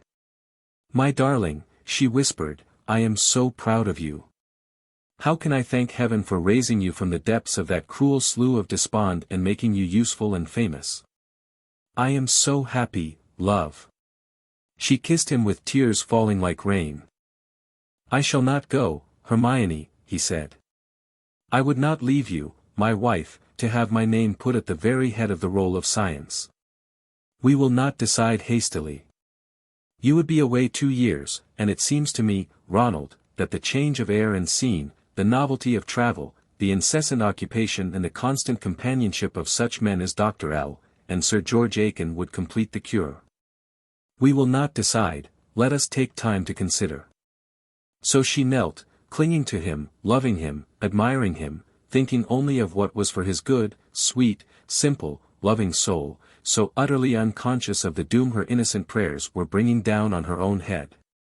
They took time to think of it. They consulted friends, who had their interest best at heart, and the universal opinion was that Sir Ronald should go. It was with her own heart that Lady Hermione consulted most.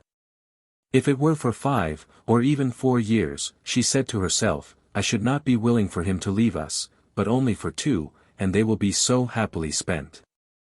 How often I have wished that he would travel, that he would seek change of scene. And now the very opportunity offers for travel, with men whose very names refresh him when he hears them. If I can make up my mind to the sacrifice, he will return strong, well, hearty, happy, with the last vestige of gloom vanished, and we shall be happy as long as we live. He has never left this spot since the tragedy happened, and he has brooded over it too long. Sir Ronald asked his friend and comrade, Kenelm to spend a week at Aldenmuir, and help them to come to some decision. Kenelm spoke boldly. "If I live in the shade, Ronald," he said, "you may go into the sun. Nothing does my heart so much good as to see you happy, and to know that men do homage to your talent. My advice is to, go." "And you say that from your heart?" asked Sir Ronald. "Yes, and Ronald, I promise to watch over your wife and children while you are away." "Then," said Sir Ronald, "I think I shall go. Let me see, what does baby Claire say?" "Baby, what shall Papa do, shall he go?" Baby Claire, quite unconscious of all that hung upon her answer, said, in her quaint, baby fashion, "Ease, Papa, go." So the wife who idolized him, the little children who loved him best in the world, and the friend who was to him as a brother, all joined in persuading him to go, knowing so little, God help them, of what would come from it. "When does the expedition start?" asked Kenelm, after the decision had been reached. "In the middle of October," replied Sir Ronald, and from that time Lady Alden knew she had done right, in trying to persuade him to go. There was, of course, the natural sorrow of a man who is about to leave wife, home and children, but he was so eager, so interested, so active. Day by day, hour by hour, the clouds seemed to go farther from him. There was little trace left now of the once gloomy Sir Ronald. Letters of compliment and congratulation poured in upon him, in the midst of the hurry of his preparations. The number of visitors and the many engrossing affairs to be settled before his departure left him little or no time for sad thoughts, and if she who loved him so generously troubled over his going, no words of hers ever said so. If her pillow at night was wet with tears, her smile was bright enough during the day. It was best for him, she knew, and love went no farther than that. Chapter 33. Remember your vow. "No," replied Sir Ronald, in answer to his wife's question, "I would rather that you did not go to London with me. I shall like to bid you farewell here, so that my last picture of you may be in our home, Hermione. I cannot fancy you on board a ship, or by a steamer's side, or on a crowded platform. I like to picture you here under the rich, rippling shade of the green trees I love so well." "It shall be as you wish," she replied. "I wanted to be with you as long as I could, Ronald, but if it pleases you, we will part here at home." "Yes, where I shall find you on my return. I can keep the picture with me then while we cross warm seas and torrid climes. So cool, so sweet, so beautiful, the picture of my beloved wife, among the trees at home." The September day came at last. It dawned bright and beautiful, as some of the most unhappy days of our lives do at times, and there was a rich, mellow gleam of sunshine in the air, a rich fragrance from the autumn leaves and flowers, a sweet sound of clear, bird-like music in the air, a day when Aldenmuir looked its fairest, and he was about to leave it. He rose early and went through the grounds that he might bid them farewell in all their early, dewy beauty. Every preparation was made, his luggage all packed and sent on before him. He had bidden farewell to his friends, only Kenelm remained. When Hermione, his wife, came out to walk with him through the pleasant home scenes they had so often enjoyed together, he saw the gleam of her dress in the trees and hastened to her. "You may find taller and more beautiful flowers in Africa," she said, smilingly, "but you will never enjoy such mornings as these. Nor shall I ever see such a face as yours." "Oh, Hermione, I am just asking myself whether I am not foolish to leave home and you in pursuit of science and fame. What is all the science on earth compared to one look at your dear face, one loving word from your sweet lips?" "Ah, you forget," she said, gently. Love is very grand and noble, but when it weakens a man's purpose in life, instead of strengthening it, then it is not the love it should be. You remember the grand old lines. I could not love thee, dear, so much. Loved I not honor more. I shall have blessed your lips, Ronald, if I have helped to crown it with a noble purpose. As you have done, I can fancy other women, with a weaker love than yours, clinging to a husband, praying him not to go, not to leave them. So few would say as you do, my darling, God speed you, with a smile. Hermione, I have something to ask of you. They were standing then under the shade of a large oak tree, the smiling landscape around them, the smiling skies above. I cannot tell when I shall return. They say the expedition is to be absent for 2 years, it may be longer, it may not be as long. Hermione, promise me that you will be here to meet me as though I had been only a few hours away. See, love, if the day of the return be bright and sunny like today, come to this tree and await me here. Do you promise? She raised her eyes to his. I promise you, love, she replied, and they little dreamed then what that coming home would be like. He laid his hand caressingly on the golden head. Hermione, he said, you once made a vow to me, do you remember it? When I went to you in my sorrow and desolation, and asked you to be my wife. I remember my vow, Ronald. It was to love you and you only until I died. It was to stand between you and all sorrow, to give my life for you if needful. Yes, he said, kissing her sweet face, and you have nobly kept that vow. You have been the good angel of my life. I shall keep it even better, she replied, mechanically, and then began to wonder at her own words. So often, heaven help us. Our idle words, our careless words, spoken without thought, without meaning, are prophecies. This was one.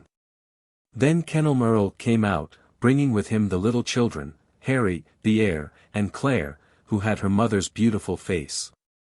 He was going to London with Sir Ronald, and the hour of starting had arrived.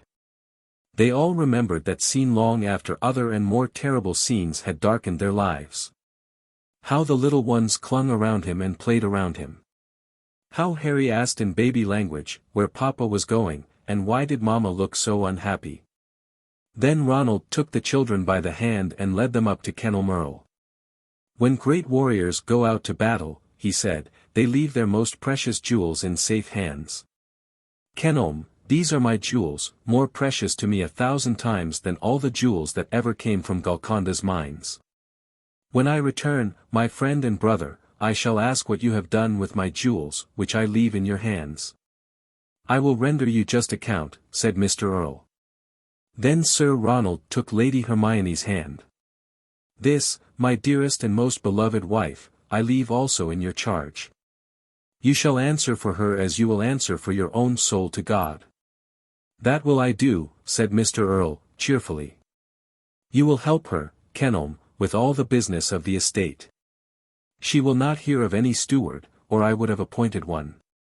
Stand between her and all trouble, Kenelm. I will, he replied, cheerfully. Until the last moment of his life, Ronald remembered parting with Lady Hermione. How, when the final moment came, her womanly tenderness overcame everything else and she said such words to him as he never forgot. For the first time she told him how deeply, how truly, how passionately she loved him, for the first time he saw and understood the adoration she lavished upon him, and then, with those words still ringing in his ears, he kissed her lips. The next moment he was gone and Lady Alden lay in the long grass, sobbing alone. Chapter 34. The Towers. The Towers, Kenelm's inheritance, was a large estate. Perhaps the prettiest and most picturesque part of it was that called Dower House, a large, open, healthy, airy house, standing by itself, close to the home woods. The Dower House had been, in former generations, a retreat for the widowed ladies of the family, but of late there had been no widows, and the place had gone somewhat to decay. It was quite isolated. There was no other dwelling near it, no cheerful path led to a highway, no neighboring chimneys peeped from between the trees. It was isolated, solitary, secluded, the very spot where one might live and die unseen and unknown. Kenelm Earl had more than once looked at the large closed, solitary place, and thought how sad it was that it should go to decay. There were no widowed ladies Earl to seek refuge there now, and the really good, substantial property was rapidly going to ruin. Owing to the size of his estate, and his own peculiar ideas, Kenelm had always employed a land agent, a gentleman of intelligence and shrewdness, who made the Towers one of the best-paying estates in the country. If Mr. Gordon had any fault to find with his employer, it was for the little interest he took in anything. "I do not believe he would care," said Mr. Gordon one day, "if we found a gold mine on the property. He would raise his eyebrows 1/4 of an inch and say, 'Indeed.' As for being pleased or excited over it, nothing of the kind." To Mr. Gordon, a man who did not care for money was simply a blot on creation. "I have sometimes been so successful," he would say, in different works on the estate, "that Mr. Earl has found himself £1,000 the richer for it. But he never cared, he never seemed pleased. If, as has seldom happened, we have been unsuccessful, and have lost, it was just the same." But Mr. Gordon, like the sensible man that he was, had suggested one thing: it was the letting of the Dower House. "I know you dislike the idea of strangers about the property," he said, "but it seems to me a sin to let such a beautiful place as that go to ruin." Mr. Earl smiled the melancholy smile that was so habitual with him. "Go and live there yourself," he replied, and Mr. Gordon gravely assured him that if he were not married there was no place he would prefer to it. Mrs. Gordon likes life.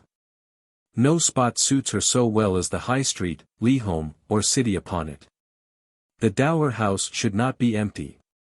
"But, Mr. Earl, let me find a tenant for it." "It must be a tenant who does not bore me," said Kenelm, indifferently, and he thought no more of the matter, until one morning he received a letter signed J. Peyton, evidently written by a lady. That letter interested him strangely.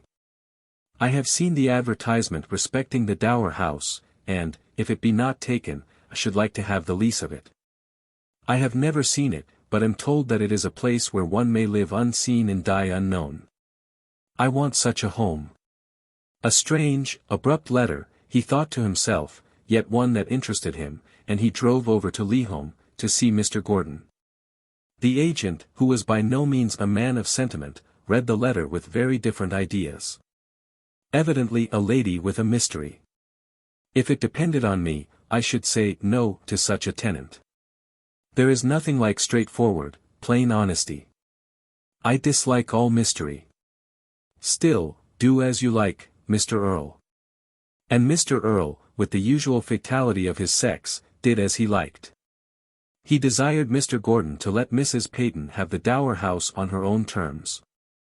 "You only want to save the property," he said, "you do not want to make ever so much money out of it." But Mr. Gordon, although he listened with respect, did as he liked. He had an interview with a lady who represented Mrs. Peyton, and from her demanded what he thought a reasonable rent. It was most cheerfully agreed upon. "Money is not of much consequence to Mrs. Peyton," said the grey-haired lady. "The only thing she cares for is peace and solitude." The agent smiled to himself, thinking how wonderful it was that landlord and tenant should have such very similar opinions. The Dower House was put into repair, and Mr. Earl, speaking of it one day, asked, "Did the lady call upon Gordon? What was she like?" "Very sensible, elderly and grey-haired," he replied. But it did not occur to him to mention that this was not the veritable tenant, only her representative. Mr. Earl heard when they arrived, and then, after the usual comfortable manner of his sex, thought no more of them. One May morning, shortly after Sir Ronald Alden had left home, Kenelm received a letter. He recognized the handwriting as that of his tenant, Mrs. Peyton. It was a letter any tenant might have addressed to a landlord, simply asking permission to have a large bay window thrown out of the drawing-room. Of course, he said to himself, she may have bay windows all over the house, if she likes, and his consent was so heartily given in his own mind he neglected to write and assure her of it. Thereupon came a second letter, and Kenelm's heart reproached him. "She will think I have neglected her," he said, "and I had no such thought. I must go over, I suppose, and apologize." He went. The wind was blowing from the pine woods, the lilac and laburnum were all in flower, the mavis was singing in the trees, all nature was gay and smiling. His heart went back, with a dreary, discontented sigh to the thought of Clarisse in her grave, shut out forever from all the fair loveliness of earth and sky. The grounds about the dower house were very pleasant. He thought to himself as he walked through them that one might be very happy there. He was shown into a cool, shady, fragrant parlor, where the vases were filled with great boughs of laburnums and plumes of lilac. There an elderly lady was seated, who rose at his approach, and bowed to him. "Mrs. Peyton, I believe," he said. She looked in his face with a frank smile. "Oh, no," she replied. "I am Mrs. Peyton's representative. I know of no better word." He smiled, too, at her frank simplicity. "I have the honor to be Mrs. Peyton's landlord," he continued, "and she wrote to me respecting a bay window she wished to add to the drawing-room." Again she glanced at him with the kindliest smile. "And I hope, Mr. Earl," she said, "you are going to be good-natured and let her have it. When one looks at nothing but trees and flowers it is hardly possible to have enough of them. Mrs. Peyton may alter every window in the house if she chooses," he said, earnestly. "I have but one hope, and that is that she will make the dower house comfortable for herself." "That is kind, for the chances are that she will never leave it," said Miss Hanson, with a deep-drawn sigh, and then there fell upon them a most uncomfortable silence. Mr. Earl was the first to break it. "Is Mrs. Peyton an invalid?" he asked. "No, oh, no. I do not know that she has ever had a day's ill health." "Then, if she pleases, I will see her," he continued, and Miss Hanson looked at him quite aghast. "See Mrs. Peyton," she repeated. "She never sees any one, Mr. Earl. I live with her to save her from that kind of thing. If you are going to be very kind over the windows, could you not transact the business with me?" But a sudden determination had come over Mr. Earl. He would see the mysterious tenant who cared for nothing but trees and flowers. He looked at Miss Hanson with a good-natured smile. "I think," he said, "that I shall prefer seeing the lady herself." He was amused at the smile that brightened the honest, fearless eyes looking at him. "I am sure if you ask I shall not be denied." "Well, I will ask, but if you do obtain an interview it will be the first granted to either stranger or friend." And the little lady rolled up her knitting and walked slowly out of the room. Chapter 35. A Mysterious Lady. Miss Hanson was some time absent, and Kenelm Earl awaited her return in grim silence. He did not, as some men would have done, amuse himself by looking around the room, seeking to guess the character of its occupants, as was usual with him. He forgot everything except Clarisse, whom he had loved and lost. "I have been a long time, Mr. Earl," said the cheerful voice of Miss Hanson. Mrs. Peyton was out in the grounds. "I shall soon believe there is magic in your name, for Mrs. Peyton is willing to see you." Evidently the little lady was startled. "Will you follow me," she said, "to the morning room? We found so many rooms at the dower house that we have been puzzled how to name them." He followed her to a large, bright, cheerful room, a room that seemed, at first sight, somewhat crowded with pictures and statues. His eyes were dazzled at first, for the sunbeams were very bright. Then, as he grew accustomed to the light, he saw before him the tall, stately figure of a lady, dressed in deepest mourning. He was so completely unprepared for her wonderful beauty that he looked at her for a few minutes, quite unable to speak. Then his face flushed at his own awkwardness. "I must apologize," he said. "I was under the impression that Mrs. Peyton was an elderly lady. You will think me very ill-bred, very stupid." Perhaps she had known the force of her own beauty in happier days, for a sad smile half rippled over her lips, then died away. "I may plead guilty to the same mistake," she said. "I thought Mr. Earl very much my senior." "So I am," he replied. You are very kind to give yourself the trouble of calling upon me, she continued.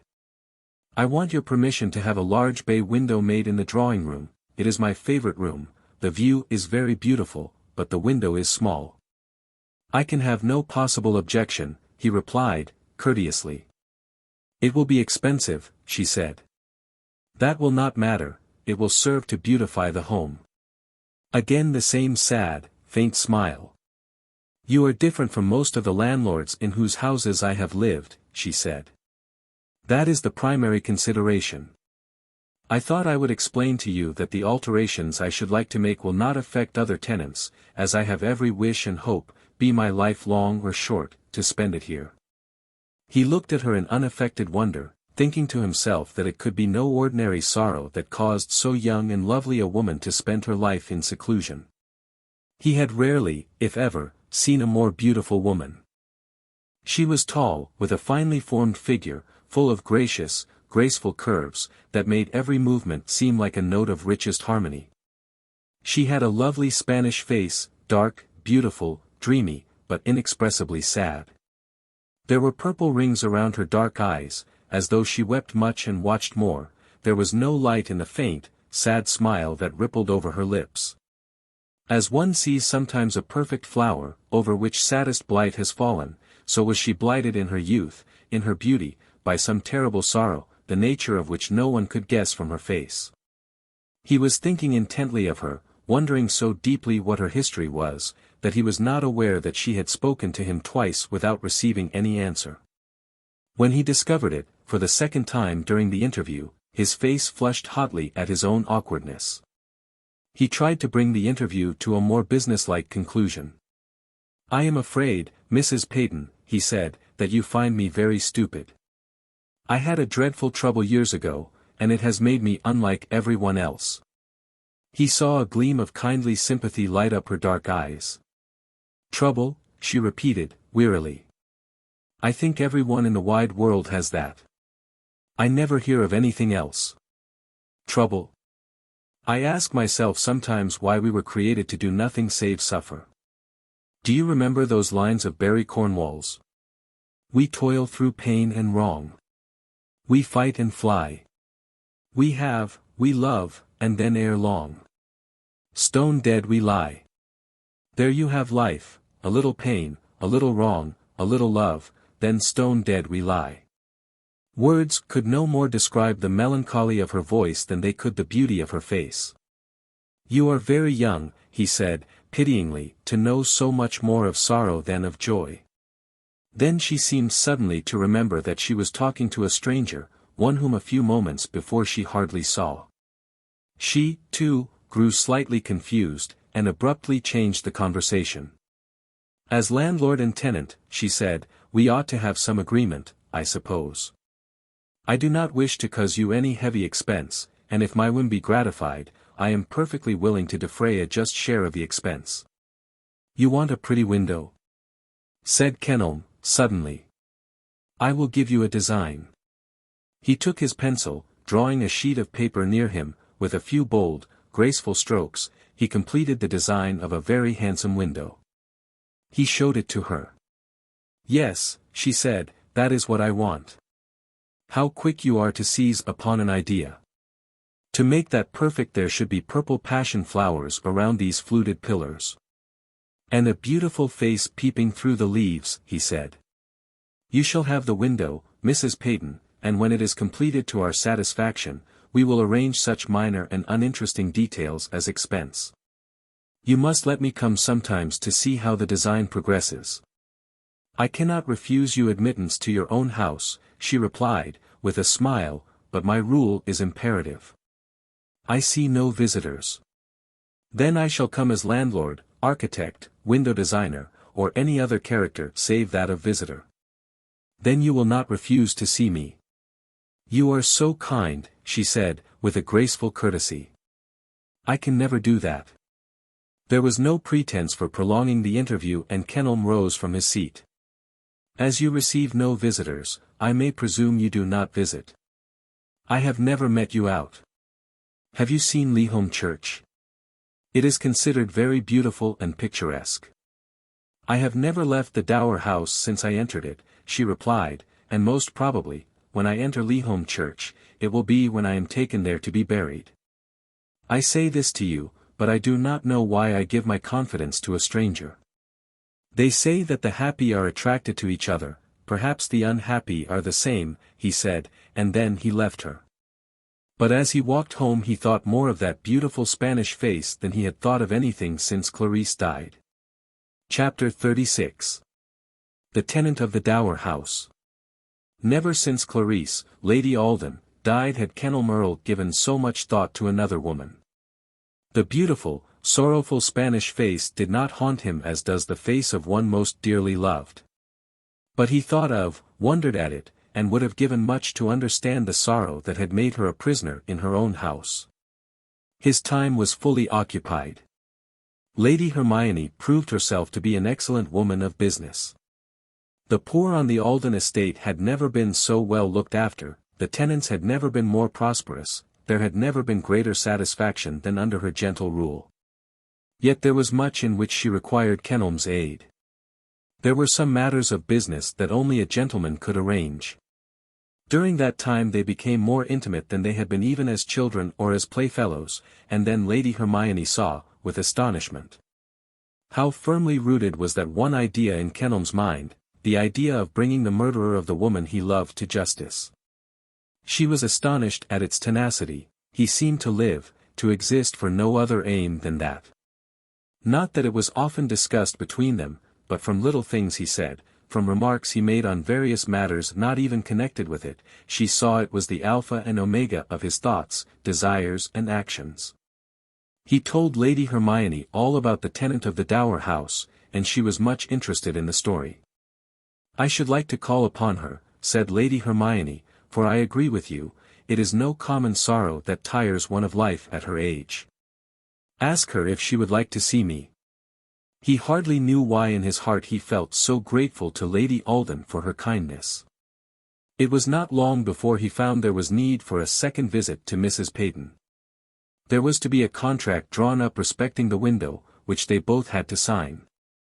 Then he mentioned Lady Alden's desire to know and be of service to her, but, to his surprise, the beautiful Spanish face flushed deeply, the proud, sweet lips quivered, and Mrs. Peyton turned quickly away from him.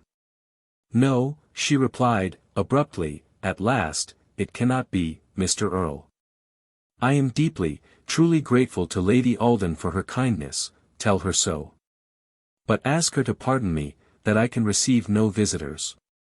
That, being innocent, I must yet live as though I were guilty, that, being free from guilt, I must pay the price of sin. I cannot see her." He wondered at her agitation, at the emotion that softened her face and made it so wondrously fair. What has this woman done, he wondered to himself. What is her story? She seemed annoyed at having been betrayed into showing such agitation. She took up the agreement he had brought and read it through, but he saw that her hands trembled so violently she could with difficulty hold the paper. "What quaint names we both have, Mr. Earl," she said, as she took up the pen to sign the paper. "Mine is Juliet." "A beautiful name," he replied, "one of Shakespeare's sweetest and most gentle heroines. The very sound of it is to me like a strain of music." "It has been so travestied," she interrupted, "it seems to me that the name Juliet instantly brings to mind a love-sick girl." He laughed. "At least," he said, "that could never apply to you." There was the faintest ripple of a smile on her face. "No. A cold, hard name would have suited me best," she said. "Yet I have had a cruel love and a cruel awakening." He saw that she was speaking to herself, rather than to him. "You have a strange, old-world name," she said. "I see it here, Kenelm. It is one that has been in use in your family for generations back, I suppose." He was struck by the musical way in which she pronounced it. There was a pretty, piquant, foreign accent about her English that was very charming. "Pardon me," he said, abruptly, "are you an English lady?" Again the hot flush rippled over her face, disturbing its pale quiet, as a warm sunbeam disturbs a deep-sleeping lake, flushing it into greater beauty in warmer life. "I am not English," she replied. I wish I were.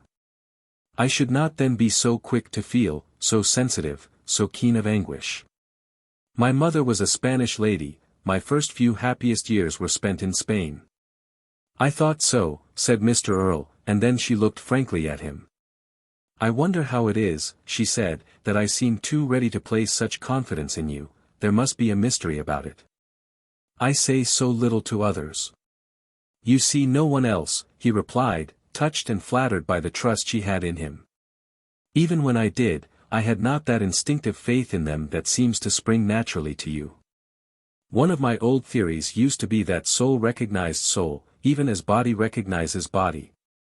Why do you call it an old theory? He asked. To me, it seems a very feasible one. Because I trusted to it once too often, once the eyes of soul saw falsely. That happens to most of us, he said, for she had paused abruptly. To none so cruelly as to me. You talked to me the other day about a passion flower. Do you know, I might take the passion flower as an emblem of my life. No other expresses it half so well. Her dark eyes were filled with indignant tears. She looked a very Niobe as she stood before him with clasped hands and quivering lips. I have read all the cant of the day, she continued, passionately, about woman's rights, and my soul has risen in hot rebellion against it. I want no voice in Parliament. I never care to see women aping the dress, the manners, the habits of men. But, oh! For the time when women shall meet with justice, with fair play, with protection, instead of tyranny. I should like to ask the wise and honored of the land when that time is coming. Her sudden, passionate vehemence carried him away. Fire from a rock or stone could not have astounded him more than this vehemence from a woman whom he had always looked upon as colder than frost or snow. The mission of women should be to protect women, he said. She laughed scornfully. It should be, but what is the reality? Oppression where it is possible, tyranny where it is feasible, ill-treatment, unkindness everywhere. No, not everywhere, he interrupted. Now you are unjust, Mrs. Peyton. There are men in whom the true spirit of chivalry yet lives. There are men who would die for a woman's smile, I would have done it myself. There are men who ask from God no higher, nobler mission than to make the woman they love happy. Do you not believe this? The fire in her dark eyes was dimmed by a rain of tears. I can believe it of you, she said, but not of many. I have been the victim of the oppression and injustice of men, you know nothing of it. Some time, later on, when you know my story, you will not wonder that I am so sadly in earnest. The cruelty of one man has overshadowed my life, there are many who have been wronged as much as I have been. Then she became her own cold self again, half seeming to repent of the confidence she had placed in him. He understood, when those moods came over her, that it was useless to remain or try to win her further confidence. The day came when, walking by her side through the large gardens of the Dower House, he told her the story of his murdered love. She was strangely interested. And you live but to avenge her, she said. That is my one object in life, he replied. And when you have done that, she continued. I care not, he interrupted. Perhaps you can understand the love that fills a man's whole heart, that burns his whole soul, that destroys all else in him. Such a love as that was mine for the beautiful girl a murderer's hand laid in an early grave. You are a hero, she said, one of the heroes of old come back again.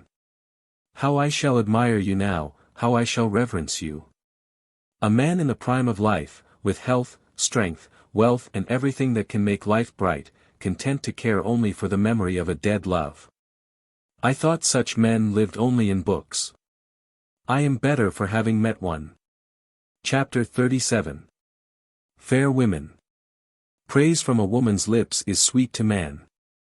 As a matter of course, when this incense is offered they look superior and pretend that it is not needful, yet it is none the less agreeable. Kenelm Earl had never known how sweet it was. The only woman he had ever loved, Clarice, had not returned his affection, and had never, perhaps, in the whole course of her life uttered one word of praise or homage to him. So that it was pleasant to him to remember how the beautiful Spanish face had glowed with warmest admiration, how the dark eyes had grown brighter as she had called him a hero. Of course it was all nonsense, nothing but woman's nonsense, this exaggerated manner of looking at everything, yet it was undeniably pleasant to remember. It did not prevent him from looking forward with something of delight to his next visit to the Dower House. He was not in love with Mrs. Peyton, he whose heart lay in Clarissa's grave. He was not in love with her, but he found the companionship of a beautiful and intellectual woman very sweet. The windows formed a very agreeable pretext for constant visiting. They were very handsome, they were his own design, and he liked to watch the progress made in the work. She said no more about herself. She did not offer, as she had once suggested, to tell him her story. She seemed to have forgotten the half-violent moods, the strange impulses that had led her to say so much to him. She talked no more of the injustice done to women, of the tyranny of men. A calm, sweet, tranquil content was coming over her. He looked at her one day as she stood under the rich, rippling foliage of the lime trees, a golden light falling on her dark, queenly head and beautiful face. It was a moment when she had seemingly forgotten all that made her life dreary. She was watching a bird feed its little ones, and the smile on her face was open and frank as that of a child. "She cannot be more than 20, said Kenelm Earl to himself. There is not the faintest trace of a line on her brow, and her lips are parted just as are the lips of a child.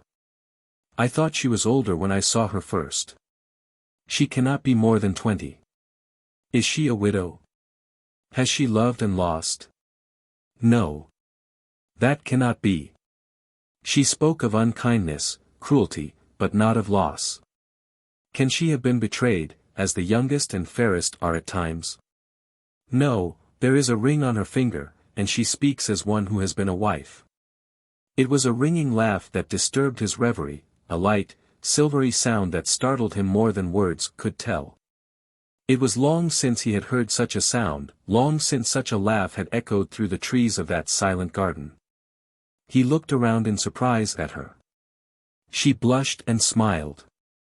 "I thought I had forgotten how to laugh," she said. "I am quite as much surprised at myself as you can be at me." "What was it amused you?" he asked, quietly. And she showed him the nest with the live little birds in it. All the little mouths were open at once, she said, and the poor mother seemed so anxious to fill them. "I had not seen such a pretty sight for years." He smiled, too, but it was rather at her childish delight than at anything else, but as he rode home his thoughts lingered with her. What can have happened, he wondered. Who can have been unkind to a creature so loving, so beautiful, so tender? That same day he rode over to Aldenmuir. The contrast between these two fair women always amused and pleased him. Lady Hermione, so sweet, so wise, so womanly, her fair Saxon loveliness so full of calm and serenity, lofty, polished and graceful. Juliet Peyton, with her dark, glowing beauty all afire, suppressed passion, genius, poetry, all made subservient to the one thing for which she cared most, the charm of solitude.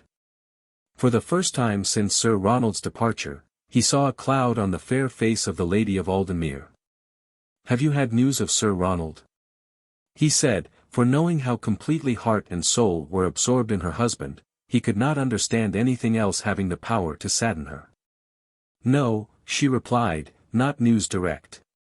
There was a long article in the Saturday about the expedition, saying it was very probable if they did all they intended and hoped to do they would not return for another year and a half yet.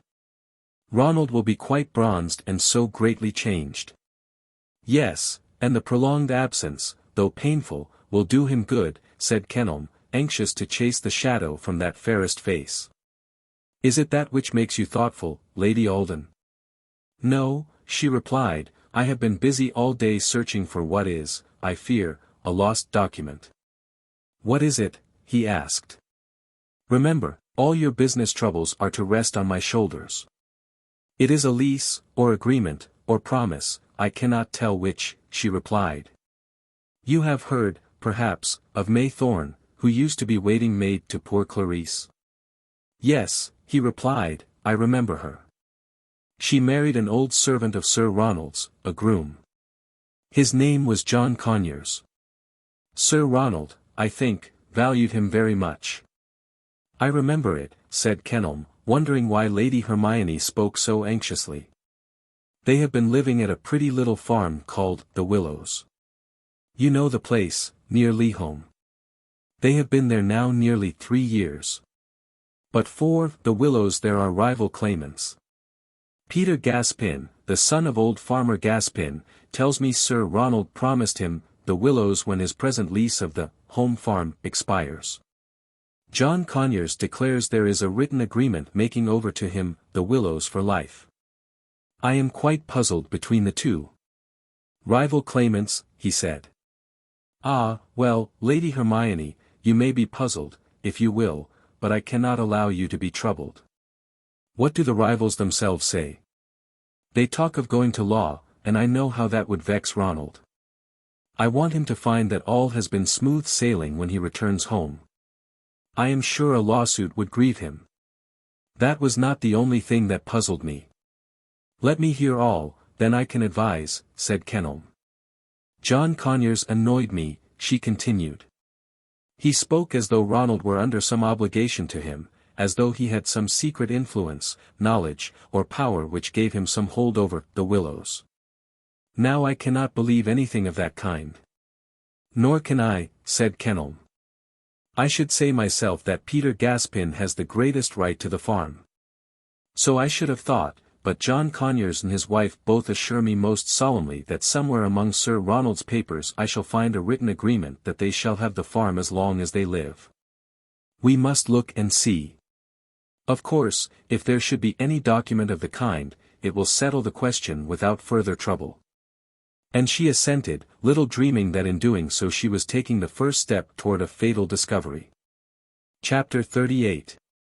The Dower House watched. Mr. Girton, Kenelm Earl's steward, land agent and general manager, smiled to himself to think how his patron and employer was gradually falling into a snare. He will marry the widow as sure as fate, he thought to himself, and we shall have something like old times at the Towers. Mourning all his life for a dead woman who did not care for him is too ridiculous. Often when business required his presence at the Dower House, Mr. Girton would plead most pressing engagements, and ask Kenelm to go in his place, then smile to himself as though he had done something very clever, for which he ought to be rewarded. He had all a business man's contempt for sentiment and romance. He could understand marrying a handsome woman with a suitable fortune, who would be likely to do honor to the name she bore, but he could not understand wasting a life in lamenting and mourning over a dead love. Kenelm fell very unconsciously into the plot. Whenever Mr. Girton asked him to go either to arrange one thing or another, he went. He went, too, very often when no business called him, for the purpose of talking to Mrs. Peyton. One thing always amused him, Miss Hanson always received him with such a welcome, and with such a beaming, kindly smile. I am so glad to see you, Mr. Earl. Dear me! How pleasant a little sociability is. I wish my dear young lady could see a little more of the world, she is so completely alone. Kenelm had a shrewd suspicion that if he chose to ask the bright-eyed little spinster any question, he could hear all she knew of the other lady's history. There were times when Miss Hanson seemed about to confide in him, but he shrank with the delicacy of a true gentleman from knowing anything of her history until she chose to confide in him herself. It was not long before he knew more. One day while reading that fashionable and veracious paper, the Daily Intelligencer, he saw a paragraph that struck him. We are informed, said that most edifying of journals, that the young and beautiful Lady P., whose trial lately caused so great a sensation in the fashionable world, has sought and found refuge in one of the most picturesque parts of the county of B. Kenelm Earl smiled to himself, thinking how contemptible was the custom of seeking out every detail of the life of a woman, supposed to be public property because she had been forced to appear before the public. He remembered Lady P.'s trial. It had been the great sensation of the day. People had gloated over it, every detail of her life had been greedily devoured. Every word she had spoken had been reported, the details of her appearance, her dress, her behavior during the trial had almost made the fortune of the daily papers. He had read but little of it, though he could not avoid hearing it continually spoken of. He had even laid the papers down in deep disgust, thinking to himself that they would not be worth the reading until all that nonsense was over. That even he himself would be ever so distantly connected with it did not occur to him. He was going one bright May morning with some choice flowers to the dower house, and when he came to the field he saw a strange man sitting where he could command a full view of the entrance. The man raised his head as Kenelm Earl passed him. He gave one keen glance into the handsome, patrician face, then turned aside. Mr. Earl thought nothing of it, any casual stranger might have been sitting there. He would never have remembered the occurrence, but when he came somewhat quickly from the house he saw the same man hurrying quickly away. And that happened not once, but several times. It was not always the same man, but, strange to say, whenever he went to the dower house there was always one of these suspicious strangers about. Once when he was walking by Mrs. Peyton's side in the pretty rose garden, he felt sure that among the trees in the shrubbery he saw a dark face peering. He gave a little cry, jumped over the hedge and was just in time to see a man hastening away through the woods. He would have followed, but a low cry from Mrs. Peyton called him back. In one moment he was by her side. "What is it?" she asked. "What made you run away so?" "I saw someone watching us from behind those trees," he replied. "Watching us," she repeated, and then, to his surprise, he saw her face grow deadly pale, and a light not pleasant to see flashed from her dark eyes. "Watching us," she repeated. "Oh, my God! Has my foe followed me even here? Has my enemy found me out? I thought no one knew." She had clasped her hands and stood in the midst of the garden path, like one who is despairing and distraught. Her wild appearance startled him.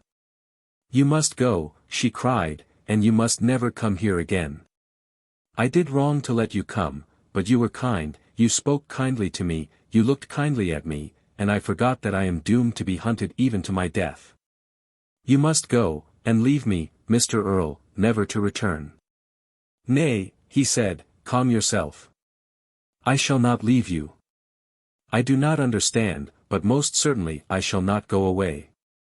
I will tell you, Mrs. Peyton, what I will do: follow that man, whoever he was, and thrash him within an inch of his life. I am quite willing to do that, but nothing else." She wrung her hands, with a cry of pain he never forgot. "You do not understand," she repeated, "and I forgot. I have only remembered that you were kind to me, and it was a pleasure to see you. My doom is on me, Mr. Earl, and you cannot save me but by going away and never coming near me again. I should think myself unworthy of the name of man to leave any woman in such distress," he said. "I refuse to leave you, I refuse to go away, unless, indeed, it be your own personal wish." "No, it is not that," she replied. "I should have been more prudent, but I did not think, I believed myself so safe here." "You are safe," he repeated, indignantly. "No, I shall know no safety, no peace, no rest, until I am in my grave," she said, mournfully. "My doom is on me, I cannot evade it." "Mrs. Peyton," said Kenelm, "I am not what the world calls a lady's man, but will you trust me? Will you tell me your story, and let me see if I can find some means of helping you?" She looked at him long and mournfully, her dark eyes grew soft and tender, her beautiful lips quivered. "No, I will not tell you," she replied, sadly, "not because I cannot trust you, but because I will not bring you into conflict with a coward and villain." "I am equal to it," he said. "Yes, you are a hero, but you shall risk nothing for me, neither character, peace nor life." "I would risk all for you, Mrs. Peyton." She had ceased to tremble, and stood before him in all the dignity of despair. Her voice was like the saddest, sweetest music of an Aeolian harp. She held out her hand with a gesture of farewell. "No," she said, "the temptation is strong. I have never had a strong arm to lean on, or a strong heart to trust.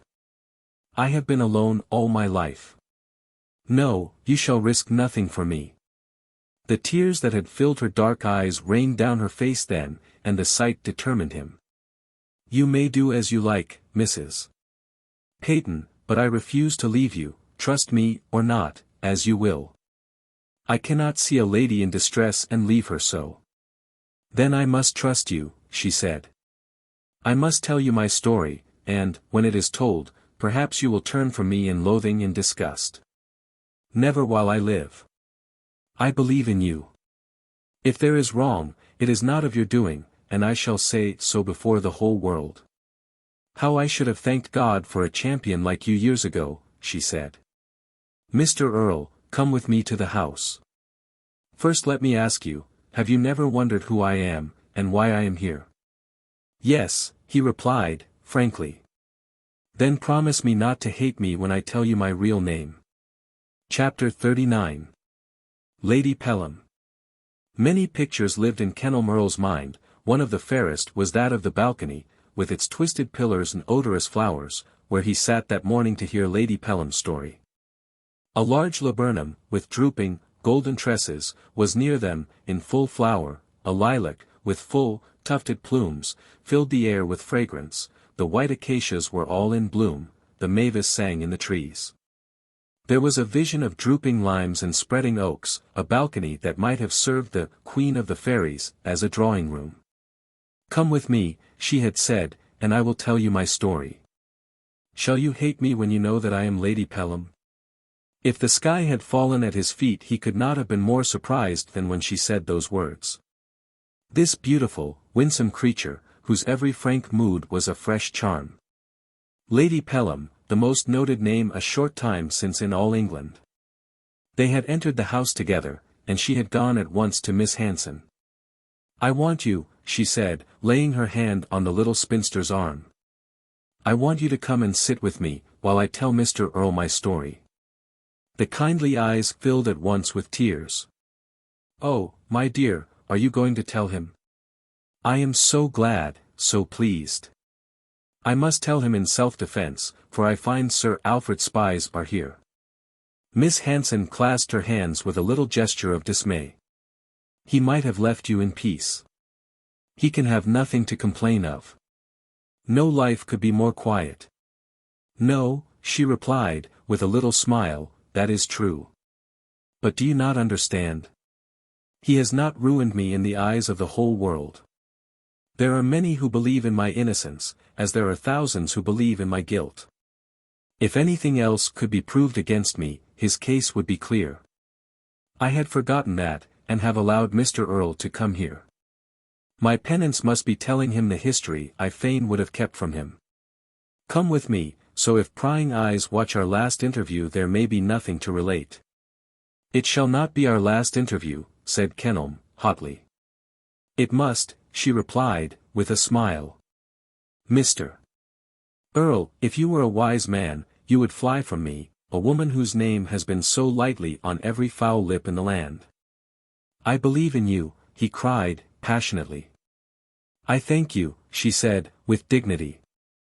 "I thank God also that one loyal English gentleman has been found to stand by me in the hour of need," and then she led the way to the balcony, Kenelm and Miss Hanson following her.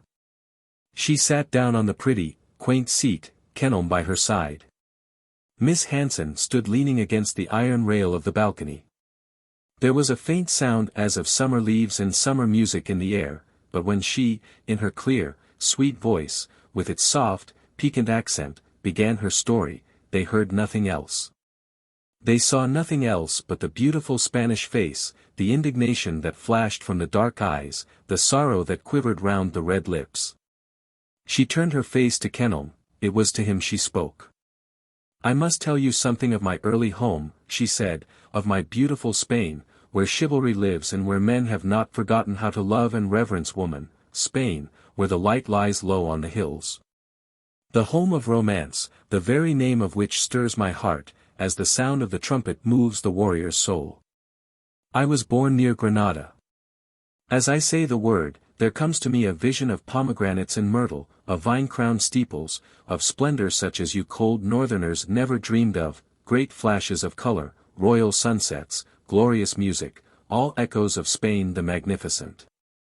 My mother was a Spanish lady of high descent, her name, Inés de Borga, but while she was young her father, one of the proudest grandees in Spain, lost the whole of his fortune and died of despair.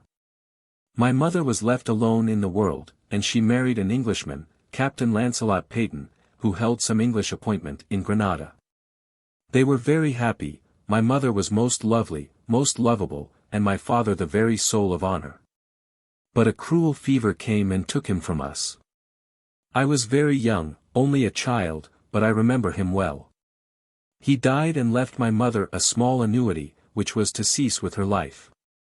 So we lived alone in a pretty little Moorish villa, near Granada. Never were mother and daughter so happy, she was like my elder sister. She taught me our own grand, musical tongue, she taught me my father's language, pure Saxon English, she taught me French and Italian. She was never so happy as when sharing the stores of her rich fancy and genius with me. She made me an excellent musician and a good linguist, but that was not all.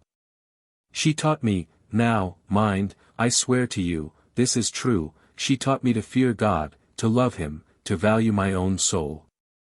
She taught me that purity was the highest and noblest attribute of woman, that honor far outshone nobility.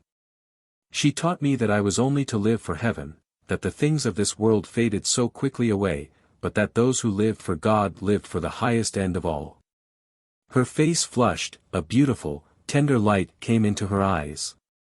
I swear she taught me this, that she used to hold me in her arms, and clasp my hands while she made me say my little prayer to Jesus meek and mild, while she told me the grand old Bible stories. And stories that to me were even sweeter of the God who became a man. She taught me to begin and end each day with a prayer. She did her best in her sweet, wise, gentle way to make me good. Dare anyone say that a child so trained was spoiled, as was said of me? Dare anyone accuse my mother of corrupting me? My mother, who was an angel, and who smiles now among the angels of God. Then my enemies triumphed over me, they said Spain was the land of gallantry. They smiled false, devilish smiles and shrugged their shoulders as though they would say my mother was a Spaniard, therefore corrupt, that I was born of a Spanish mother, therefore I was corrupt, too. I dare say to you what it would be useless for me to say to others. I have never, in one single instance, gone against my mother's teaching.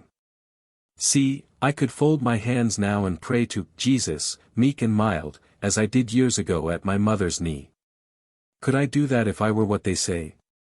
Would not God, for such hypocrisy, strike me dead? If my mother had lived, all would have been well with me, but she was never strong, and the wind that blows over Granada is not always healthy. I do not know why she died. I saw her fading day by day.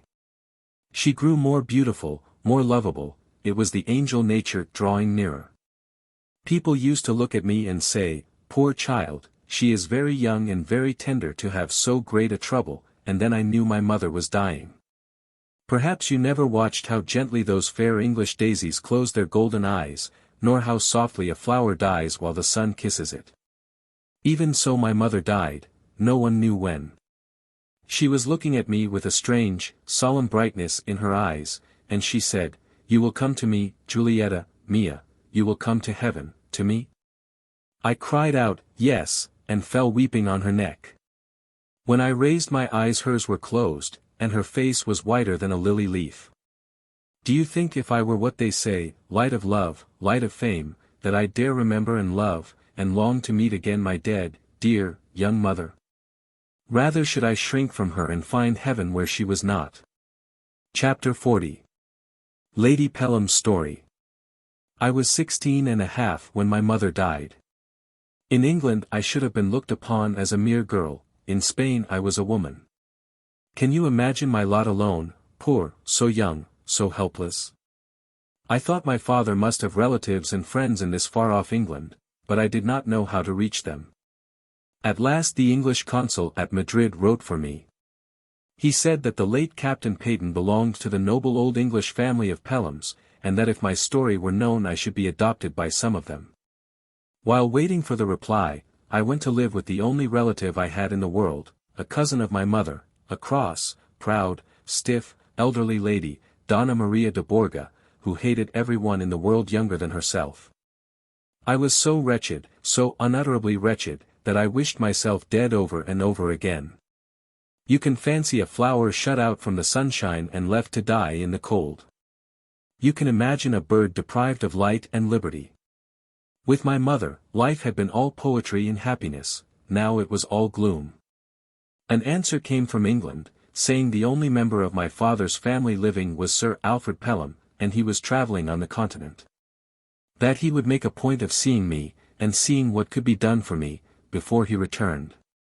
One day the sun was shining down on Granada, and the myrtles were all in bloom.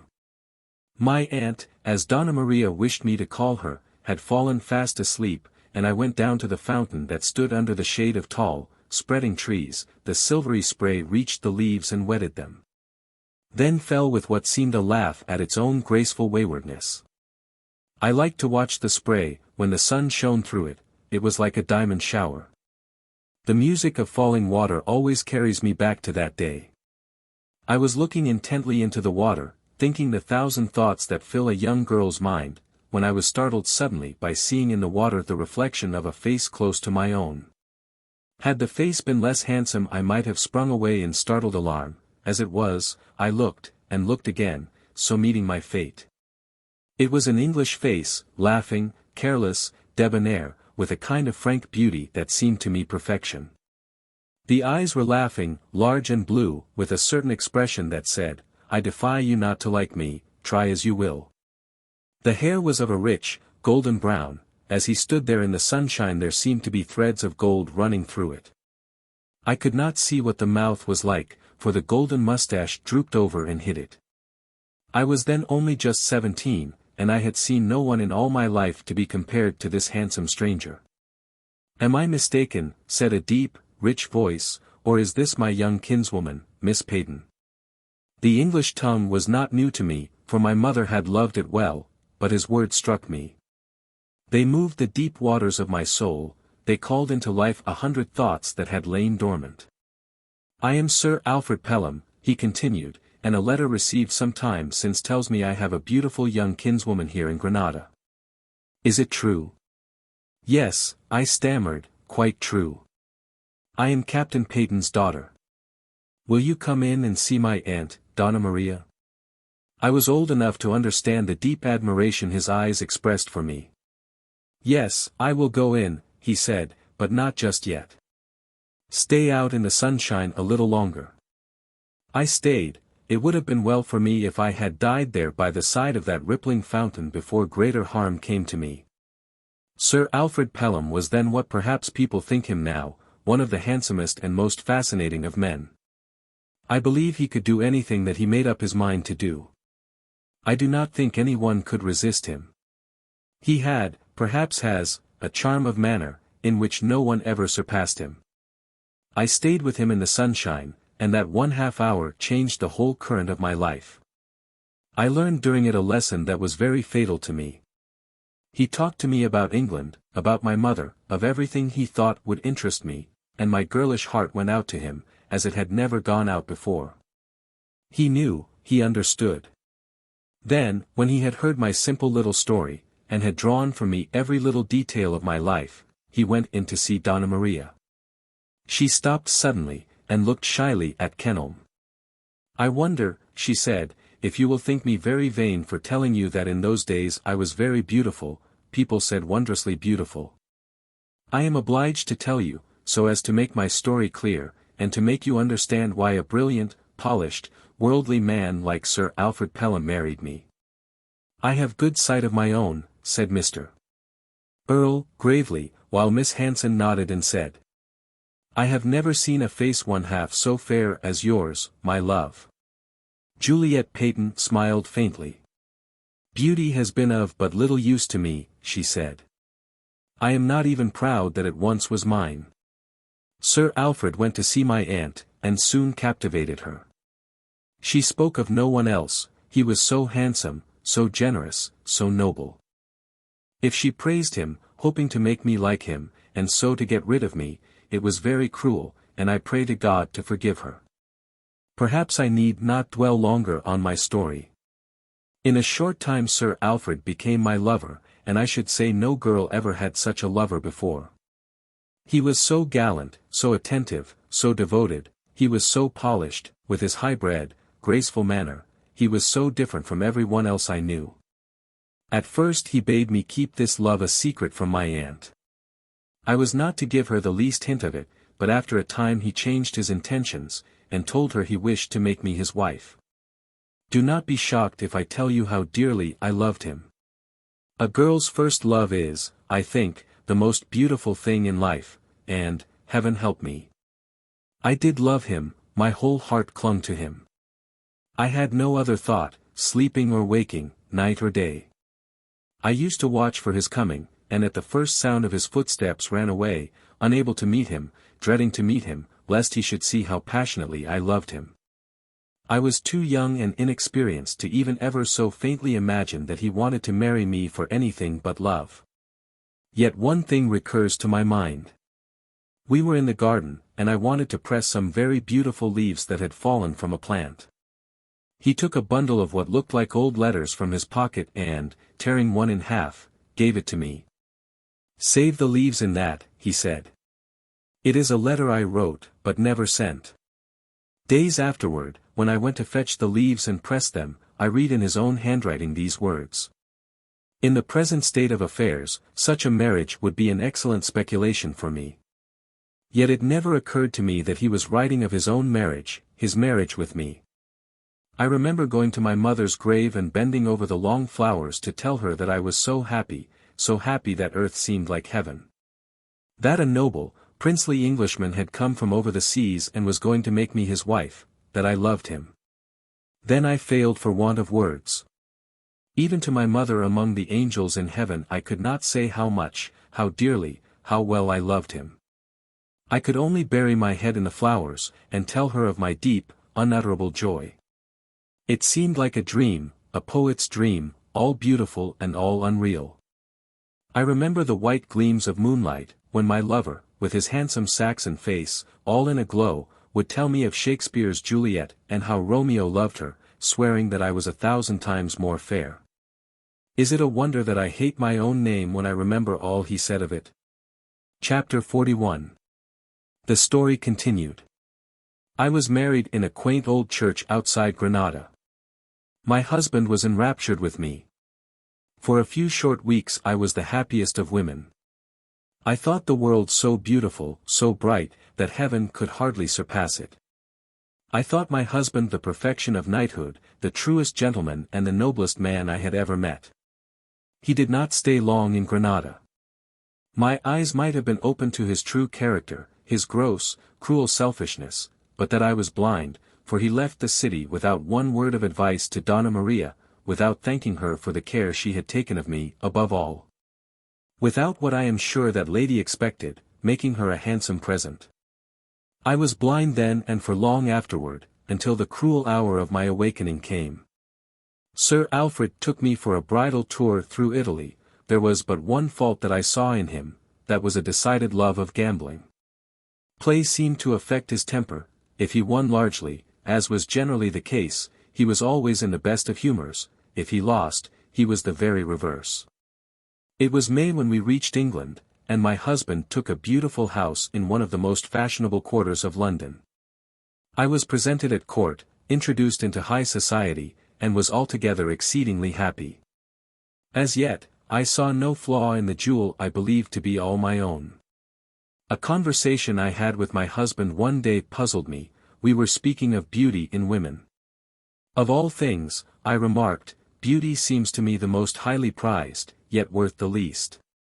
He smiled, and there was something so sarcastic, so cynical in the smile that I could not refrain from asking him of what he was thinking. He laughed aloud. The idea had just occurred to me, Juliet, that I would derive some benefit from your beauty.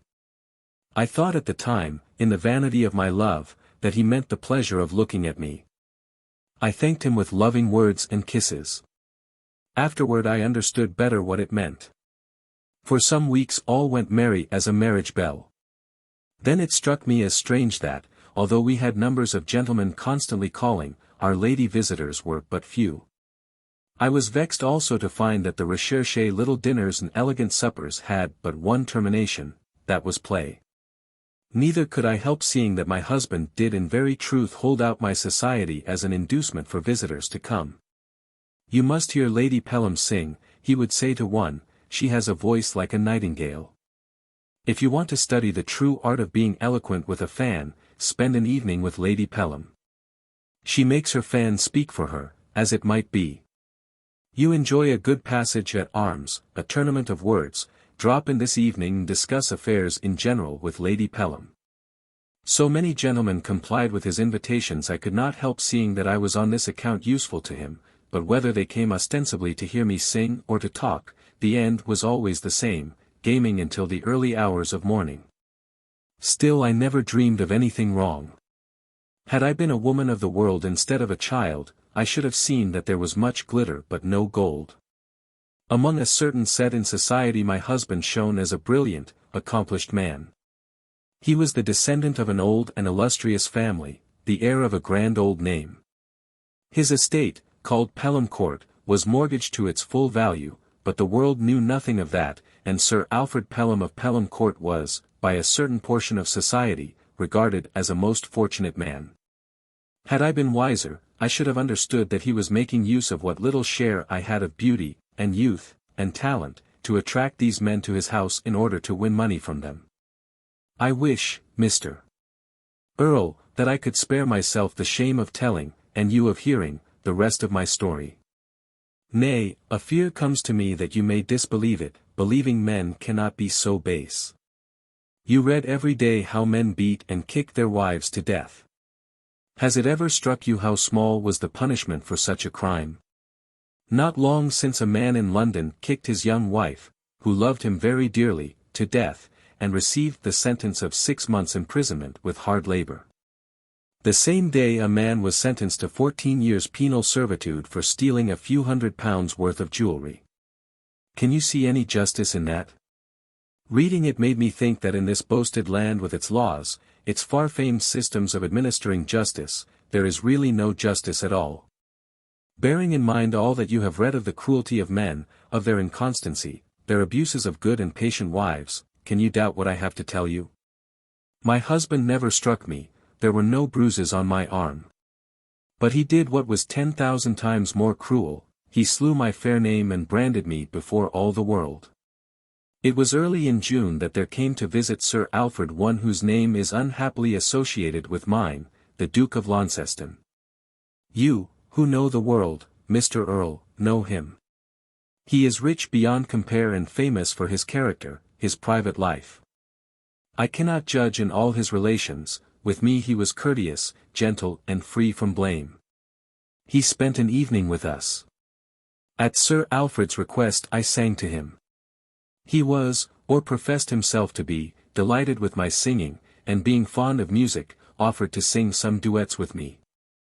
Looking back to that time I ask myself, did I like him? And my heart gives no answer. I was supremely indifferent to him, for I loved no one except my husband. I do not even remember that I felt more pleasure in seeing him than in seeing other people. I gave no thought to him. He came very often, and to my certain knowledge Sir Alfred won large sums of money from him.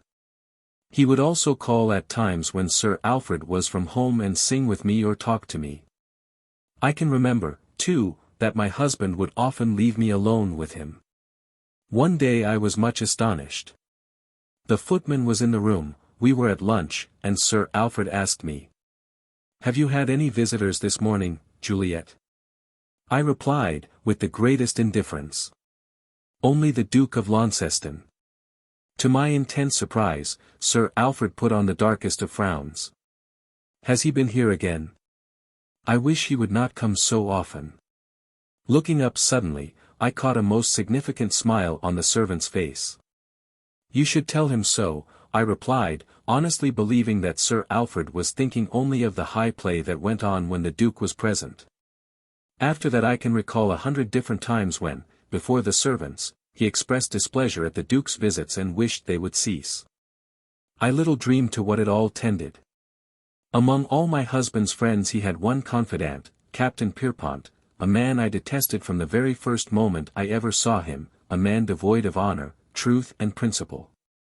One evening I chanced to overhear a conversation between Sir Alfred and this worthy. It was an evening in June, and I was on the balcony, enjoying the fragrance of the mignonette, when I heard their voices in the drawing-room. I was about to stay where I was when my attention was attracted by what they were saying. It was Captain Pierpont who began. "Where is your lady wife, Sir Alfred?" "My lady wife is out, I should imagine, I cannot find her." "I am glad of that, it is high time something or other was settled. I am getting anxious over these bills." "So am I, my worthy friend. In the language of the bard, I am up a tree. I have been hoping for some lucky coup, but fortune has been against me of late. You must fall back upon the original plan and make my lady useful." "Yes, that must be done. I shall never have a finer chance than now. Launceston is decidedly taken, and he is the wealthiest man I know. You must make your case a strong one, Sir Alfred. I have sufficient evidence now, singing together, constant visits during my absence, remonstrances that I have made even in the presence of my servants. I have an invaluable footman who has seen and knows things unutterable. The British public always sides with the injured husband." Then they both laughed heartily. You may imagine how simple I was when I tell you that I did not even understand what they were speaking of. "When shall you manage it?" asked Captain Pierpont. "We are going to the court next week, and he visits us there. Then I shall commence my operations." "What amount of damages shall you go in for?" "I shall ask 20,000 and get 5 or 10. Then we can pay those wretched bills and can have enough to float us once more." There was silence some minutes, then Captain Pierpont said. "It seems rather hard on her. If we could but manage it in any other way." "There is no other way. Sentimental pity will not help us. After all, what does it matter? Those kinds of things happen every day." "It seems like murder," said the captain, slowly. "Not at all," replied my husband, cheerfully. "If you read the papers you would see such things happen every day. But she is quite innocent." "Bah! Who is innocent? You are sentimental, and you will find that sentiment does not pay." "Well," said the other, rising, "I wish you success. I am at your service, remember, for anything you may require." They left the drawing-room together, and I sat silent among the mignonette and scarlet verbenas, not suspicious of any wrong, wondering what so strange a conversation might mean, yet never suspecting its true purport for one moment. "I declare to heaven," she continued, passionately, "that even the pain of telling you these things is so great I would almost die sooner than repeat them. Judge, then, whether I was guilty or not." Chapter 42. A Fiendish Accusation. "Once or twice after that," continued Lady Pelham, "I noticed a strange man following me. He was not a gentleman. Of that I was quite sure, neither did he appear to be paying any attention to me, yet I had a sure and instinctive idea that he was watching me. Once I had gone to walk in Kensington Gardens, a favourite resort of mine, and there, quite accidentally, I met the Duke of Launceston. He walked with me for perhaps 5 minutes, then bade me adieu. As soon as he left me I saw the strange man looking earnestly at us both. Another day, by the purest chance, I had gone into the park, and there the Duke of Launceston met me again.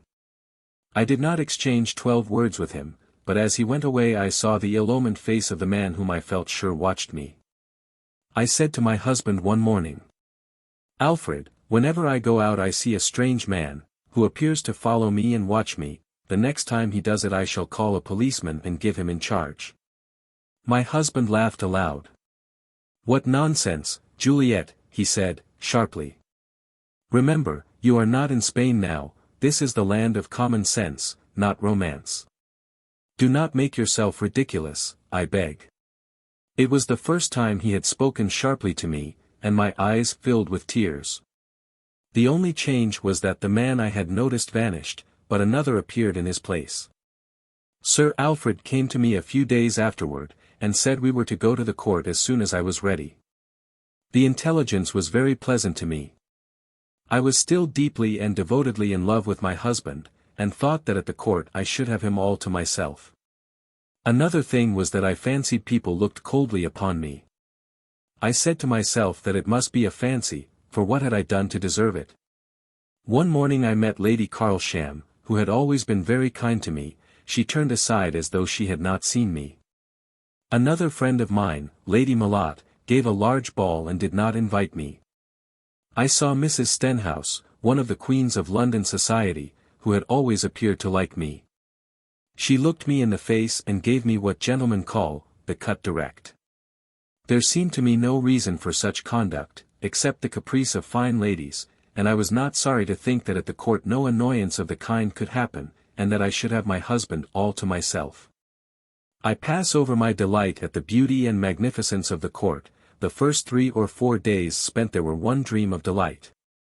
Then visitors came, gentlemen from London, among them the Duke of Launceston. How I hate the name! She cried, passionately, the name that has been so pitilessly, so cruelly, linked with mine. He came, and the tragedy of my life began. No child at its mother's knee was more innocent than I. The Duke was my guest, and I did my best to entertain him. If he asked me to sing, I sang. If he expressed a wish to see my flowers, I walked with him to the grounds. I played chess with him. I tried to learn billiards from him, and I appeal to every good and true wife who loves her husband if there was anything wrong in that. Once, when I was walking with the Duke down the high road that led past the woods to Turville, I saw from between the trees the face of the man who had watched me in London. I knew his name afterward, Johnson. I cried aloud in surprise, and he vanished. The Duke, in his matter-of-fact way, asked me what was wrong.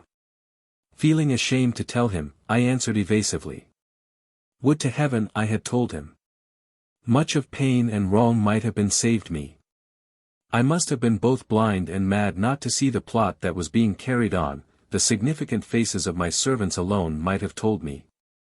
Whenever I found myself with the Duke, whether by accident or not, there was sure to come some interruption, some servant on a purposeless errand, who would look at me and go away.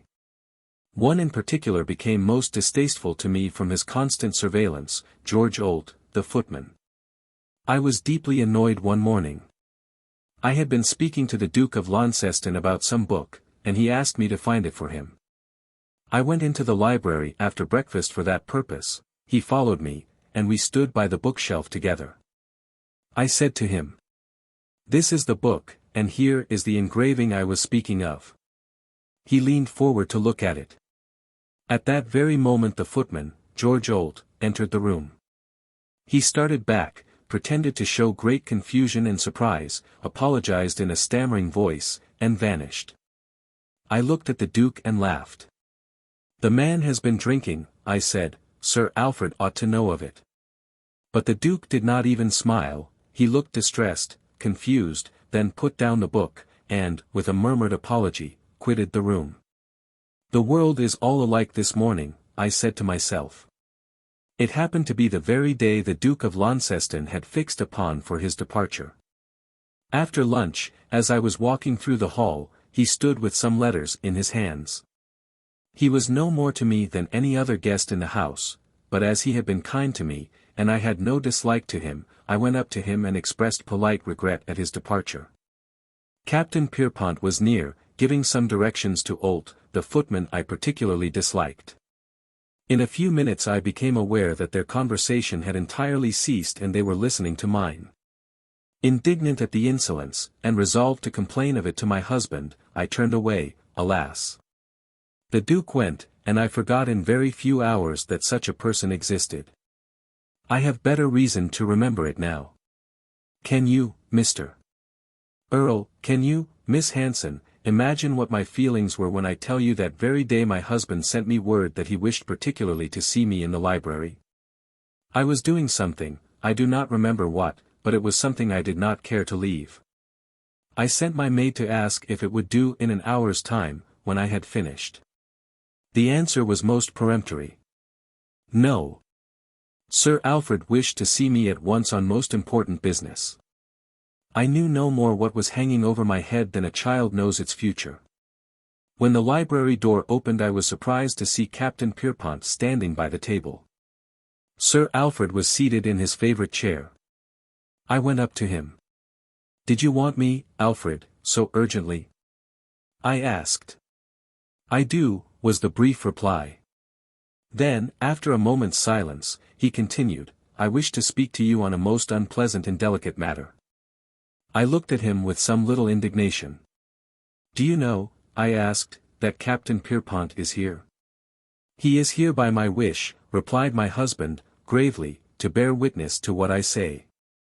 There was something so stern in his face, remember, I loved him then, that my eyes filled with tears and my heart beat with fear, yet spirit and pride were both aroused in me. "I object, Sir Alfred. If you have anything to say I am most willing to listen, but not in the presence of Captain Pierpont." "A very bad sign, a sure sign of guilt," said the captain to my husband. I turned to him haughtily. "Why do you, sir, stand here like a shadow between my husband and me?" "Madam," he replied, gravely, "I am a witness." I did not understand him in the least. My husband rose from his chair. "Juliet, there is no time for trifling. Captain Pierpont is my friend, I have asked him to remain here in order that there may be a witness to what I say and to your reply." "But, Alfred, what have I done?" "Oh, my husband, tell me, what have I done?" I tried to clasp his hand, but he would not allow me to touch him. "We will dispense with all sham, Juliet. You can carry on the farce of love and fidelity no longer. I am convinced, most unwillingly convinced, that the rumors I have so long refused to credit are true."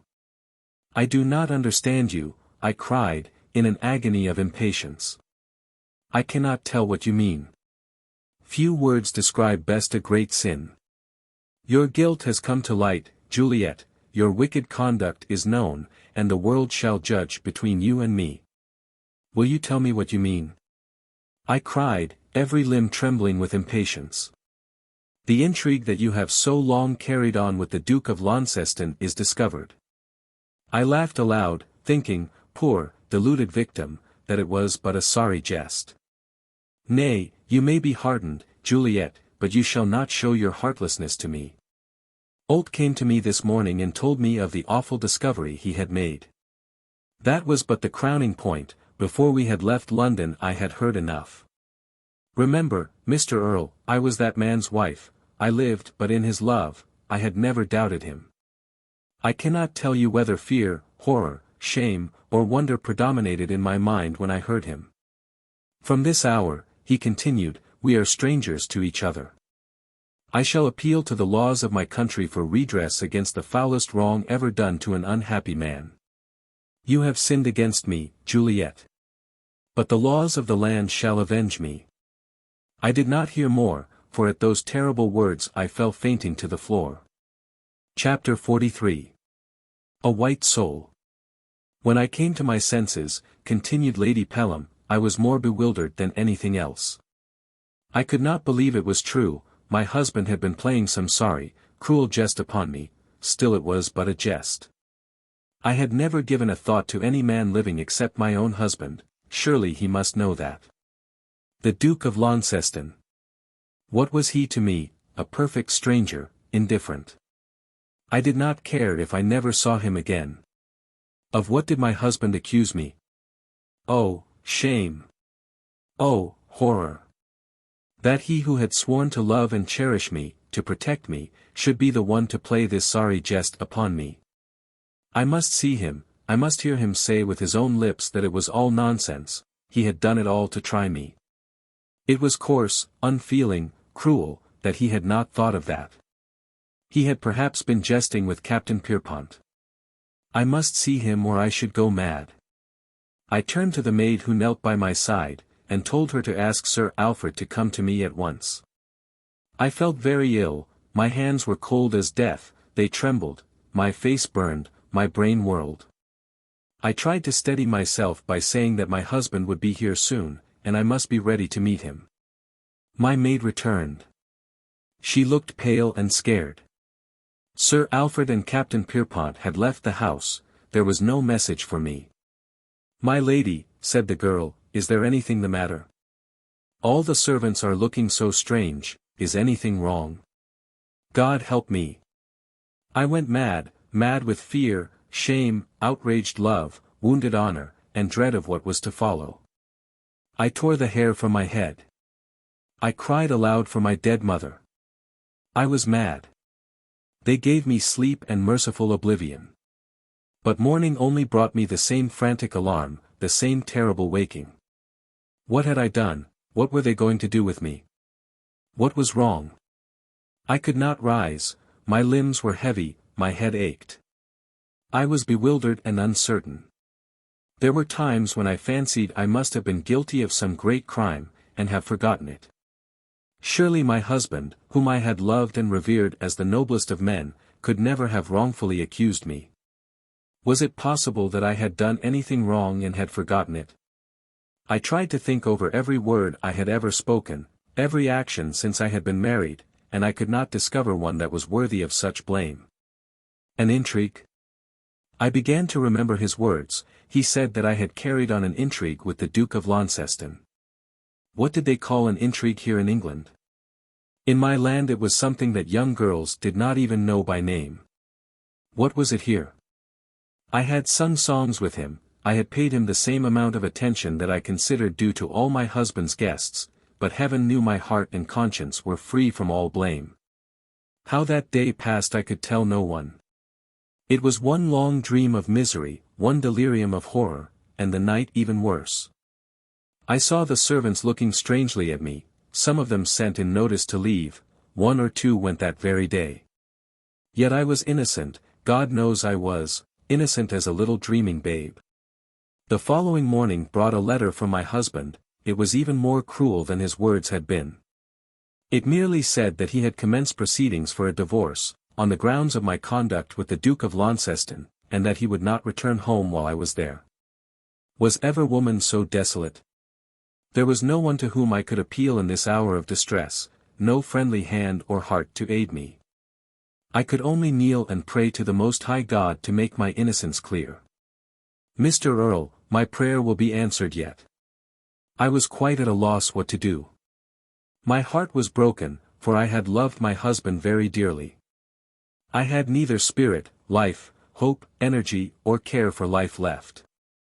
What could life give me, now that he whom I had loved so dearly had proven not only false, but all that was mean, wicked, and cruel? If I had knelt by my husband's grave, if I had known him dead, it would have been 10,000 times easier to bear. I had no money. Sir Alfred never allowed me the free use of his purse. I had no friends. I shrank from going near any of the fashionable acquaintances I had made. Who would believe me innocent if he said I was guilty? Suddenly it flashed across me that this scandal must have been afloat in London, and that was why people looked so shyly at me, that was why the ladies I had known and liked avoided me, and no one could have spread that scandal but my husband. What chance had I against him, my word against his? Where was I to go? In all the world there was no one so utterly friendless and wretched. I thought heaven itself had worked a miracle in my favor when later on that day there came a letter from a London lawyer, a Mr. Hewson, saying that my aunt, Donna Maria de Borga, was dead, and had left all her money to me. It had been transmitted by her desire from Spain to England, and was ready for me any time I liked to claim it. At last, then, I had money, more than sufficient to live upon in the greatest comfort. I think no one was ever so grateful for a legacy as I felt then. An idea occurred to me. I resolved to go to London, and see this Mr. Hewson, perhaps he could advise me what to do. The more I thought of this plan the more advisable and prudent it appeared to me. I acted upon it. Sir Alfred had not given me much jewelry, but the little I possessed was made into a parcel, together with everything he had given me, and was sent to him. Then I bade farewell to the home I only remember with hatred and disgust. I went at once to the address in the letter, number 10 Lincoln's Inn. I found him there, and somewhat surprised to see me. "I had no idea you would answer my letter in person, Lady Pelham," he said. Sir Alfred is in town. I met him this morning. I came because I wish to consult you on several matters. First of all, let us settle about my aunt's legacy. We did so. He told me the exact amount, how it should be invested, and I asked him to take my affairs in hand. Then I told him there was another and far graver matter on which I wished to consult him. I want to ask you, I said, not only to be my lawyer, but my friend. Some people might laugh at the notion. I only say to you that I am the most desolate, the most wretched woman on the face of the earth. Will you be my friend? He looked at me in utter surprise. Your husband, Lady Pelham, where is he? He is my persecutor. I will tell you my story, Mr. Hewson. I ask you, strange, cruel, and incredible as it is, to believe me. Then I gave him the letters I had received, and told him all that had passed. He looked incredulous. Pardon me, Lady Pelham, he said, but is it really true? Only too true, I answered. And you, pardon the question, you assure me, Lady Pelham, that you were merely on ordinary terms of intimacy with the Duke of Launceston? I treated him as I did any other guest of my husband, no differently. No man could have been more perfectly indifferent to me. Then there is not the least ground for this action, he continued. Not the slightest, not the faintest. There is no shadow of such a pretext. Mr. Hewson sat silent for some minutes, then he said. Will you prepare to hear a very fatal truth, Lady Pelham, one that will darken your whole life? Nothing can surprise or hurt me now, I replied. I must tell you that it is my opinion you have married a very wicked, designing man. I could almost believe that he had married you, seeing your beauty, for this very purpose. He could not be so wicked, I cried. No man living could be so lost to all honor and goodness.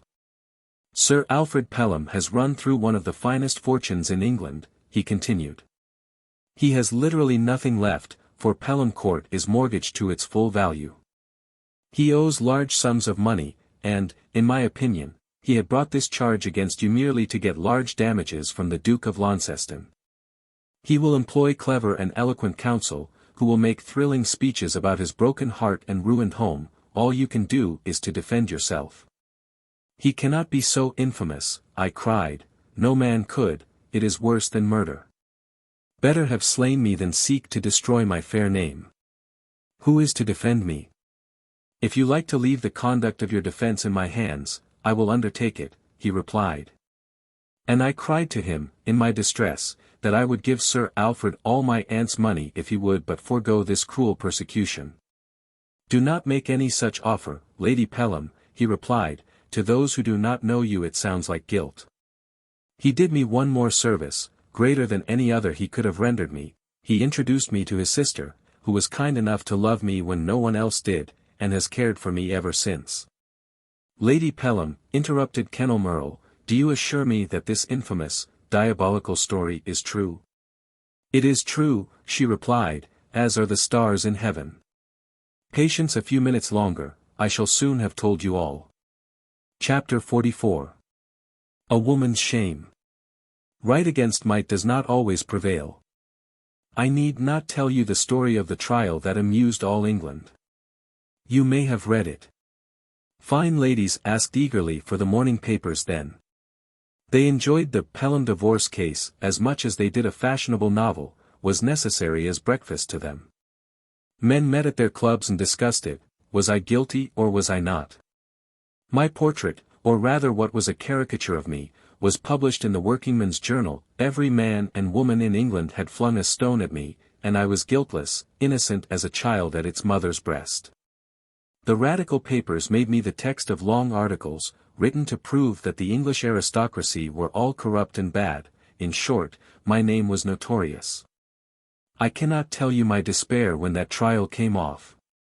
With fiendish ingenuity, the smallest circumstances were made into mighty proofs against me. Men, strangers to me, came to swear that I had been in the habit of meeting the Duke out of doors. The two accidental rencontres I have told you about were sworn to be prearranged interviews, every circumstance, the most thrilling actions, were tortured into proofs of deadly crime. Captain Pierpont swore to having overheard a conversation between the Duke of Launceston and myself that I swear solemnly never took place. But the strongest witness in my husband's cause was the footman, George Olt. I cannot sully my lips by telling you what infamous things he said, so cruelly, so wickedly false. The little incident of his finding me in the library was construed into a certain proof of my guilt. God pardon them, one and all. They swore an innocent woman's fair name away. I was amazed by the ingenuity displayed, but my surprise reached its height when I heard the eloquent speech made by my husband's counsel. I wonder that I have faith left in any one thing. I am tempted, when I remember that, to ask myself if all the world is one grand lie, if there be truth, justice, mercy, or love out of heaven. If you had heard him dwell upon my husband's love for me, the Arcadian happiness of our home before what he chose to call the destroyer entered it. How pathetically he depicted my youth, the force of temptation, my fall, the agony of the injured husband driven to such redress from the laws of his country. If you had heard his appeal to English fathers and brothers. Heaven grant me patience. It was the finest parody of justice I ever heard, it was a caricature, a crying shame, that rose from earth to heaven. What had I to say in my own defense? Nothing, but that I was innocent. I heard that the Duke of Launceston was so angry that he threatened to shoot Sir Alfred Pelham. Of course, he swore to my entire innocence. But the world must love sin. I think where one believed in me, and thought me cruelly outraged and wronged, 100 believed in my guilt. You remember, perhaps, how the Pelham divorce case ended. The judge in his summing up said that appearances were certainly against me, but there was no actual proof of my guilt. So strong, so subtle, so clever was the evidence against me, so skillfully was the plot woven, so greatly were circumstances in my husband's favor, that the keenest, the most prudent, the most just and talented judge in England had nothing better to say for me than that my guilt was not clearly proven. It was like the old Scotch verdict of not proven, and then the trial ended. My husband had not won, but I remained with a dark stain of guilt still upon me. My lawyers advised me to bring an action for perjury against those who had so falsely sworn my fair name away. I said to myself, oh, what use? God may in his own good time make my innocence clear. I cannot do anything for myself. The more notorious the case became, the greater the scandal for me. I can give you no idea of my tortures. Every hour I lived I died. The death of the body has no pain compared with that I suffered while my reputation was slowly slain. My life had been a very quiet one. I had been a child lisping its prayers at its mother's knees. I had been a young girl wrapped in the ecstasy of my first love. Suddenly I became a woman whose soul was filled with passionate anguish. Suddenly, too, I became the public scandal of the whole nation. Think what you should feel if a similar fate had overtaken your mother or sister, Mr. Earl. I would have slain the villain who wronged you, he said. There was no knightly hand raised in my defense, no man stood forward to defend me, few believed even in my innocence, many in my guilt. The Pelham divorce case was ended, but the consequences still remained for me.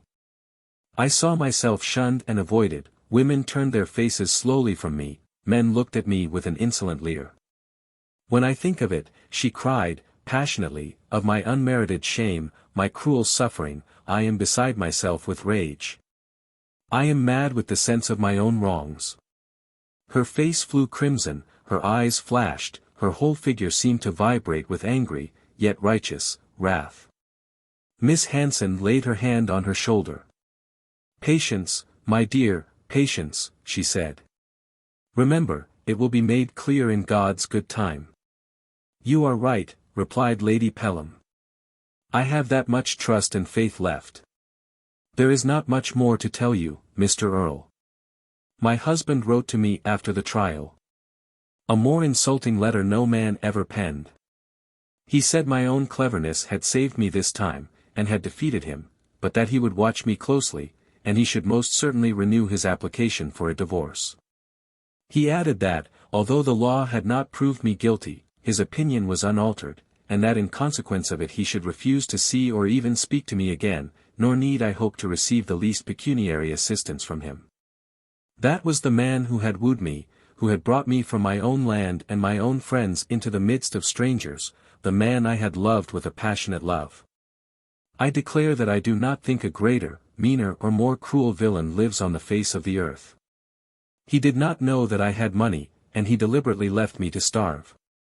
This was my only friend, she said, taking Miss Hanson's hand in hers.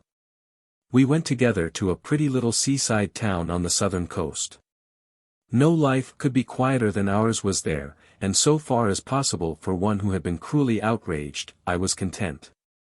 But one day I saw there the face of the man who had been employed to watch me, Johnson, the detective, and I fled away. I asked my lawyer to find me some secluded spot in the country, where I could hide myself and never be known or recognized. He found this retreat for me, and I have been happy here. I thought I had a refuge for life, that here, where strange feet so seldom tread, here among trees and flowers, I might live and die in peace. But my enemy has tracked me. He has discovered my refuge, and I must go again. The man whose face I saw this morning is the detective whose evidence was so strong against me. The detective Sir Alfred has engaged to watch me, in the hope of finding out something that will justify him in renewing the action. I must go, she cried, wildly wringing her hands. I must leave the pleasant home where I was learning to be happy, the friend whose value I was just beginning to discover. Why must you go? Asked Kenelm. You do not see, you do not understand. I must go, lest I drag you into the peril that menaces me. That man saw you with me, and you will be the next object of attack. If it were not for distressing you, I should say that I wish he would attack me. I would give him a lesson that would last his life, the cowardly villain. I would begin by lashing him like a whipped hound until he cried for mercy. You shall not leave here, Lady Pelham. She sank back, faint and trembling. The disgrace, she said, piteously, think of the disgrace and the shame. It shall recoil upon him, he cried. Such injustice shall not be done. You are happy here, Lady Pelham, and here you shall remain. For your sake, I will discontinue my visits, or make them at such long intervals that they cannot raise suspicion in a detective's mind. But you shall not go. I hope I may see the man who dares to act the spy upon you. He shall have cause to remember my name. Do not tremble, do not fear, you are safe here as though you were in the sanctuary of your mother's home. She looked at him, tears shining in her eyes. Have I found a friend and protector at last? I thank heaven, for if anyone sorely needs such a friend, I am that one. You are very good to me, you believe in me, Mr. Earl, you believe in my innocence. As I believe in heaven, he replied, reverently. You have trusted me. You shall find that your trust is not in vain. I will befriend you, yet so as not to injure you. Before I go, promise me that you will not make any attempt to go from here. I promise, she said, thoughtfully. Trust me, he continued. The best thing for you and the worst for himself would be that your husband should renew the attack with me for his opponent. Have no fear, Lady Pelham. You will keep my story a secret, that is, you will tell my real name to no one. I will not. Goodbye. Send Miss Hanson to tell me if any new trouble should menace you. I will make it my own.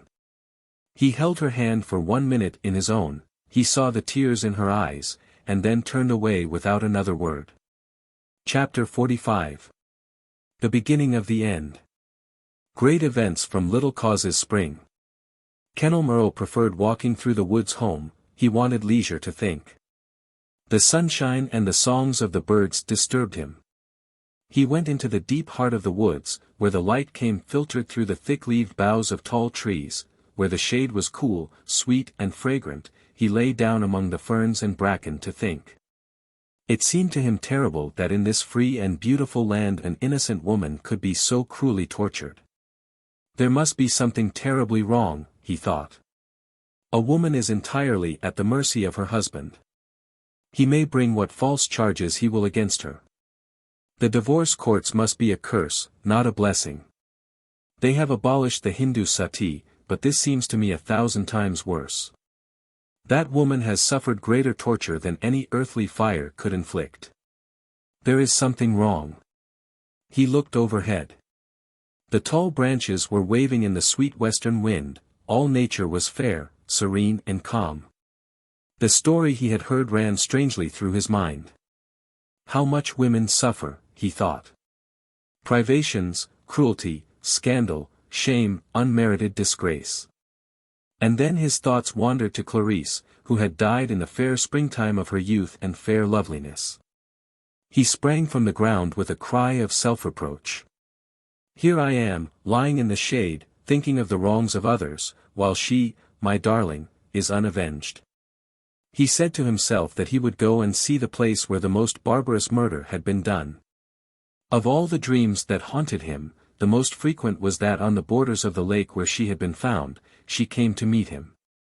He walked rapidly to the spot. I have not forgotten you, my darling, he cried, although my thoughts and interests had gone for a time to another. All women are dear and sacred to me for your sweet sake. He stood for a while, the west wind whispering round him, and in imagination he went through it all again, the finding of the fair, dead body, his agony of grief when he heard the news. He remembered how he had rushed madly to Aldenmere. The white, haggard face of Sir Ronald rose before him with its haunting sorrow, its unutterable anguish. He remembered how beautiful she looked in death with flowers all round her. He remembered taking the rose from her and kissing her white lips.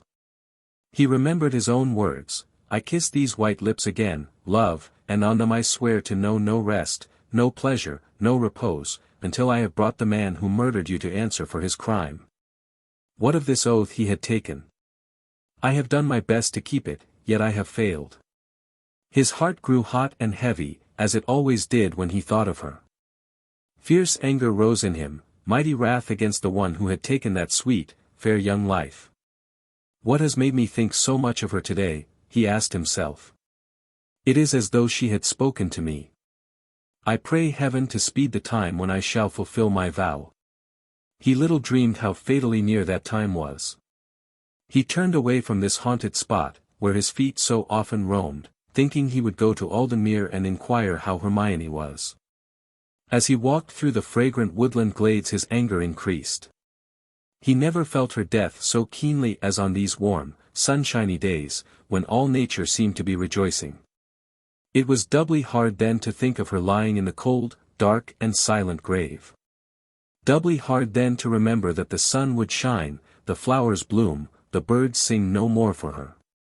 As he drew near the hall a groom was just hastening from it, who, on seeing him, stopped short. I was just going to the Towers, Mr. Earl. My lady would be pleased to see you at once, if you can come. I am on my way now, he replied. Lady Alden is well, I hope. She is well, but she wished me to say she is very anxious over Peter Gaspin. She wants to see you about some papers. Mr. Earl walked on, thinking of Lady Pelham, of fair, dead Clarice, of the beautiful and noble Lady Hermione, until he reached Aldenmere. He met the two little children on the lawn. They sprang to meet him, asking the usual question, when is Papa coming? He took little Harry in his arms. In after years every detail of the scene was as vivid to him as though it had happened yesterday. I want to see my own Papa, said baby Maud. You are very nice, but you are not so nice as he is. Harry cried out, Mr. Earl, I have written a letter to Papa. Mama says it will travel over blue seas and tall mountains to get to him. I wish I could go inside my own letter. Kenelm laughed. Do you want to see Papa so much, then? Yes, replied the boy, gravely. There is no one in the wide world I love so much as I love him. When he comes home I shall ride with him. Mama says so. Mr. Earl, continued the boy, could you ever hurt anyone you loved? No, replied Kenelm, never. So I said. Nurse punished Maud this morning, and then she said we were sometimes obliged to hurt those we loved. I do not think so. If you like any one, would you hurt them, even if it were right, you know? I can hardly tell, he replied, with a smile. I think not, Harry, unless I were compelled. It is a question that involves a great many others, Harry, said Lady Hermione, who had just joined the little group unperceived. She held out her hand to Mr. Earl. I am very glad to see you, she said. I am anxious over this matter. I would not for the world be unjust, nor would I do anything likely to vex Sir Ronald. How does the matter stand? Asked Kenelm, taking the baby Maud in his arms. In this way, you know that pretty little farm, the Willows? Peter Gaspin lives at it. His lease expires next month, and he declares that Sir Ronald faithfully promised to renew it. On the other hand, John Conyers, who lived once in Sir Ronald's service, declares that his master signed a written engagement, promising that he, and no one else, should have the farm. How am I to reconcile these claims? What does baby Maud say? Asked Kenelm, laughing at the golden-haired child. The only plan is to divide the farm and give half to each. You are jesting, said Lady Hermione. Yes, I am jesting. It is Maud's fault. See how she laughs. Seriously speaking, Lady Alden, it is a difficult matter, and one likely to lead to a lawsuit. That is the very thing I am anxious to avoid, she said, eagerly. Sir Ronald would be so greatly annoyed. I would take any trouble to prevent it.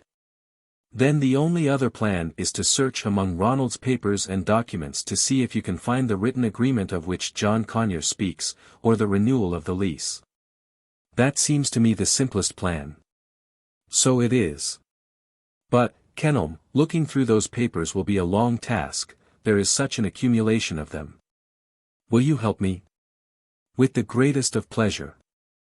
But, Lady Alden, before we begin to work, I must ask your hospitality. I have been from home all day, and have taken nothing. She rang the bell and ordered dinner to be laid for Mr. Earl. Then they went out with the children until it should be ready. He remembers, and will so remember until he dies, the pretty scene, the fair, young children among the flowers. When they were tired, baby Maud came to her mother, who raised her in her arms and laid the golden head on her gentle breast. Harry climbed the seat, and clasped his arms around his mother's neck. The sun shone on her fair, stately head, with its coronal of fair hair, on her sweet, tender face, on the blue dress and white lace. You form quite a picture, said Kenelm, with a smile. I should like to make a sketch of you, Lady Alden, just as you sit. I would send it to Ronald. She made no reply, and, looking at her, he saw that she was very pale and had tears in her eyes. Lady Alden, he said, you are surely not grieving over the business affair of Gaspin's? No, she replied, but I am not myself today.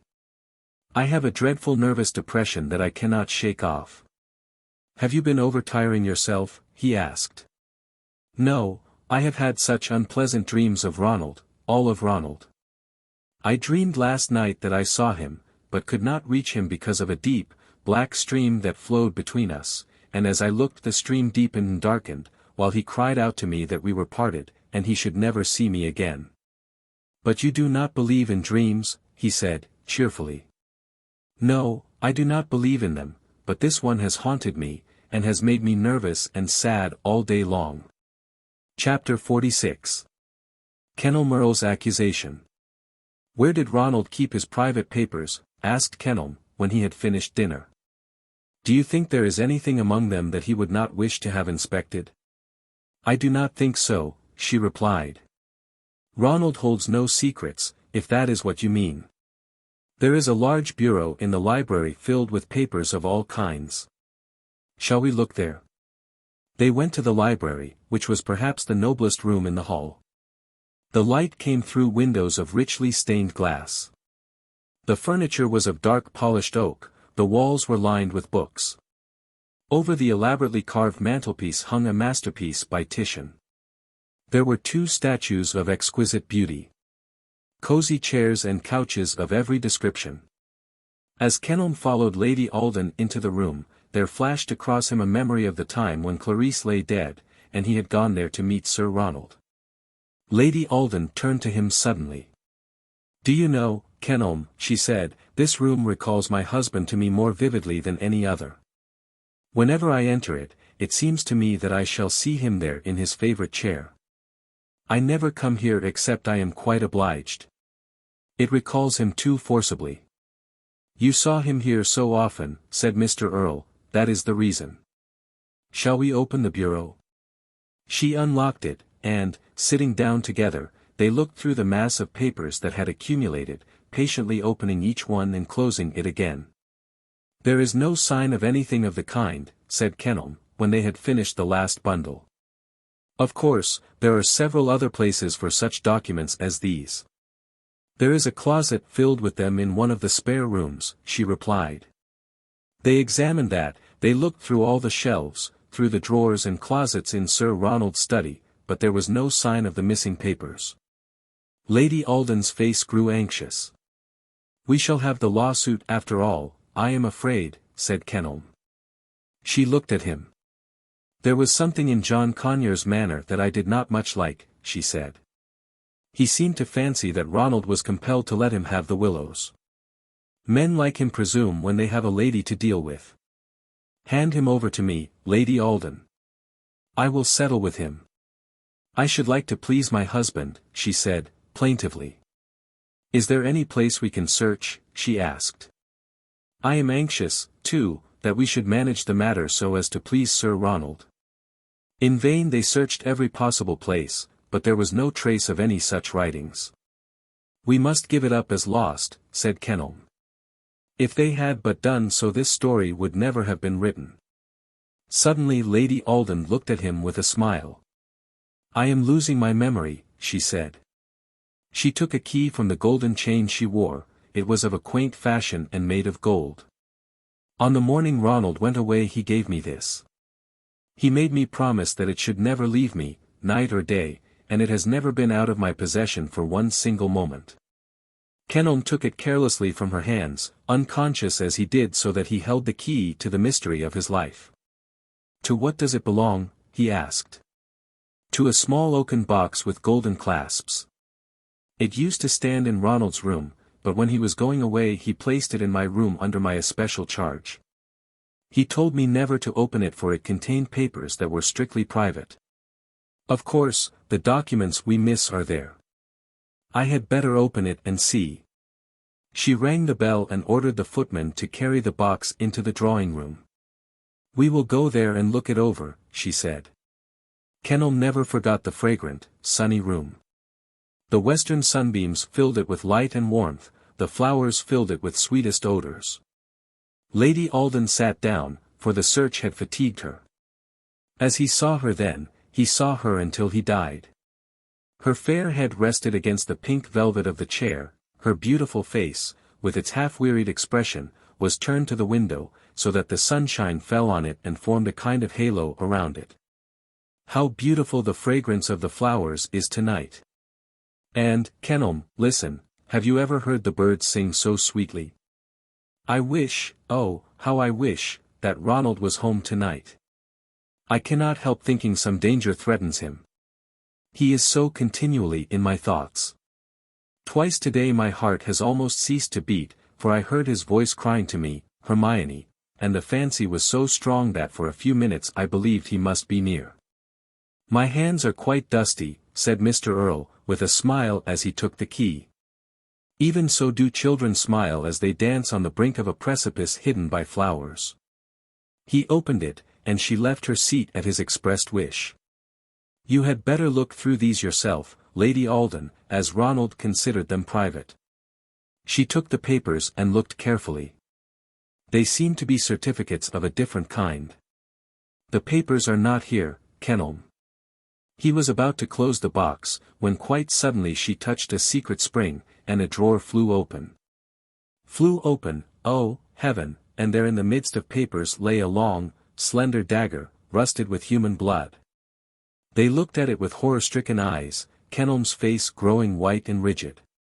My God, he cried at last, in a terrible voice. What is this? She, bending over it, looked like one suddenly smitten with death. Her eyes dilated. They fell upon a small square packet, and she, unperceived by him, covered it with an open sheet of paper and drew it away so slowly and so carefully that he did not perceive it, slowly, steadily until, with cunning right hand, she had hidden it in the pocket of her dress. And then she gave a great cry that was a sort of despair.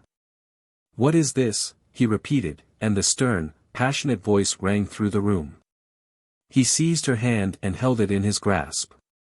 Hermione, he whispered, in a strange, terrible voice, do you know what this is, this hidden instrument of crime, this blood-stained dagger, once a toy for ladies' fingers, this mute witness of an awful deed? Do you know what it is? It is the dagger that slew Clarice Alden. She sank on her knees with a low moan and covered her face with her hands. I was always sure, he continued, that the dagger would lead to the discovery of the crime. Here is the instrument. Who did the deed? His voice sank from its passionate earnestness to a tone of horror and dread. She only moaned aloud, and he heard the word, mercy. No, he said, sternly, there is no mercy. Lady Alden, your husband murdered Clarice. She gave one little cry, more piteous in its agony than any words.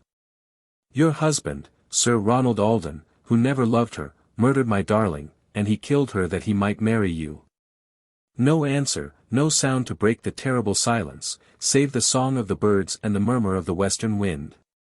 No sound save one, and that was the most pitiful of all, the sobbing of a strong man, for Kenelm Earl had bent his head over that mute witness of terrible murder and wept aloud. I may weep, he said, at last. My God, I may weep for the man I called friend. Weep for my murdered love, and for the man who slew her. Friend and brother I called him, and he killed her. There may be some mistake, she whispered.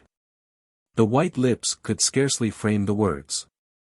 There is none, he replied. Ronald Alden slew his wife and has hidden the proof of his crime here. It cannot be, she repeated, in a hoarse whisper. It is so. My own instinct tells me I have tracked the murderer at last. She raised her white face to him in an agony of entreaty that knew no words. You will not, you cannot, betray him, she said. You cannot, Kenelm Earl. He is your friend. You could not be so false to friendship. He is your best trusted, best loved. Hush, he said, sternly. If the child who slept in my bosom, if the brother who shared my life, had done this deed, I would denounce him. I would show him no more mercy than I would to the man who has deceived you and has deceived me. Chapter 47. A Wife's Love. Kenelm, said Lady Alden, raising her earnest eyes and clasping her hands, you cannot be cruel. You cannot forget every tie that binds you to Ronald. Oh, why, my God? Why did I bring that fatal box here? You cannot forget all that Ronald was to you. He left his wife and children in your charge, and you would rob them of all their natural protectors, of husband and father. Oh, Kenelm! You must not do it. No man could live and be so cruel. I must do justice, he said, firmly. What do you call justice? She cried, wringing her hands. I shall deliver the man who did the deed to the laws of his country, and they shall punish him for the murder done. Her face grew ghastly pale as she listened. It was terrible to gaze upon, awful to see. Great drops of agony gathered on the white brow. He turned his face away lest he should see the torture he was bound to inflict. She knelt at his feet, and raised her hands as though she were supplicating the mightiest power. Kenelm, have pity on me if you will not on him. Have mercy on me, if you injure him you kill me. You can only reach him through my heart. See, dear, she continued, with a low sob, if you stood here, and you took deadly aim at him I would fling myself before him and die first. You should walk over me dead before you touched him. All my life is bound up in his. I live in him. My soul is one with his. Oh, XXIII. For God's dear sake, have pity and spare. But he never even turned his face toward her. I love him so dearly, she moaned, oh, so dearly, XXIII. Have pity on me. I have never wronged you. I have been a true, good friend to you all my life. I have sorrowed for your sorrows. Spare me now. I would not injure you, Hermione, he said, in a low, hoarse voice. But she interrupted him. You would not injure me, yet you would take him who is the life of my life from me. Oh. XXIII, see, I would not raise that finger to save my own life, but I kneel to plead for his, and I shall kneel until you grant my prayer. It is useless. The most solemn oath that a man could take I have taken, it was on the dead, white lips of my murdered love, and I cannot break it. Her lips grew parched and dry with the terrible agony that possessed her. Her voice was weak and faint as though she were exhausted by long and wearisome pain. You must spare him, XXIII. See, I pray you with tears, I pray to you as woman never prayed before. For God's dear sake, let him go free. You are not listening, she cried, you are turning from me, you who hold what is dearer than life in your hand. I will give you, oh. My God. What can I give you? How will I bribe you? Would that my lips were touched with fire. Would that my heart lay before you that you might see its love and its despair. Justice, he said, slowly, we must have justice. Remember, it is an attribute of the Most High God, just as mercy is. Remember who said, blood for blood. Remember my oath. She fell forward then with her face on the ground, and such passionate prayers went from her white lips he could with difficulty withstand them. You will never be happy again if you do this ruthless deed. If she, poor Clarice, could speak, she would plead for him. Oh, spare him, XXIII, spare him. She seized his hand, and the tears from her weeping eyes fell on it. You will be kind to me. You are chivalrous and kind. You will not let a woman kneel here at your feet and refuse her prayer. It is to avenge a woman's cruel death that I act, he said, gloomily. Vengeance is mine, said the Lord, and I will repay it. Hermione, this is not revenge, but justice. You know it, I know it. If I could save your husband by laying down my own life, I would gladly do it, but I cannot. You will not hear my prayer, then? I cannot. You should not kneel to me in vain, Hermione, if I could. He turned away, leaving her kneeling there, white and cold, and as one half dead, the blood in her veins frozen with fear. He walked to the window. The golden sunlight still lay on flowers and trees, a little bird was singing its sweet, melodious song.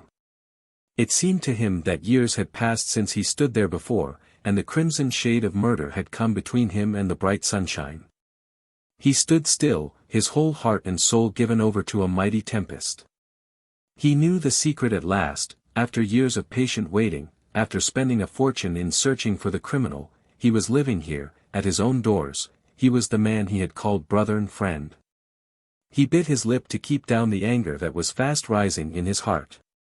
No pitying thoughts came to him of the man who had been his friend. Hot, bitter, long pent-up anger raged in his heart.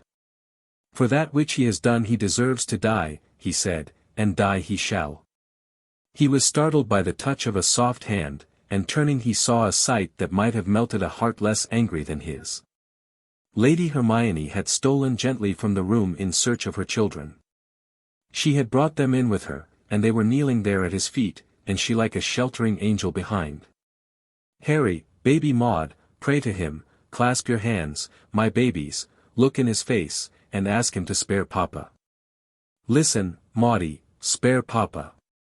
The lovely baby face was raised to his, the pretty lips lisped the words, spare Papa. And Harry, with great tears shining in his blue eyes, said, spare Papa. My God, cried the unhappy mother, who saw no signs of relenting on that stern face, soften his heart, take thou pity on us, since he will have none. I have all pity, Hermione, he said, all true and tender pity for you and yours, but justice must be done. Then she stood up before him, and raised the little ones. Look your last, my children, she said, on the face of the man who is a traitor to your father's trust, who can look at you and take that father from you. You shall see him no more. He steeled his heart against them. In vain little Harry went back and clasped his arms round him. You will not make my mamma cry, my own beautiful mamma.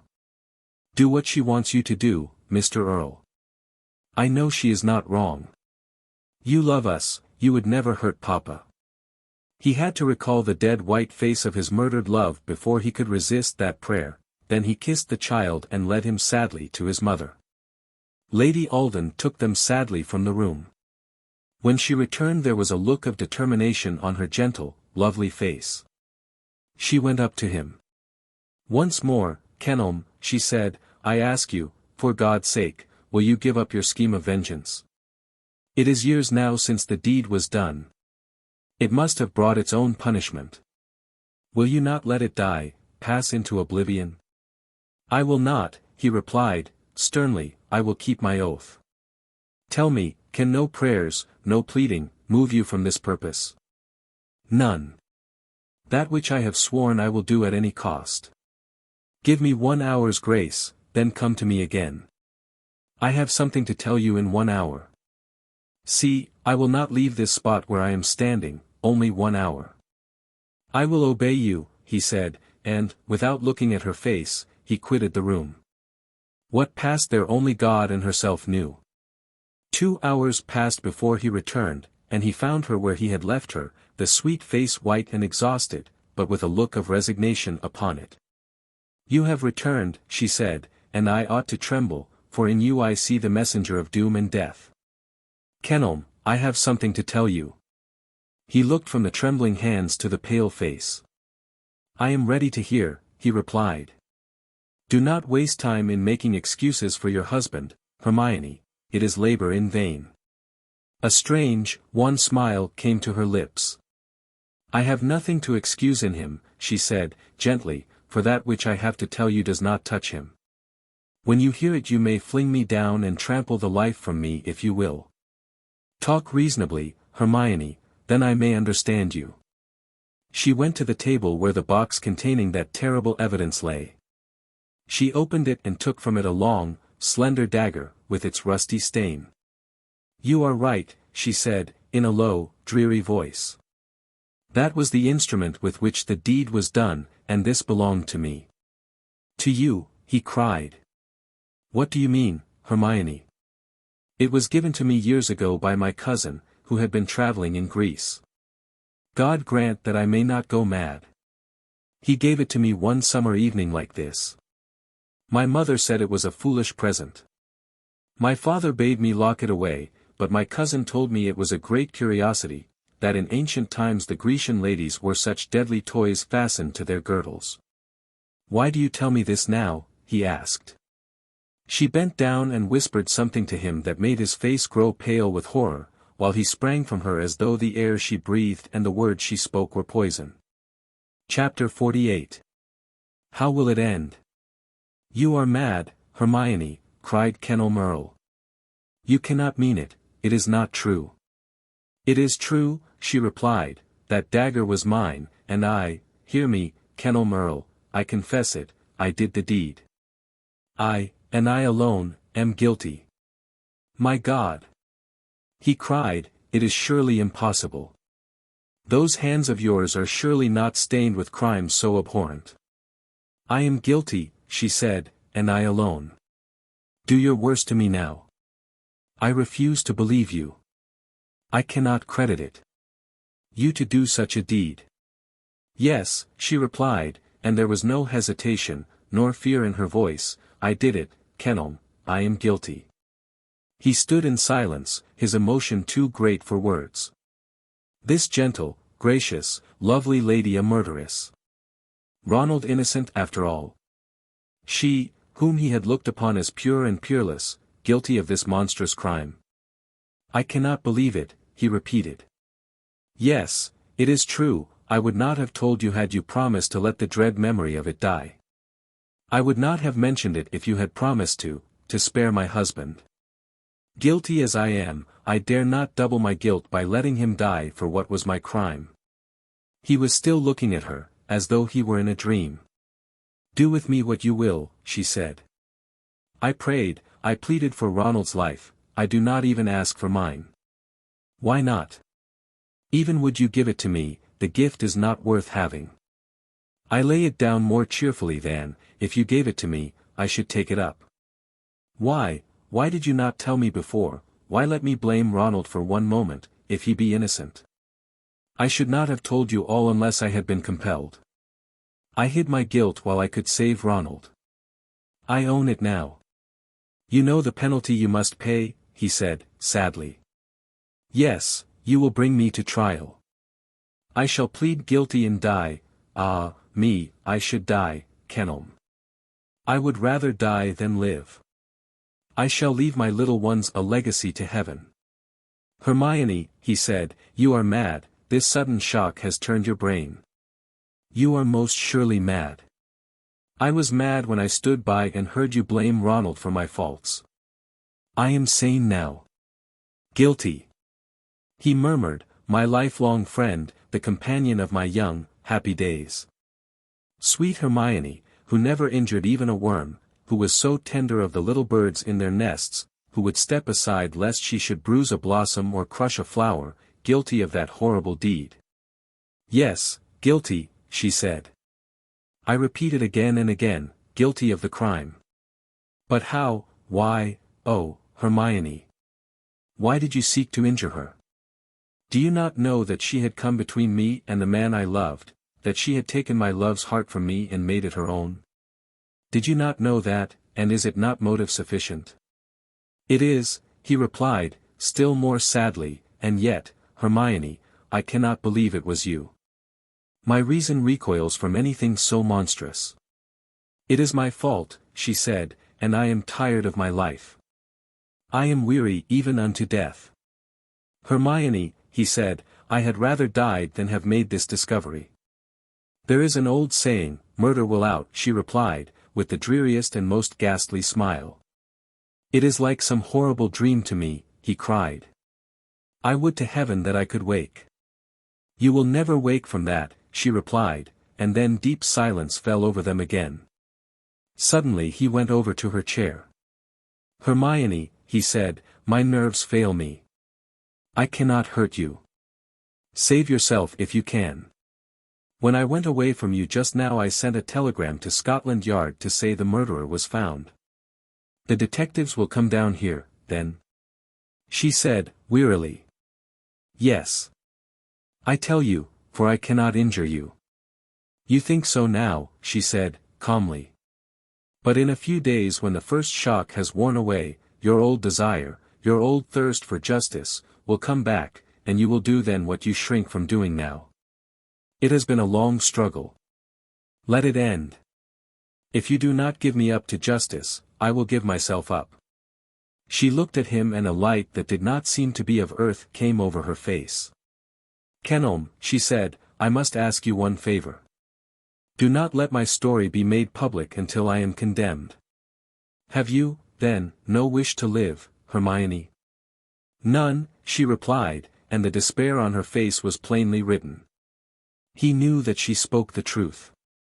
It is an awful doom, he said, rather to himself than to her, a terrible doom. Would to heaven I could save you from it. Are you ill, Hermione? For the last remnant of color had faded from her lips, even the light left her eyes. Are you ill?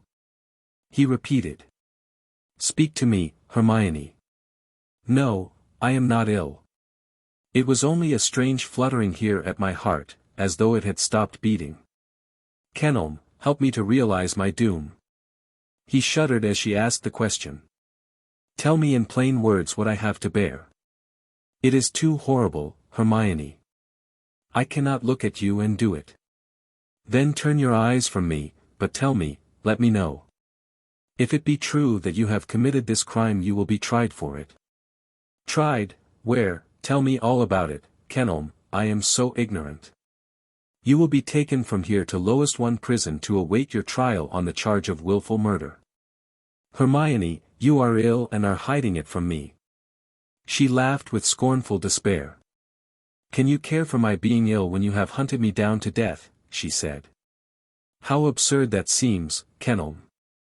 I am not ill, but there is a strange feeling at my heart as though my strength were failing. It will not hurt me, go on. I shall be tried at XXII. Can I take the children, or must I say goodbye to them forever? You cannot take them, of course, Hermione. You can employ the best counsel in England, you can have the best defense. I shall make no defense, I shall say nothing, but plead guilty, guilty of all. After that, what next? Your sentence, he replied, and the words died away on his lips. What will it be? She asked. I cannot tell. My God! Am I dreaming? Is it you, Hermione, asking me these terrible questions as though they concerned any other rather than yourself? I dare not think what it will be, the bare thought of you, a delicate, high-bred, gentle woman undergoing so shameful a death fills me with horror too great for words. I will not believe you did it, he cried passionately, his face flushing with sudden hope. And I tell you, she replied, with the same air of weariness and dejection, that I am guilty of it all, and that I shall plead guilty before any judge in England. The law may do its worst to me, it can inflict no torture worse than life. I suppose, though, you will not tell me so, Kenelm, that I must die for the crime. He turned from her with a low moan. I thought my heart was harder, he said. I can bear no more, Hermione. I have but one more question to ask. When will your detective arrive? Tomorrow, he replied. I am going, Hermione. I can bear no more. You will not tell my father nor my mother until after I am gone, Kenelm. I will not, and how I shall tell them only God knows. The next moment he had gone, leaving her alone. I will go back and look at my children, she said. I may not see them again. She went to the nursery, with that same strange, fluttering pain at her heart. She bent over them and kissed them with a passion of tears. How shall I leave you? She moaned. How can I part from you? I go forth to shame and death, but you will know all in heaven. Then her heart gave way, and she wept until her very soul seemed exhausted and she could weep no more. Little Harry stirred in his sleep, and she soothed him with gently murmured words. Who would soothe them when she was gone? Who would tell them how dearly she had loved them, and how well she loved them? Who would whisper the name of the disgraced mother? She ceased weeping at last, and a look of calm came over her face. God knows, she said, as she laid her tired head on the pillow to rest. God knows, and the children will know in another world. Chapter 49. Sir Ronald's death. A night had passed, bringing no rest to Kenelm Earl. He had gone home to the Towers, but sleep was far from him. His whole soul recoiled with horror from the shock. Never in his wildest dreams could he have imagined anything so horrible. He had not, in fact, believed her. But on his way home it struck him that he might have confirmation of one part of her story. Her cousin, of whom she had spoken, was Colonel Hurtlestone, and he lived not far from the Towers. Kenelm rode round there and found him enjoying some fine claret. Colonel Hurtlestone asked him to join him, and Mr. Earl, thinking the opportunity a good one, consented. He talked to his host about different matters of interest until he turned the conversation on different weapons. Let me see, did you not once give Lady Hermione Lauriston a dagger, an antique of great value? The colonel, who was fond of antiques, brightened at the thought of it. Yes, one I brought with me from Greece, quite a curiosity, long, very slender, and bright, with a jeweled handle. My cousin prized it very much, but I have not seen it of late. I must ask her about it. You gave it to her, then, to keep, said Mr. Earl, the last faint hope dying from his heart. The colonel laughed. Yes, one does not lend such curiosities. To tell you the truth, I gave it to my Lady Hermione rather against my will. She admired it and asked me for it. I considered that dagger one of the greatest curiosities I brought with me from Greece. It was a strange thing to attract Lady Hermione's attention, said Kenelm. Ah, laughed the Colonel, there is no accounting for tastes. Those ancient Grecian ladies must have been fine-spirited dames. I should not like to say that the pretty dagger Lady Hermione admired had been used as an instrument of vengeance. Mr. Earl rose hastily from his seat. He could not have borne another word. Colonel Hurtlestone thought him strange and abrupt, then excused him by remembering that for some years the Master of the Towers had been quite unlike his original self. He rode home through the dewy forest. The stars were beginning to shine. Their pale, holy light brought peace and serene calm, but not for him. There was to be no more peace for him. He could no longer doubt. She was guilty, she must be guilty, she owned herself so, and here was a corroboration of her story. He wished wearily that his life had been different, that he had lived in other lands, at other times, anything rather than to be who and what he was. He doubted even his own nerve and courage, whether he would pursue this matter even to the bitter end. Then he remembered his oath. Come what might, he must be true to that. His heart ached with intense pity for her, despite the deed that she had done. How she loves Ronald, he said to himself, thinking of the light upon her face when she remembered his name. How she loves him. I never saw one life so completely bound in another. What will he say or think when he hears this awful news? It seemed to him that he suffered quite as much as he had done when Clarice died. In his quiet, brotherly way he had loved Lady Hermione very dearly, he had loved her piquant, graceful, gentle manner, her varied charms of mind. Even while he loved Clarice best, he paid all homage to Lady Hermione's tender, earnest, poetical mind. He had always considered her capable of anything grand and heroic. Now, it seemed her heroism had ended in murder. The thought lashed him like 1,000 furies. He found himself pitying the living lady more than her dead victim. He found himself making excuses for her, saying to himself, how much she must have suffered, what agonies of love and jealousy, before she brought herself to the frenzy that ended in murder. The beauty and serenity of the summer night brought no calm to his wearied spirits. His head ached with the whirl of his thoughts, his brain burned. He could not refrain from thinking, if he suffered thus, what was not Lady Hermione enduring? It was morning before he fell asleep, then it was only to dream troubled dreams, full of vague horror for which he had no name. He was aroused by a visit from Lord Lauriston, who sent to ask him if he would come down at once, as he wished to see him on most important business. He had hunted the criminal down.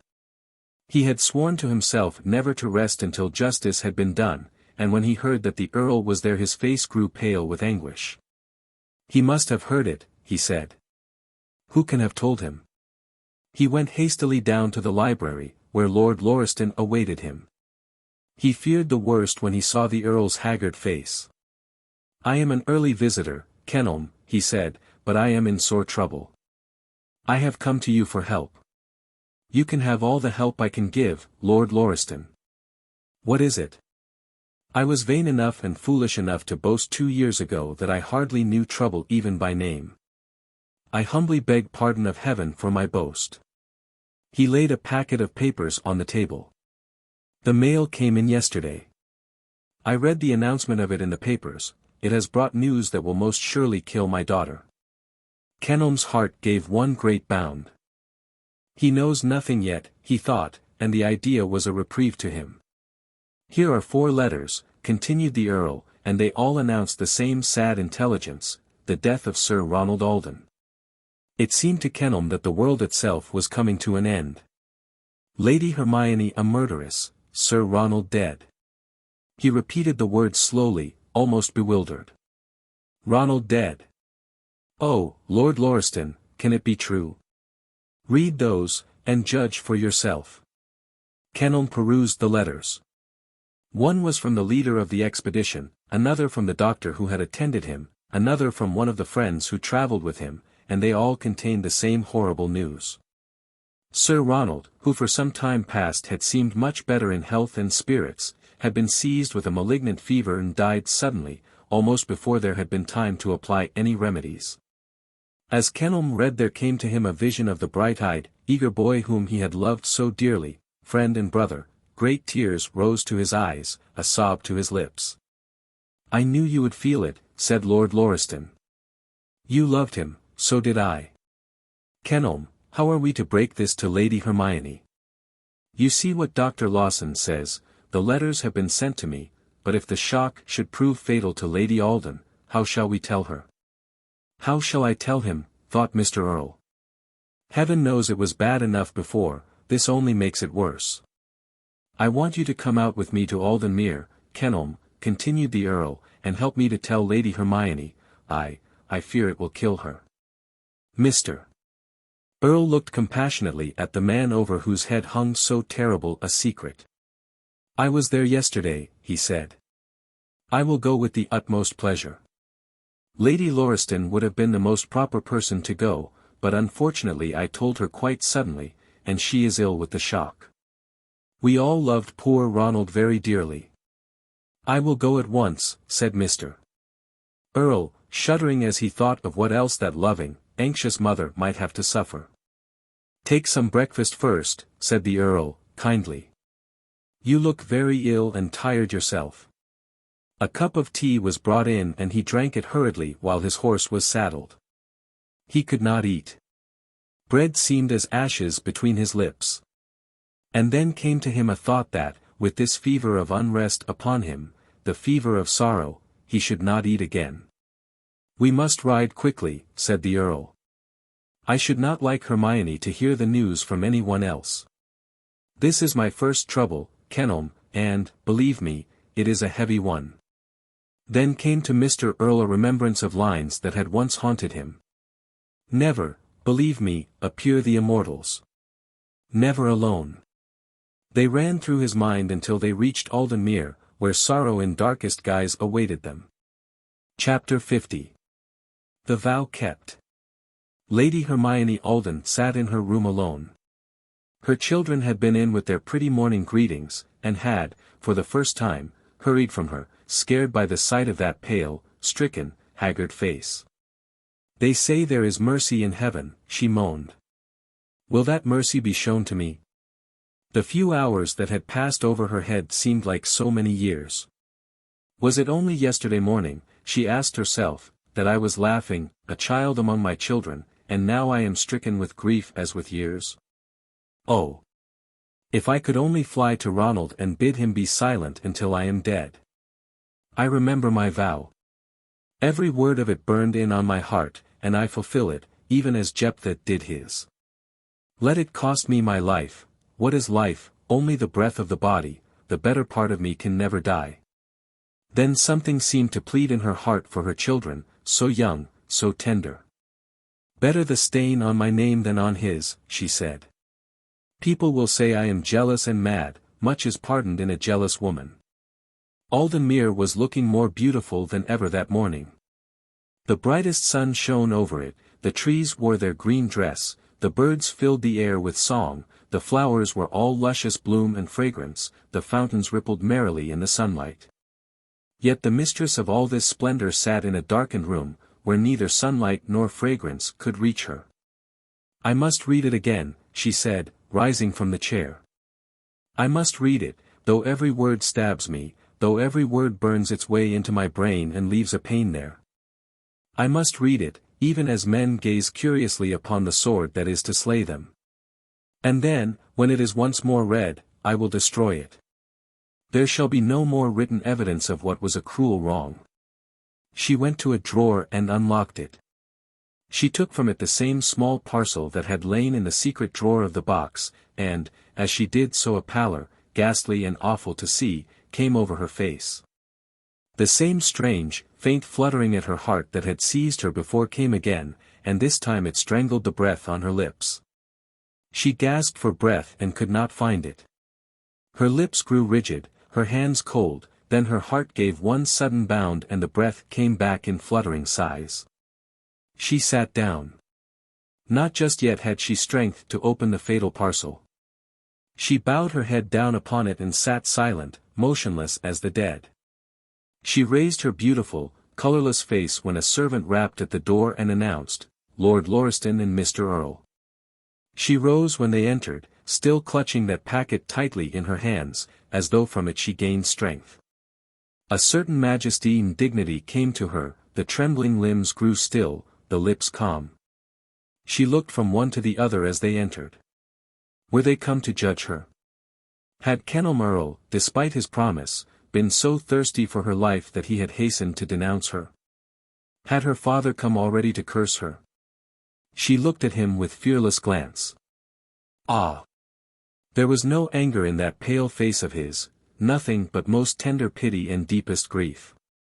Kenelm Earl stood aside while the Earl came to her and kissed the pallid face. "My dearest Hermione, you look very ill, what is the matter? Why have you not sent for us? You must have been ill for days." He does not know yet, she thought, clutching the packet still more tightly in her white hands. "Sit down, my darling," said Lord Lauriston. "You look so unfit to stand, so unfit, God help you, to bear more trouble or sorrow." "Is there any more for me?" she asked. "I thought my cup was quite full." "What is it, father?" "I do not think anything can hurt me now." He did not understand her, he did not know she had any greater trouble than the absence of her husband. "I have sad news for you, my darling, you will require all your fortitude to enable you to bear it." She smiled so faintly, so sadly, that his heart ached for her. "I have plenty of fortitude, Papa. Do not fear for me, tell me what is wrong. I come of a race that knows how to endure. I have had letters from Alexandria this morning. And, Hermione, there is bad news from your husband." "From Ronald?" she repeated, and he shrank from the woe in that fair face. "Is he ill?" she asked, slowly. "Can I go to him?" "No, you cannot join him, my darling." "Kenelm, why do you not help me? You see that I cannot frame the words. You cannot join him, for the cares and troubles of this world are over for him. He will suffer and enjoy no more." They saw a great calm steal over her. They had expected an outburst of passionate sorrow, but no word came from those pale lips. "You mean," she said, "that he is dead?" The word sounded like a moan. "Yes," repeated Lord Lauriston. "He died quite suddenly, and they wrote to tell me." She did not faint or droop, she stood quite still, with this strange, dignified calm, no tears came to her eyes. "My husband is dead," she said, slowly. "Oh, Ronald, let me come to you." All faculty of emotion seemed frozen within her. "My dearest child," said the Earl, tenderly, "do not try to control your sorrow. Who so true as we? You can weep before us. You will die if you keep back your tears. I know how you loved poor Ronald." She looked at him again with the same strange, sad smile. "I shall not weep," she said. "It is through the mercy of God that my husband is dead." Lord Lauriston looked at her in amaze. He thought the shock of the sad intelligence he had brought must have crazed her. He went to her, and Kenelm looked on with an aching heart. The time had come when the Earl must know, and he knew what the knowledge would cost him. "Hermione," said Lord Lauriston, quietly, "you are ill, you are bewildered, try to collect yourself. Your husband is dead, and surely no greater sorrow can come to any woman than the loss of one so good, so kind and true." She drew back with a shudder from the kindly hand that would have caressed her. "Do not touch me, Papa," she said, "do not speak kindly to me, you have something yet to learn. I repeat my words, it is by the mercy of God that my husband is dead." She repeated the words so solemnly and with such sincerity that Lord Lauriston was impressed with them. "Lady Alden," said Mr. Earl, "it is not my place to interfere, but do you not think that Lord Lauriston has sorrow enough for one day?" "Let him hear the truth," she replied. "God was merciful, Papa, when he sent for my husband. He will never hear now the story of my guilt. What guilt, my poor child? Oh. Kenelm, she is cruelly distraught. What guilt can rest on one so sweet, so pure, so fair as she is? He did not answer, and the Earl turned caressingly to his child. My darling, he said, my dearest Hermione, tell me what you mean. I do not understand. What cruel fancy have you of guilt, what simple folly have you magnified into crime? Her white lips trembled convulsively, she tried to speak, but the power of speech had gone from her. She cannot accuse herself, said Mr. Earl. She cannot tell him what she has done. It is a terrible task, and it will fall to me. But he had mistaken her, there was strength enough in that delicate body for more than men accomplish. When you have heard what I have to say, Papa, you will turn from me in anger and never look at me again. Ronald's death has troubled you. Would to heaven I might die as he has done. Then her courage suddenly failed her. She could not look at that kind, noble face, the face she revered and honored, with that story of guilt and shame. Her arms fell, her head drooped, and for a few minutes Kenelm Earl thought she would fall down dead. The little packet almost slipped from her nerveless grasp, that revived her. What could it contain that the mere contact with it should nerve and fortify her? She held it more tightly, with a clinging touch, as she rose once more and looked at her father. Papa, she said, I am very guilty. I am terribly guilty. Mr. Earl will tell you of a discovery he has made. I confess to you that I am guilty of Clarice Alden's death. Lord Lauriston recoiled as though a pistol had been fired in his face, horror and dismay on every feature. He stood for some minutes, rooted to the ground, in silent horror that knew no words. I knew you would shrink from me, she said, in a low, wearied voice, but it is true, Papa. I am guilty of her death. I do not believe it, said the Earl. It is incredible. Oh, Kenelm. She is mad. Bitter sorrow has distracted her. She is mad. My Hermione, my child, fairest, purest, dearest, I could sooner believe myself guilty than you. What cruel fancy, what blind delusion is this, Kenelm? Why do you not speak to me? Do you not see I am going mad with horror? What does it mean? She stood white and silent, the image of despair. Mr. Earl laid his hand on Lord Lauriston's arm. I am afraid it is no fancy. I have every reason to fear that it is but too true. I will not believe it, cried the Earl, in a hoarse voice, full of pain. I cannot believe it, it is against all nature, all sense, all reason. My daughter could never have injured a bird, much less have taken the life of her own friend. It is madness. This is either a conspiracy or a delusion. I will hear no more of it. What do you say, Hermione? Will you leave me? She said.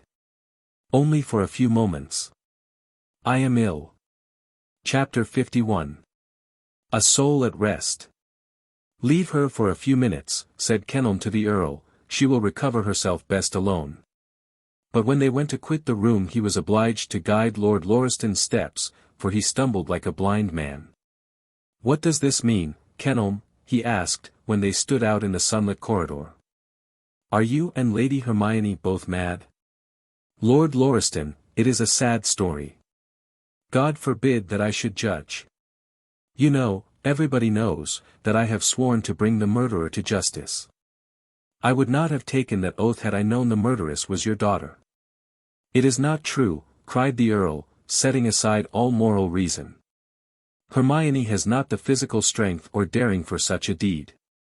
I cannot tell, she says she is guilty, and surely she knows best. Tell me all about it. Then I can judge, said the unhappy father, despairingly. The all is very simple.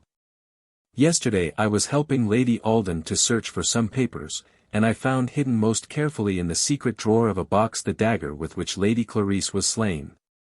You found that here? He cried, I will not believe it. There can be no reasonable doubt of it. Lady Hermione was terribly distressed at first. I thought, and naturally, too, that Ronald was guilty, and I told her that even were he my own brother, I would denounce him. When she found that I was resolved upon justice, she owned herself guilty. Jealousy and love led her to do the deed. I will never believe it. I know too well how tender she is. I saw her grow, remember, from a babe to a woman, and I tell you she is incapable of a murder as I am of picking your pockets. There is some terrible mistake. Suddenly he covered his face with his hands and moaned. How long is it that I boasted that my life was all sunshine, that I knew trouble only by name? Is it to punish my heart that the hand of God is laid so heavily upon me? He turned from his companion and walked away abruptly. No human eyes must see how keen and bitter was his grief. No human eyes must see tears fall like rain from the eyes of one of England's proudest peers. They had left her alone, and she sank back in her chair overpowered again by the strange, faint, fluttering pain at her heart. What can it be? She gasped. Is it death? And there came to her a memory of how, when she was a child, those pains had troubled her, and the doctors said something about disease of the heart. Was it that? Was it death's cold hand clutching at her heart and causing it first to beat so madly, then almost to stop, that sent such strange shuddering through every nerve? Oh, welcome death! Death that would place her at Ronald's side again. Once more the pain passed, and she looked around her with frightened eyes. I wish I were not quite alone, she said. Oh Ronald, Ronald, how cruel has fate been to us. Oh! My own love. My dearest, only love. Are you where you can hear me? Ronald, when I call to you, do you hear me? My husband, I have kept my vow, I was willing to die for you, I would have gone to the scaffold and have smiled while I died for you. There came a strong temptation to me when they told me you were dead, for one moment, a temptation to save myself, but I trampled it underfoot. I will save you, and screen you still, your fair name, even in death, is dearer to me than my own life. She looked at the little parcel still clinched in her hand. I must destroy it, she said. Ronald is dead. He is safe when this is destroyed, it matters but little what becomes of me. Oh! My love! My love! You repented before you died. I pray that I may stand at your side again. She tried to rise to destroy that packet, but fell back with a long, shuddering moan. The cold hand had touched her heart again, the sharp, intolerable anguish thrilled every nerve. It is death, she whispered, faintly, death, and I am all alone, death, and I have no strength to destroy this. Grim darkness seemed to be closing round her, thick and heavy. The light faded from her eyes, another sharp pain, and the cold hand seemed to hold the panting heart more tightly in its grasp. The fair head drooped, once, twice the white lips opened as though she would fain cry for help, and then, ah! Then the dark curtain was torn from before the portals of eternity, and she who had loved him so faithfully stood by Ronald's side again. Lady Alden was dead. It was an hour before her father and Mr. Earl returned. Then the Earl knew all that had passed, and was firm in maintaining his daughter's innocence. There is a mystery in this mystery, he said, and you will find it so. Let us return to my unhappy child and try to solve it. He opened the door of the pretty morning room where he had left her, and saw her lying back in the huge lounging chair. He placed his fingers on her lips. Hush, he said to Mr. Earl, she has cried herself to sleep. Do not awaken her. That does not look much like guilt, does it? There was a strange, brooding stillness in the room, no sound broke it, even the birds had ceased singing. The Earl went up to the chair. Was this sleep? This strange, deep, unbroken calm, this hushed, solemn repose? He bent over her, and a cry that Kenelm Earl never forgot came from his lips, a cry of such horror, such dread, that it rang through the silence with a terrible sound. He laid his hand on the cold face, on the silent heart. Oh, my God, he said, in a terrible voice. She is dead. Ah! They might do as they would, run here and there in hot haste for doctors, apply remedies, the grim angel laughed. She was stone dead. Kenelm Earl saw the little packet, and took it from her hands. "This is something very precious and very sacred to her," he said, "or she would not have it so tightly clasped in this poor, dead hand." And Lord Lauriston, hardly knowing what he did, took it from him, little dreaming that its contents had killed his daughter. Then they carried her upstairs and laid her on the bed. They sent in hot haste for doctors, they called up the servants, but there was no human help for Lady Alden. Was that sweet smile lingering on her face because she stood by Ronald's side again? Unutterable horror lay over the stately mansion of Aldenmere. One heard the weeping of children who were to be loved and tended by her no more, the loud lament of servants, the smothered weeping of friends. "There must be a curse on the house," said the old housekeeper, raising her trembling hands. "I have seen 2 bonny brides brought home, and 2 dead wives carried out. There must be a curse on Aldenmere." She did not know that the curse was one of ill-regulated, undisciplined passion, the heaviest curse that can fall on mortal man. They looked from one to another in tearless dismay, those faithful servants. Most of them had been there when Lady Clarice had met with her sudden death, and now another fairer and more dearly loved mistress had gone from their midst. Superstitious fear and horror was ripe among them. Then, to add to their horror, Mr. Earl announced to them the intelligence received that morning from abroad. So it came to pass that the little motherless boy, weeping for the mother he was never to see again, was now Sir Henry Alden of Aldenmere. At first all was confusion and dismay, but after a time Mr. Earl took the reins of government and restored something like order. When the news began to spread there were callers innumerable. The country that night supped full of horrors. Sir Ronald Alden had died abroad and the shock of his death had killed the beautiful, lovely wife, so devoted to him. They robed her in white, as they had done the first Lady Alden. They covered her with flowers, they laid them on the silent breast, in the white hands, and crowned with them the golden head. So fair, and still, and silent she lay when Lord Lauriston and Kenelm Earl between them led the unhappy mother into the room. No words could tell her grief. Did there flash across her a memory of that evening so long ago when she had taken Sir Ronald into the sunlit garden to renew his friendship with Lady Hermione and Miss Severn? It was not until she had gone away and the 2 gentlemen stood in the death chamber alone, that Lord Lauriston remembered the packet. He spoke of it to Mr. Earl. "Will you fetch it, Kenelm?" he said, "and I will read it here in her presence. I have a conviction that there we shall find the key to the mystery." Kenelm went in search of it. It lay on the table in the room where she died. He brought it at once to the Earl, who took it from him. "Before I read what may be her justification, Kenelm," said Lord Lauriston, "look at her face. Was anything ever so fair, so noble, so true? That face is but the index of a soul more fair, more noble, and truer still. Nor murder, nor jealousy, nor unholy hate ever marred the perfect beauty of that soul, or ever found a home there. That is the temple of a pure spirit. How could you so misjudge her?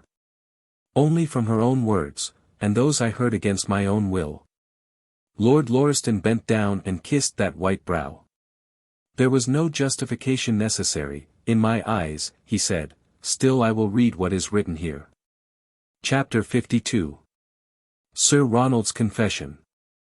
"Not to be opened until after my death," was written on the outer cover of the packet in Sir Ronald's bold, clear hand, and then to be read by no one save my wife.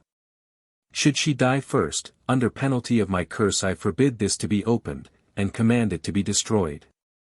When Lord Lauriston had read that he showed it to Mr. Earl. "Will it be honourable for us to read the contents?" he asked.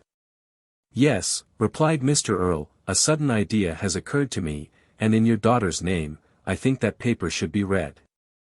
Lord Lauriston read it aloud, kneeling by the side of the beautiful dead woman, whose love had proved so fatal to herself and to him who loved her. It began.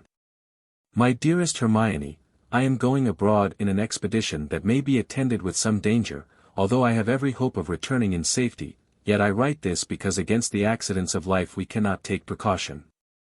I know not what may happen, therefore I write this. No one but you will read it. Oh, wife of my heart, and I lay my soul bare before you. Hermione, what has been the life of my life, the soul of my actions? What has been the source of all my virtues, all my few good deeds, all that is noblest and best in me, my love for you? What drove me mad, my love for you? Men have loved before, and men will love again, but I do not believe that ever one loved a woman so entirely, so devotedly, so wholly as I loved you. My darling, my wife, that love was no ordinary passion, common words will not tell it. Do you know what dew is to thirsty flowers, sunshine to birds, light and warmth to fair spring blossoms? That you are to me. The light of my soul, my one hope and treasure. Ah, sweet wife of mine, go out in the woods and count the leaves on each tree, go to the shore and count each grain of sand, look up at the bright heavens and count each pale, pure star. You could do that more easily than I can tell you how deeply, how dearly, how well I love you. The world does not hold your peer, my love. Looking back, I cannot remember the time when I did not love you with the same passionate love. When we were children I worshipped the ground you stood upon, and my love grew with my growth. When I came back to Aldenmere and found all the promise of your beautiful youth fulfilled, and you yourself lovelier than dream of poet ever was, I swore to myself that if any man living could win you I would be that man. My darling, you know how I tried. I loved you, I sought you, I was never happy out of your presence, or away from you. My very life was so wrapped in yours that I had no existence away from you. I can remember when I first began to hope that you would care for me. I can remember every faint token of preference you ever gave me, all your pretty shy, sweet, maidenly ways. Hermione, sweet, true wife, do you remember the evening out among the flowers when I spoke to you of love and you did not send me from you? I went home that night with my heart on fire, resolved to ask you at once to be my wife, for I could brook delay no longer, my love was eating my very life away. Darling, was it a sweet, maidenly whim to make me still more eager, or was it that you were really engrossed? For 1 whole week I went every day to LIII, but could not contrive to spend one solitary 5 minutes with you. Oh, love, my love, had it been otherwise the story of my life would have been different.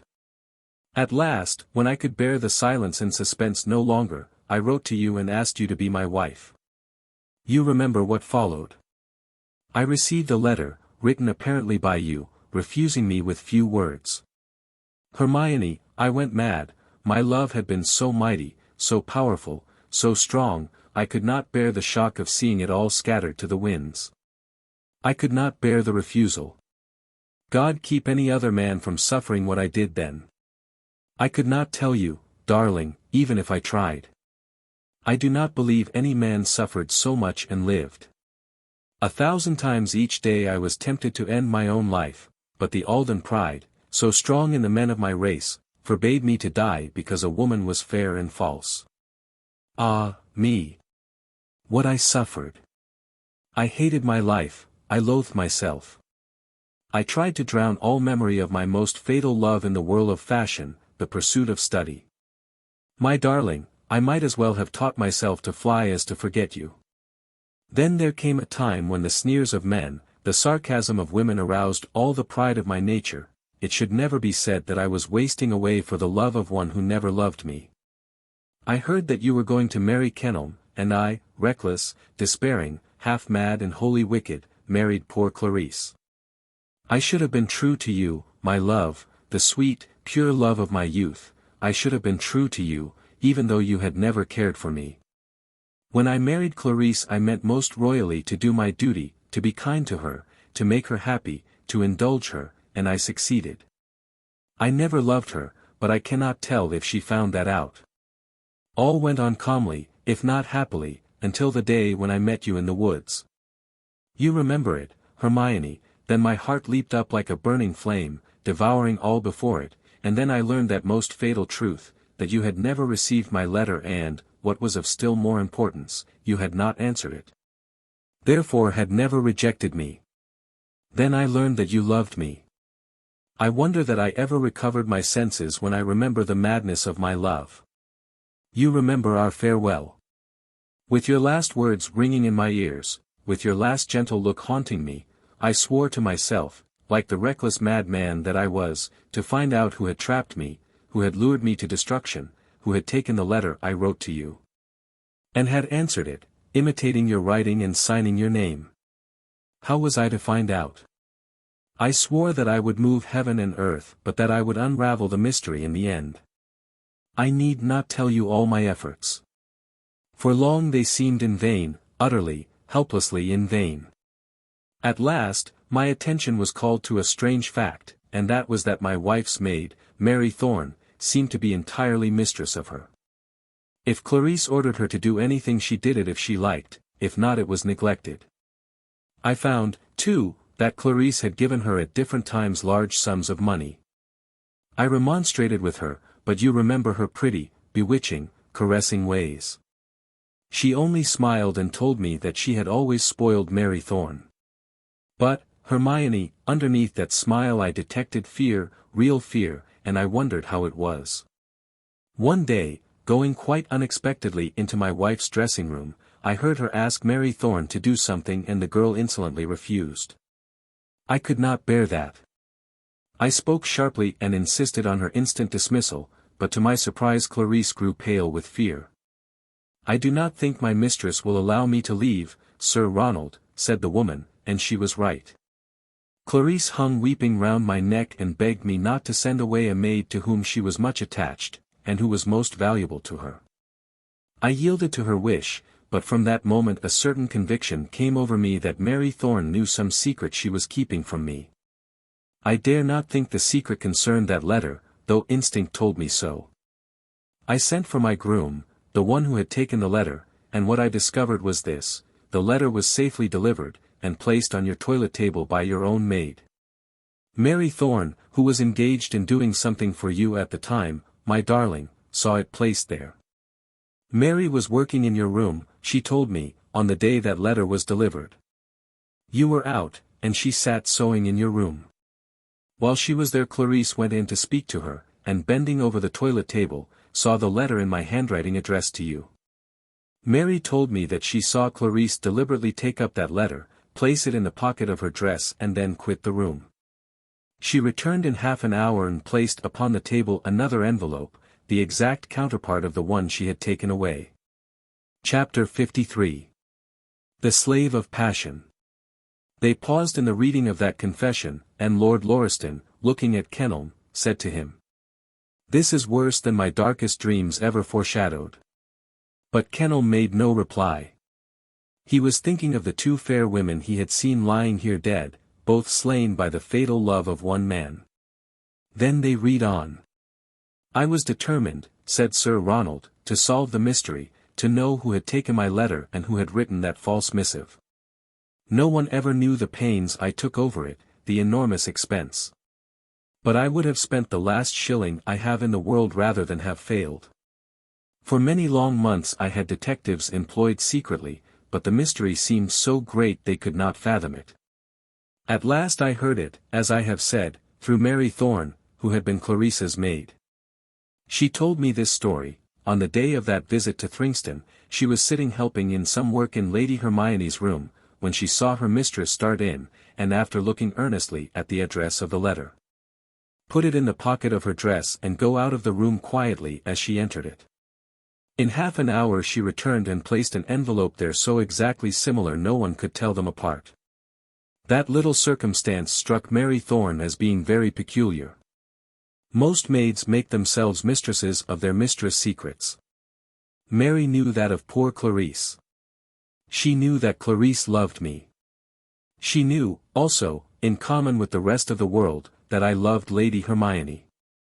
Most things, even our nearest and dearest secrets that we hesitate almost in telling each other, are known and discussed in the servants' hall.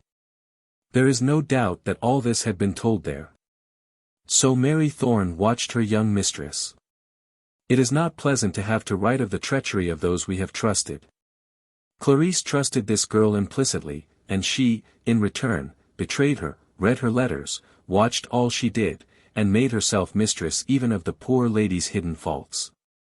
Clarice stole my letter, the one I had written to you, stole it, read it, and destroyed it by tearing it into minute pieces.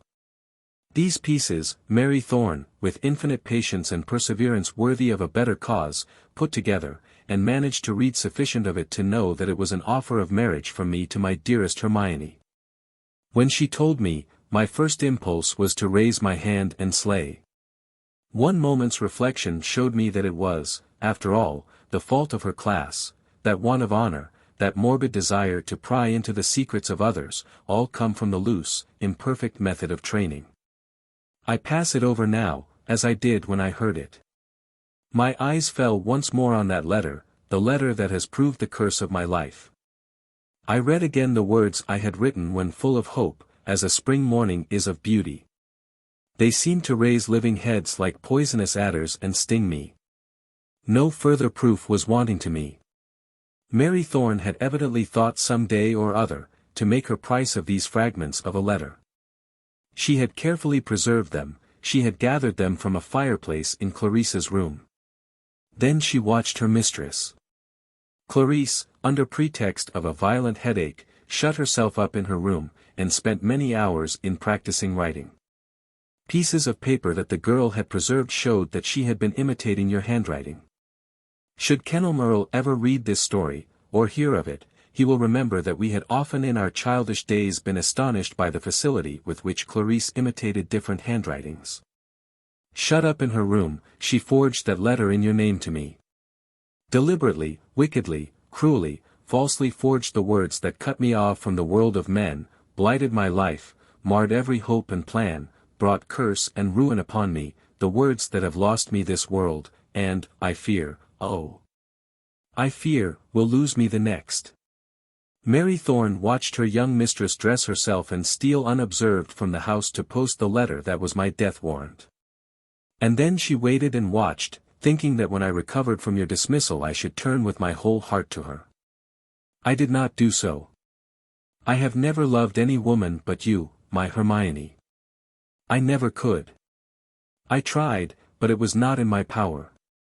You are soul of my soul, life of my life, my heart has never beat for any love but yours. So, my wife, I heard this tale of treachery, of the cruel and wicked wrong done to me. Mary Thorne had saved all these fragments of papers and lived in the hope of some day making money of them. She was in love with James Conyers, the groom who had taken the letter, and whose assistance I had sought. The bribe I offered proved sufficient for her. It was a large sum of money to be paid on the spot, and a promise that James Conyers should have the farm called The Willows when the lease of the then tenant had expired. One morning, a beautiful bright morning, when the world was full of melody, she told me this. We were standing under a grove of tall, stately oak trees, and, Hermione, as the words dropped slowly from her lips they maddened me. I can remember watching the sunlight as it came filtering through the great green boughs. I can remember listening to the sweet song of a little bird, while mad anger and fierce, wild passion ran riot in my veins. Ah, my darling! A man commits a great crime, and his excuse is, I was mad. People cry him down. They say, this is but an excuse, he was sane enough. Ah! My wife, I know that madness comes in swift, keen darts of flame, in a fiery surging of hot blood through heart and brain, in a sudden impulse that calls in a mighty voice for the deed to be done, and it is done. As I stood under the trees, Hermione, the sunlight grew blood-red. The girl, in her weak, shrill voice, finished her tale. She had given me every detail of the forgery and the fraud. When her voice ceased, it was as though some chord had snapped suddenly in my brain, and I turned away. You will not forget your promises, Sir Ronald, she said. No, I will not forget them. And as I walked from the oak trees I kept repeating to myself those words, I will not forget them. Was I mad? Only God knows. I can remember that every beat of my pulse sent a burning thrill through me, that the beating of my heart seemed to come to me as a hot, heavy sound. Hermione, do you remember? Oh! Sweet wife, how it pains me to look across the gulf of years, the sweet, sinless happy years, do you remember that one evening at LIII Park? You showed some curiosities that your cousin had brought from abroad with him. Amongst them was a small, sharp, bright, pointed Grecian dagger, an antique of great value, with a jeweled handle, one which Grecian ladies wore as a toy, which had, without doubt, been used in many a deathblow. I took it up in my hands to admire it, and you gave it to me, asking me with a smile never to let your cousin know, or he would be jealous.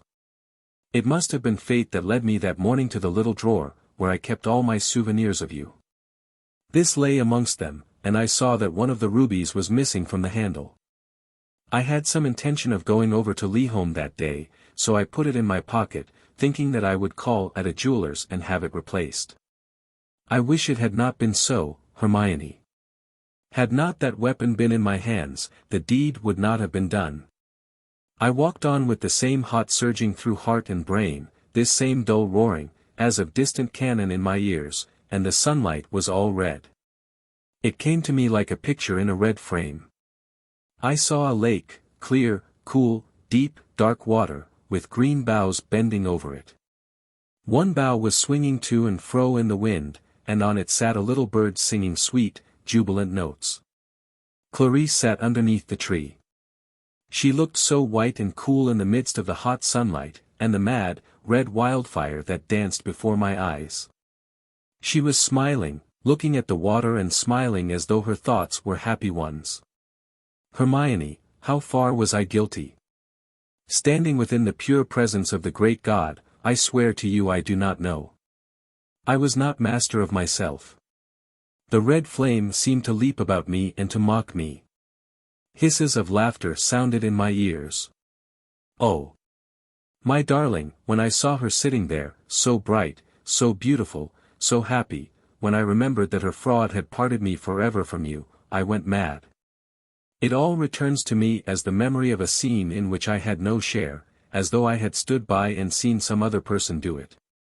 I remember taking out the dagger and creeping silently behind her chair. She neither saw nor heard me.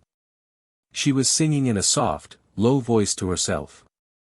I saw the rings of golden hair on her white neck. A fury of murderous hate came over me. She had parted me from you. 1,000 mocking devils seemed to be mocking around me as I plunged that dagger right into her heart.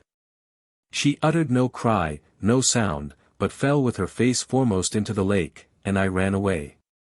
I remember how the green bough was swaying and the little birds singing when I turned round to see, and there was a gleam of golden hair in the cool, dark water. Hermione, I am making no false excuses to you, I am not seeking to clear myself from blame, but sure as I am now living and writing the words, so sure was I mad when I murdered the unhappy girl, whose only fault had been loving me too well and forging a letter that she thought would bring me to her feet. I was mad. God knows it. Believe me, sweet wife. Chapter 54. A Dream and the Awakening. Lord Lauriston's voice died away in a low sob as he read the words. It is terrible, said Kenelm, that Ronald is right. When he did that deed he was mad. What a fearful love his was. Then Lord Lauriston read on. There came to me, Hermione, a curious instinct of self-preservation the moment that terrible deed was done. The red flame, the mocking devils, the hissing flame all vanished. I was cold, sick, faint, shuddering with awful, unknown dread. I went straight home into the library. I opened some paper, took a pen in my hand and waited. How long did I wait? Oh, my God! When I remember the agony of those bright, sunny, cruel hours, how the sun shone, how the flowers bloomed, how the bees and butterflies flitted past the roses in the window, how the birds sang. How warm gusts of sweet odor came floating into the room, and I sat motionless, silent, mute and dumb with horror, waiting till someone should come and tell me what was the matter in the woods. Waiting with a soul so full of horror I wonder that I did not die. Waiting with such sick dread as no words can realize, every golden gleam of sunlight bringing to my mind the fair hair floating in the dark water. Waiting until it seemed to me the whole world was still in one awful pause, the sunbeams never moved, the listening air was still, the deep, brooding silence grew so awful, so terrible that I tried to cry out, but could not. Then it came, the rush of many feet, the murmur of many voices, all crying for Sir Ronald, for my lady was drowned in the wood. Mary Thorne had found her, and she was the first to tell me the tale. There was no suspicion in her mind. I saw at once she never in the least suspected me of having caused the lady's death. Oh, Hermione, I cannot tell you all the horrors. I do not know how I bore it. 1,000 times each day the impulse came to me to own myself guilty and to put an end to my tortures.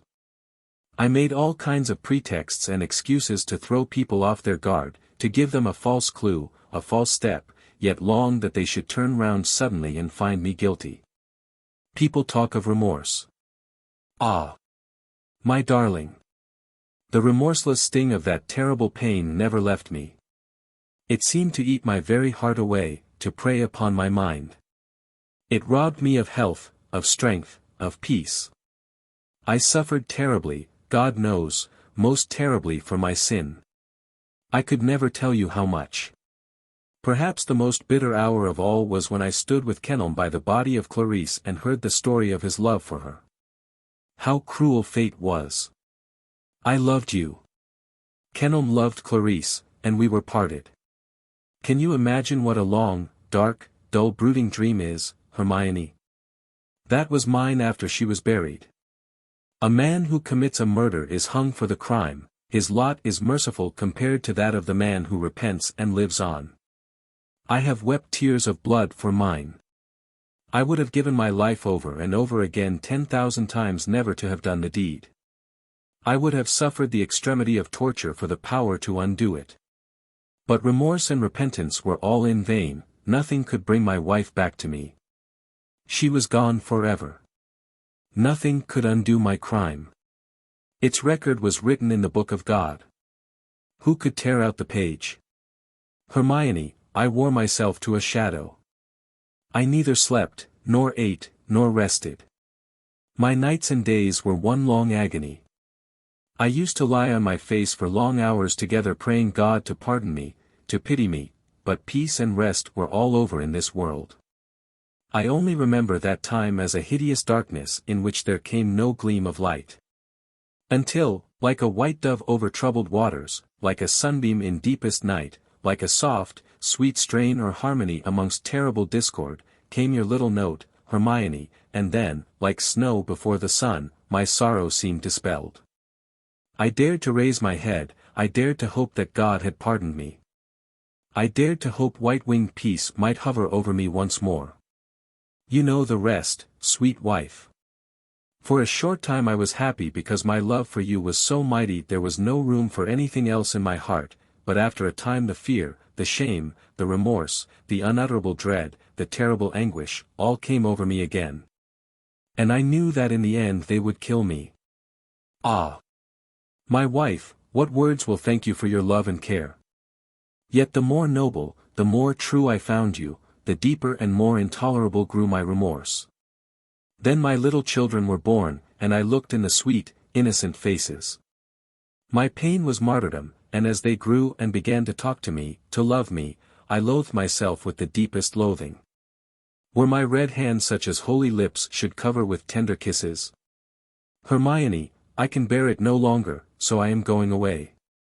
It is at my own instigation that this offer has been made to me. I can bear the sweetness, the brightness, the purity of your presence, the tenderness of your love, the affection of my children, no longer. I go out like Cain, with the red brand upon my brow. I shall never return, love. Something tells me that death awaits me in that far-off land, that I am unworthy to sleep where the heroes of my race rest. I who married a woman and slew her.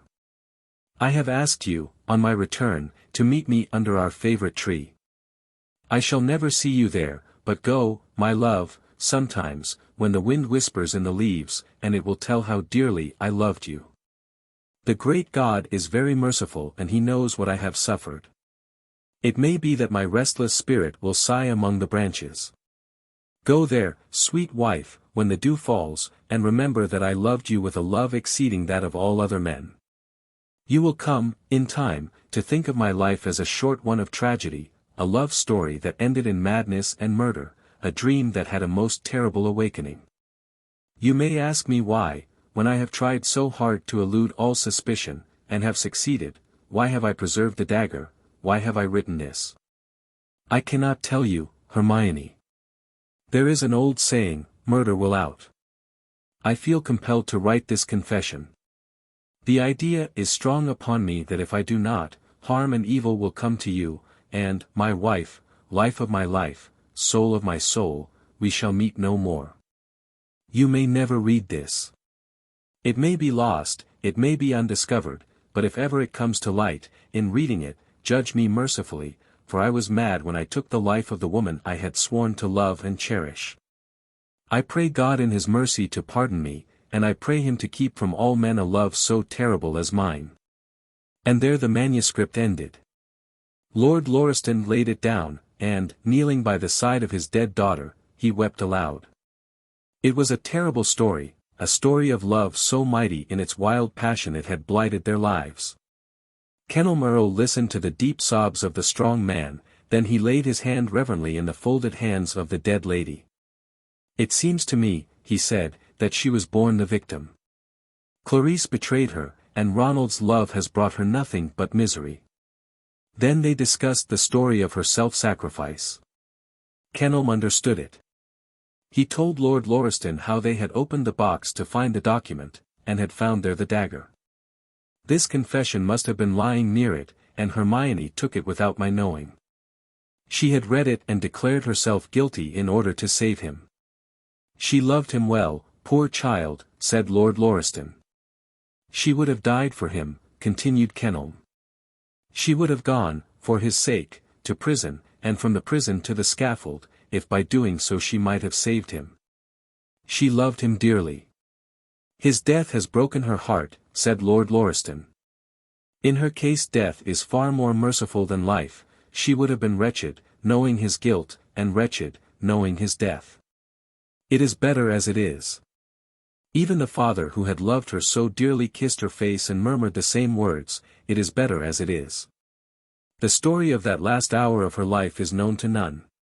The doctor said she died of disease of the heart. It might be so, but those who loved her knew her heart was broken. She had taken out that strange, sad confession of his, so mingled with love of her in order to destroy it, and she died with it in her hands. What passed between her soul and God, who shall tell? Her terrible sorrow, her shame, her despair, she had to suffer it all alone. There was no one to help her bear it in that terrible hour, no one to soothe her agony. She struggled with it and died alone. The merit of the grand, self-sacrifice she would so willingly have accomplished was all her own. She had taken upon herself the burden of his guilt and been willing to suffer for it.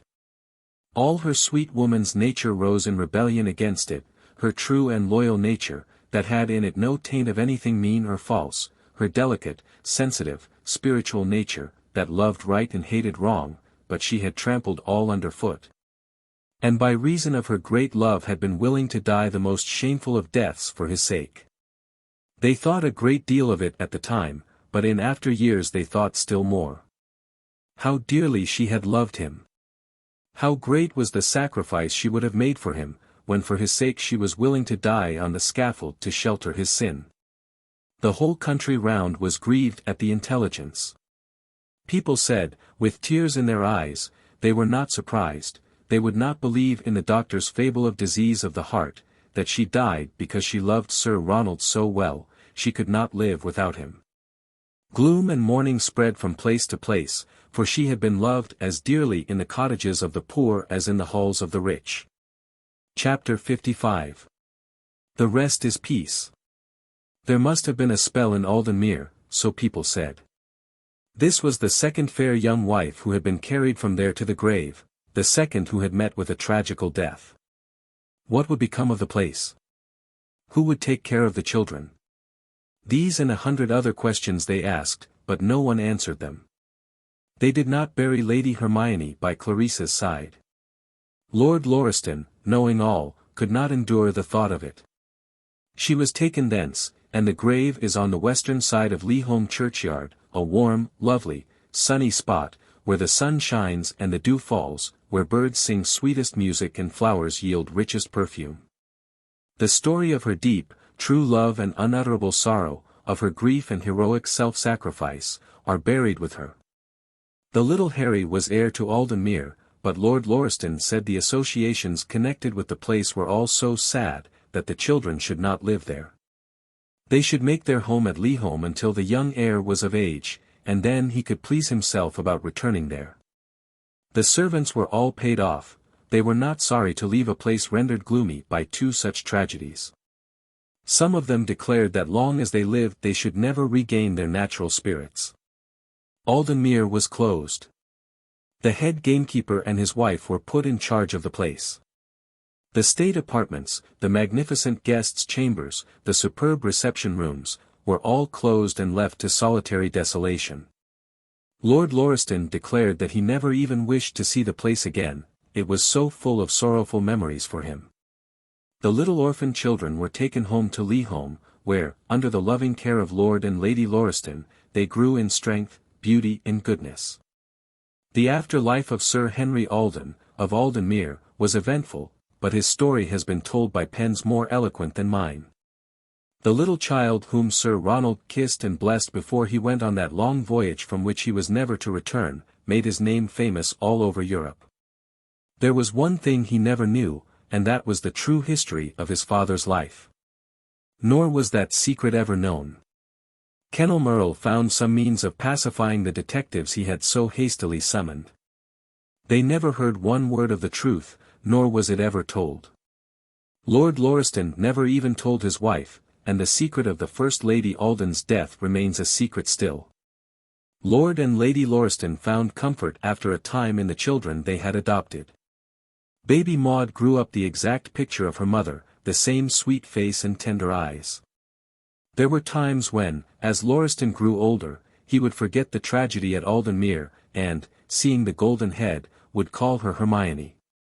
There were times, too, when he longed to take the child on his knee and tell her how nobly her mother had kept her vow.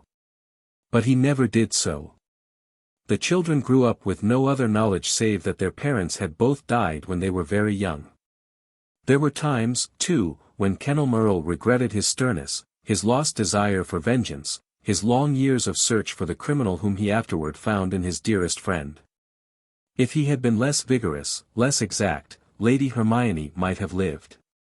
He was very lonely, the great purpose of his life was accomplished, he had found out who murdered Clarice, but in making that discovery he made many others. Clarice was not what he had thought her. He had believed her one of the noblest and truest of women, now he found out that she had committed the most dishonorable of all frauds. The whole of the sad tragedy at Alden Mere was the consequence of her fault. If she had not stolen that letter and forged another there would have been no wrong, no suffering, no murder. After all, she had but reaped what she had sown, lo, that while his pity for her never grew less, his love, the intense passionate worship he had felt for her during life and for her memory after death, decreased. He had believed her an angel, she was but a faulty woman, he had believed her a goddess, she was but an ordinary fellow creature, with more faults and imperfections than fell to the lot of most people. The very consciousness of this made him more lonely than ever. He had so fitted his life with a reverential and worshipping love of her, that now that love had changed its character, his life seemed empty. He had not been to the Dower House for some time, because he felt that it was not kind nor wise to add to the perplexities of Lady Pelham. One morning a messenger came with a note for him. It said simply, "You have been so kind to me that I cannot help writing to tell you that my husband lies even now on his deathbed and has sent for me. He has promised to do me justice and to clear my good name before the world." A few days afterward he read in the papers that Sir Alfred Pelham was dead, and before his death he had exonerated his wife from all blame. He had sworn to her innocence, and had withdrawn the charges brought against her after begging her to pardon him. Kenelm read it with pleasure. He read long articles in which the law, as it exists, enabling a man to wrong his wife in so deadly a fashion, was reprobated as it deserved to be. He often found himself wondering whether she would return to the Dower House or not. He found his thoughts returning continually to her. Her beautiful face haunted him. He remembered her indignant appeals to heaven for the justice she was not likely to obtain from man. It was a source of keen pleasure to him when she wrote to say that she intended to return to the dower house, the only place where she had ever known either peace or happiness. She did return. It would be long to tell how their friendship ripened into love, how gradually the living love replaced the dead one in Kenelm Earl's breast. He is not so confident now over matters. Time was when he would have laughed to scorn anyone who had hinted that Clarice could be not only replaced but surpassed. Now he was not so violent in his opinions nor so apt to rush into extremes. The first impetuous love of his youth was lavished on Clarice Severn, the love of his sadder, wiser manhood was given to Juliet Peyton. They were married some time afterward and lived happily enough at the Towers. Mrs. Earl is very kind to Sir Ronald's orphan children, for long after Lady Hermione's death, Kenelm never saw them without tears in his eyes. Children of his own make the Towers merry with their happy laughter. Life is made up of sunshine and shade. He had suffered much, but peace and rest came to him after long years. There is one duty he never omits, and that is visiting the graves of the fair women who lost their lives through an unhappy love. The End. Southworth Library. The Eden Series. Only complete edition of Mrs. Southworth's novels. We desire to call attention to the fact that this line contains exclusively all the popular novels of Mrs. Southworth. These later novels by this popular author are all copyrighted, and so cannot be had in any other edition. No other line contains all of this author's copyrighted and non-copyrighted works, because no other publisher could afford to pay the immense sum necessary to gain control of these popular novels. We have made arrangements with the Southworth heirs for the renewal of the copyrighted novels, so that the sole right to publish these tales will be vested in us for many years to come. All titles always in print. 173. Zenobia's Suitors. Sequel to Sweet Love's Atonement. By Mrs. E. D. E. N. Southworth. 172. Sweet Love's Atonement. By Mrs. E. D. E. N. Southworth. 171. When Shadows Die. Sequel to Love's Bitterest Cup. By Mrs. E. D. E. N. Southworth. 170. Love's Bitterest Cup. Sequel to Her Mother's Secret. By Mrs. E. D. E. N. Southworth. 169. Her Mother's Secret. By Mrs. E. D. E. N. Southworth. 168. The Mysterious Marriage. Sequel to A Leap in the Dark. By Mrs. E. D. E. N. Southworth. 167. A Leap in the Dark. By Mrs. E. D. E. N. Southworth. 166.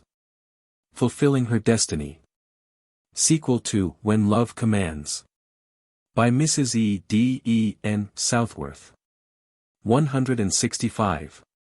When Love Commands. Sequel to The Widows of Widowville. By Mrs. E. D. E. N. Southworth. 164. The Widows of Widowville. By Mrs. E. D. E. N. Southworth. 163. Unrequited Love. Sequel to For Woman's Love. By Mrs. E. D. E. N. Southworth. 162. For Woman's Love. By Mrs. E. D. E. N. Southworth. 161. To His Fate. Sequel to Dorothy Harcourt's Secret. By Mrs. E. D. E. N. Southworth. 160. Dorothy Harcourt's Secret. Sequel to A Deed Without a Name. By Mrs. E. D. E. N. Southworth. 159.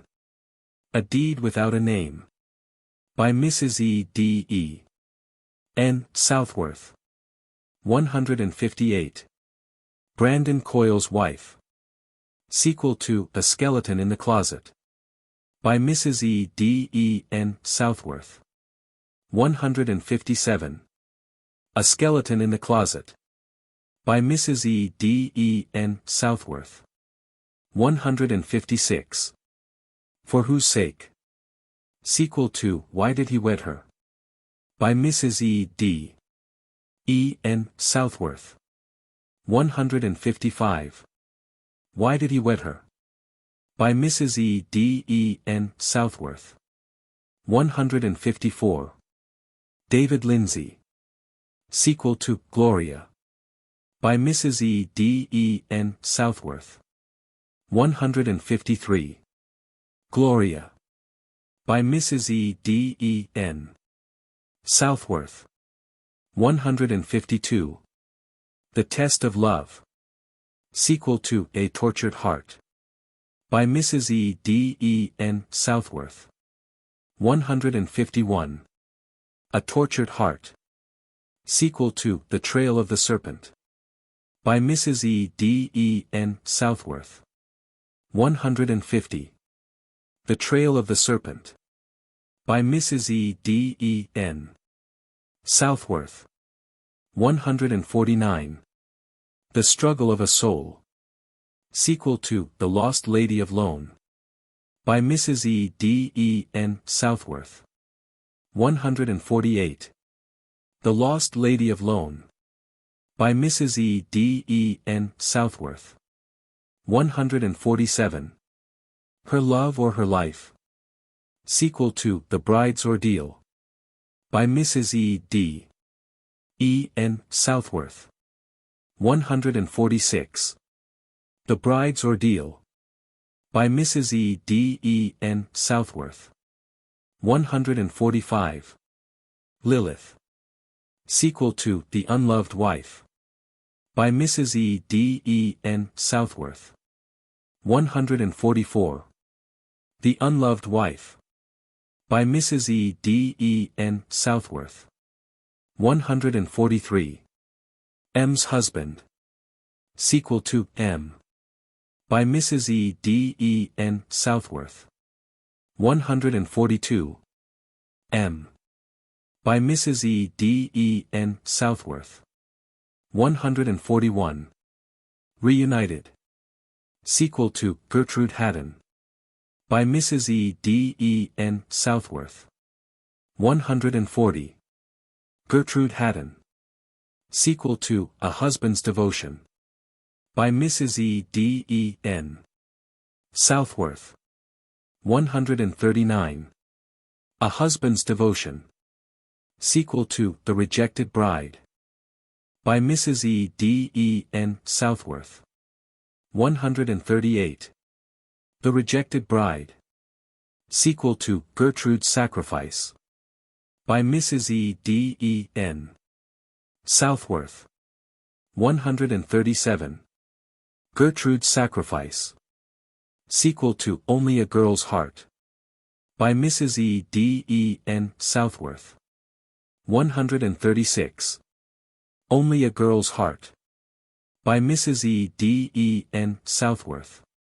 134. Little Nea's Engagement.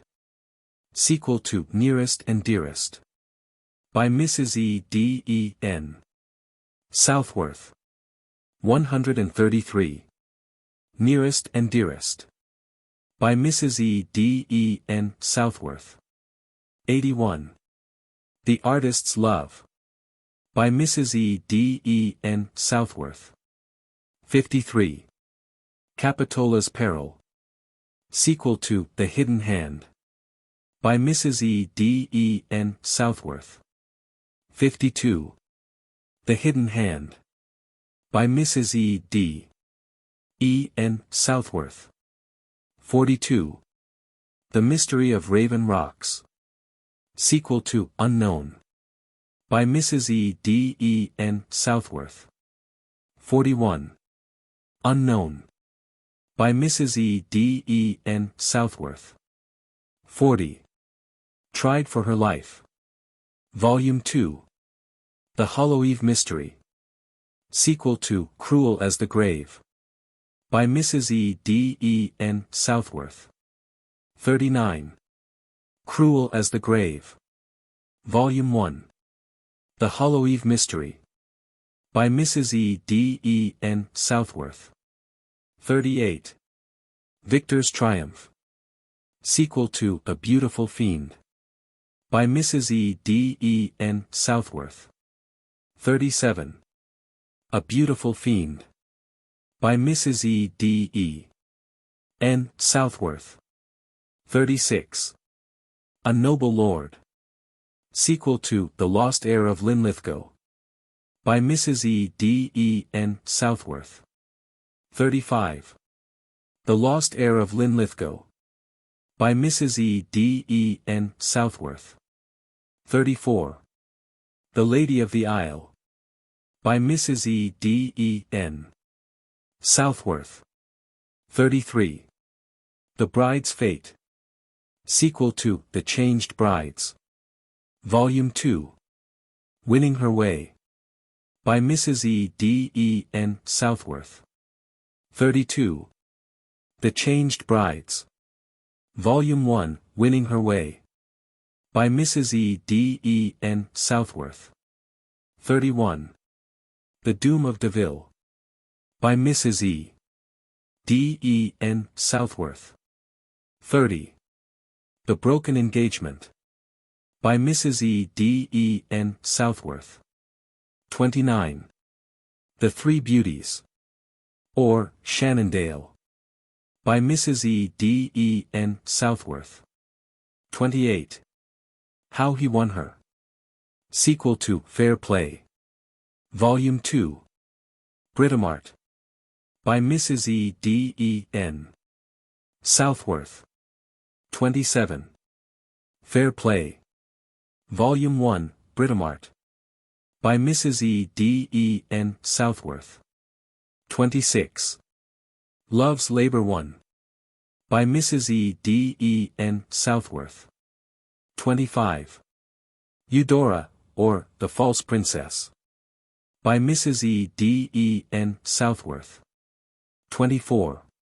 The Two Sisters. By Mrs. E. D. E. N. Southworth. 23. The Bridal Eve. By Mrs. E. D. E. N. Southworth. 22. The Bride of Llewellyn. Sequel to The Widow's Son. Volume 2. Left Alone. By Mrs. E. D. E. N. Southworth. 21. The Widow's Son. Volume 1, Left Alone. By Mrs. E. D. E. N. Southworth. 20. The Bride's Dowry. By Mrs. E. D. E. N. Southworth. 19. The Gypsy's Prophecy. By Mrs. E. D. E. N. Southworth. 18. The Maiden Widow. Sequel to The Family Doom. By Mrs. E. D. E. N. Southworth. 17. The Family Doom. By Mrs. E. D. E. N. Southworth. 16. The Fortune Seeker. By Mrs. E. D. E. N. Southworth. 15. The Haunted Homestead. By Mrs. E. D. E. N. Southworth. 14. The Christmas Guest. By Mrs. E. D. E. N. Southworth. 13. The Three Sisters. By Mrs. E. D. E. N. Southworth. 12. The Wife's Victory. By Mrs. E. D. E. N. Southworth. 11. The Deserted Wife. By Mrs. E. D. E. N. Southworth. 10. The Mother-in-Law. Or, Married in Haste. By Mrs. E. D. E. N. Southworth. 9. The Discarded Daughter. Or, The Children of the Isle. By Mrs. E. D. E. N. Southworth. 8. The Lost Heiress. By Mrs. E. D. E. N. Southworth. 7. Vivia. Or, The Secret of Power. By Mrs. E. D. E. N. Southworth. 6. The Curse of Clifton. By Mrs. E. D. E. N. Southworth. 5. The Missing Bride. By Mrs. E. D. E. N. Southworth. 4. India. Or, The Pearl of Pearl River. By Mrs. E. D. E. N. Southworth. 3. Self-Raised. Sequel to Ishmael.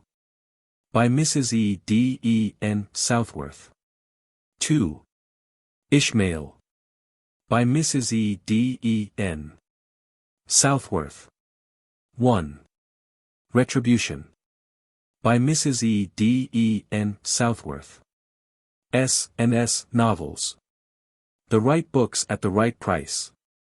Have you ever stopped to consider what a wealth of good reading is contained in our S&S lines? We were pioneers of the paper book industry. Being first in the field and having unlimited capital, we were enabled to secure the works of the very best authors and offer them to the reading public in the most attractive form.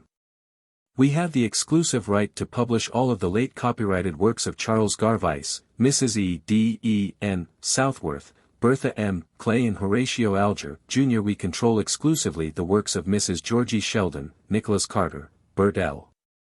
Standish, Effie Adelaide Rowlands, Gertrude Warden and dozens of other authors of established reputations. When you purchase an S&S novel, you may rest assured that you are getting the full value for your money and a little more. There are none better. Send to us for our complete catalog, containing over 2,000 different titles, which will be mailed to any address upon receipt of a 2-cent stamp.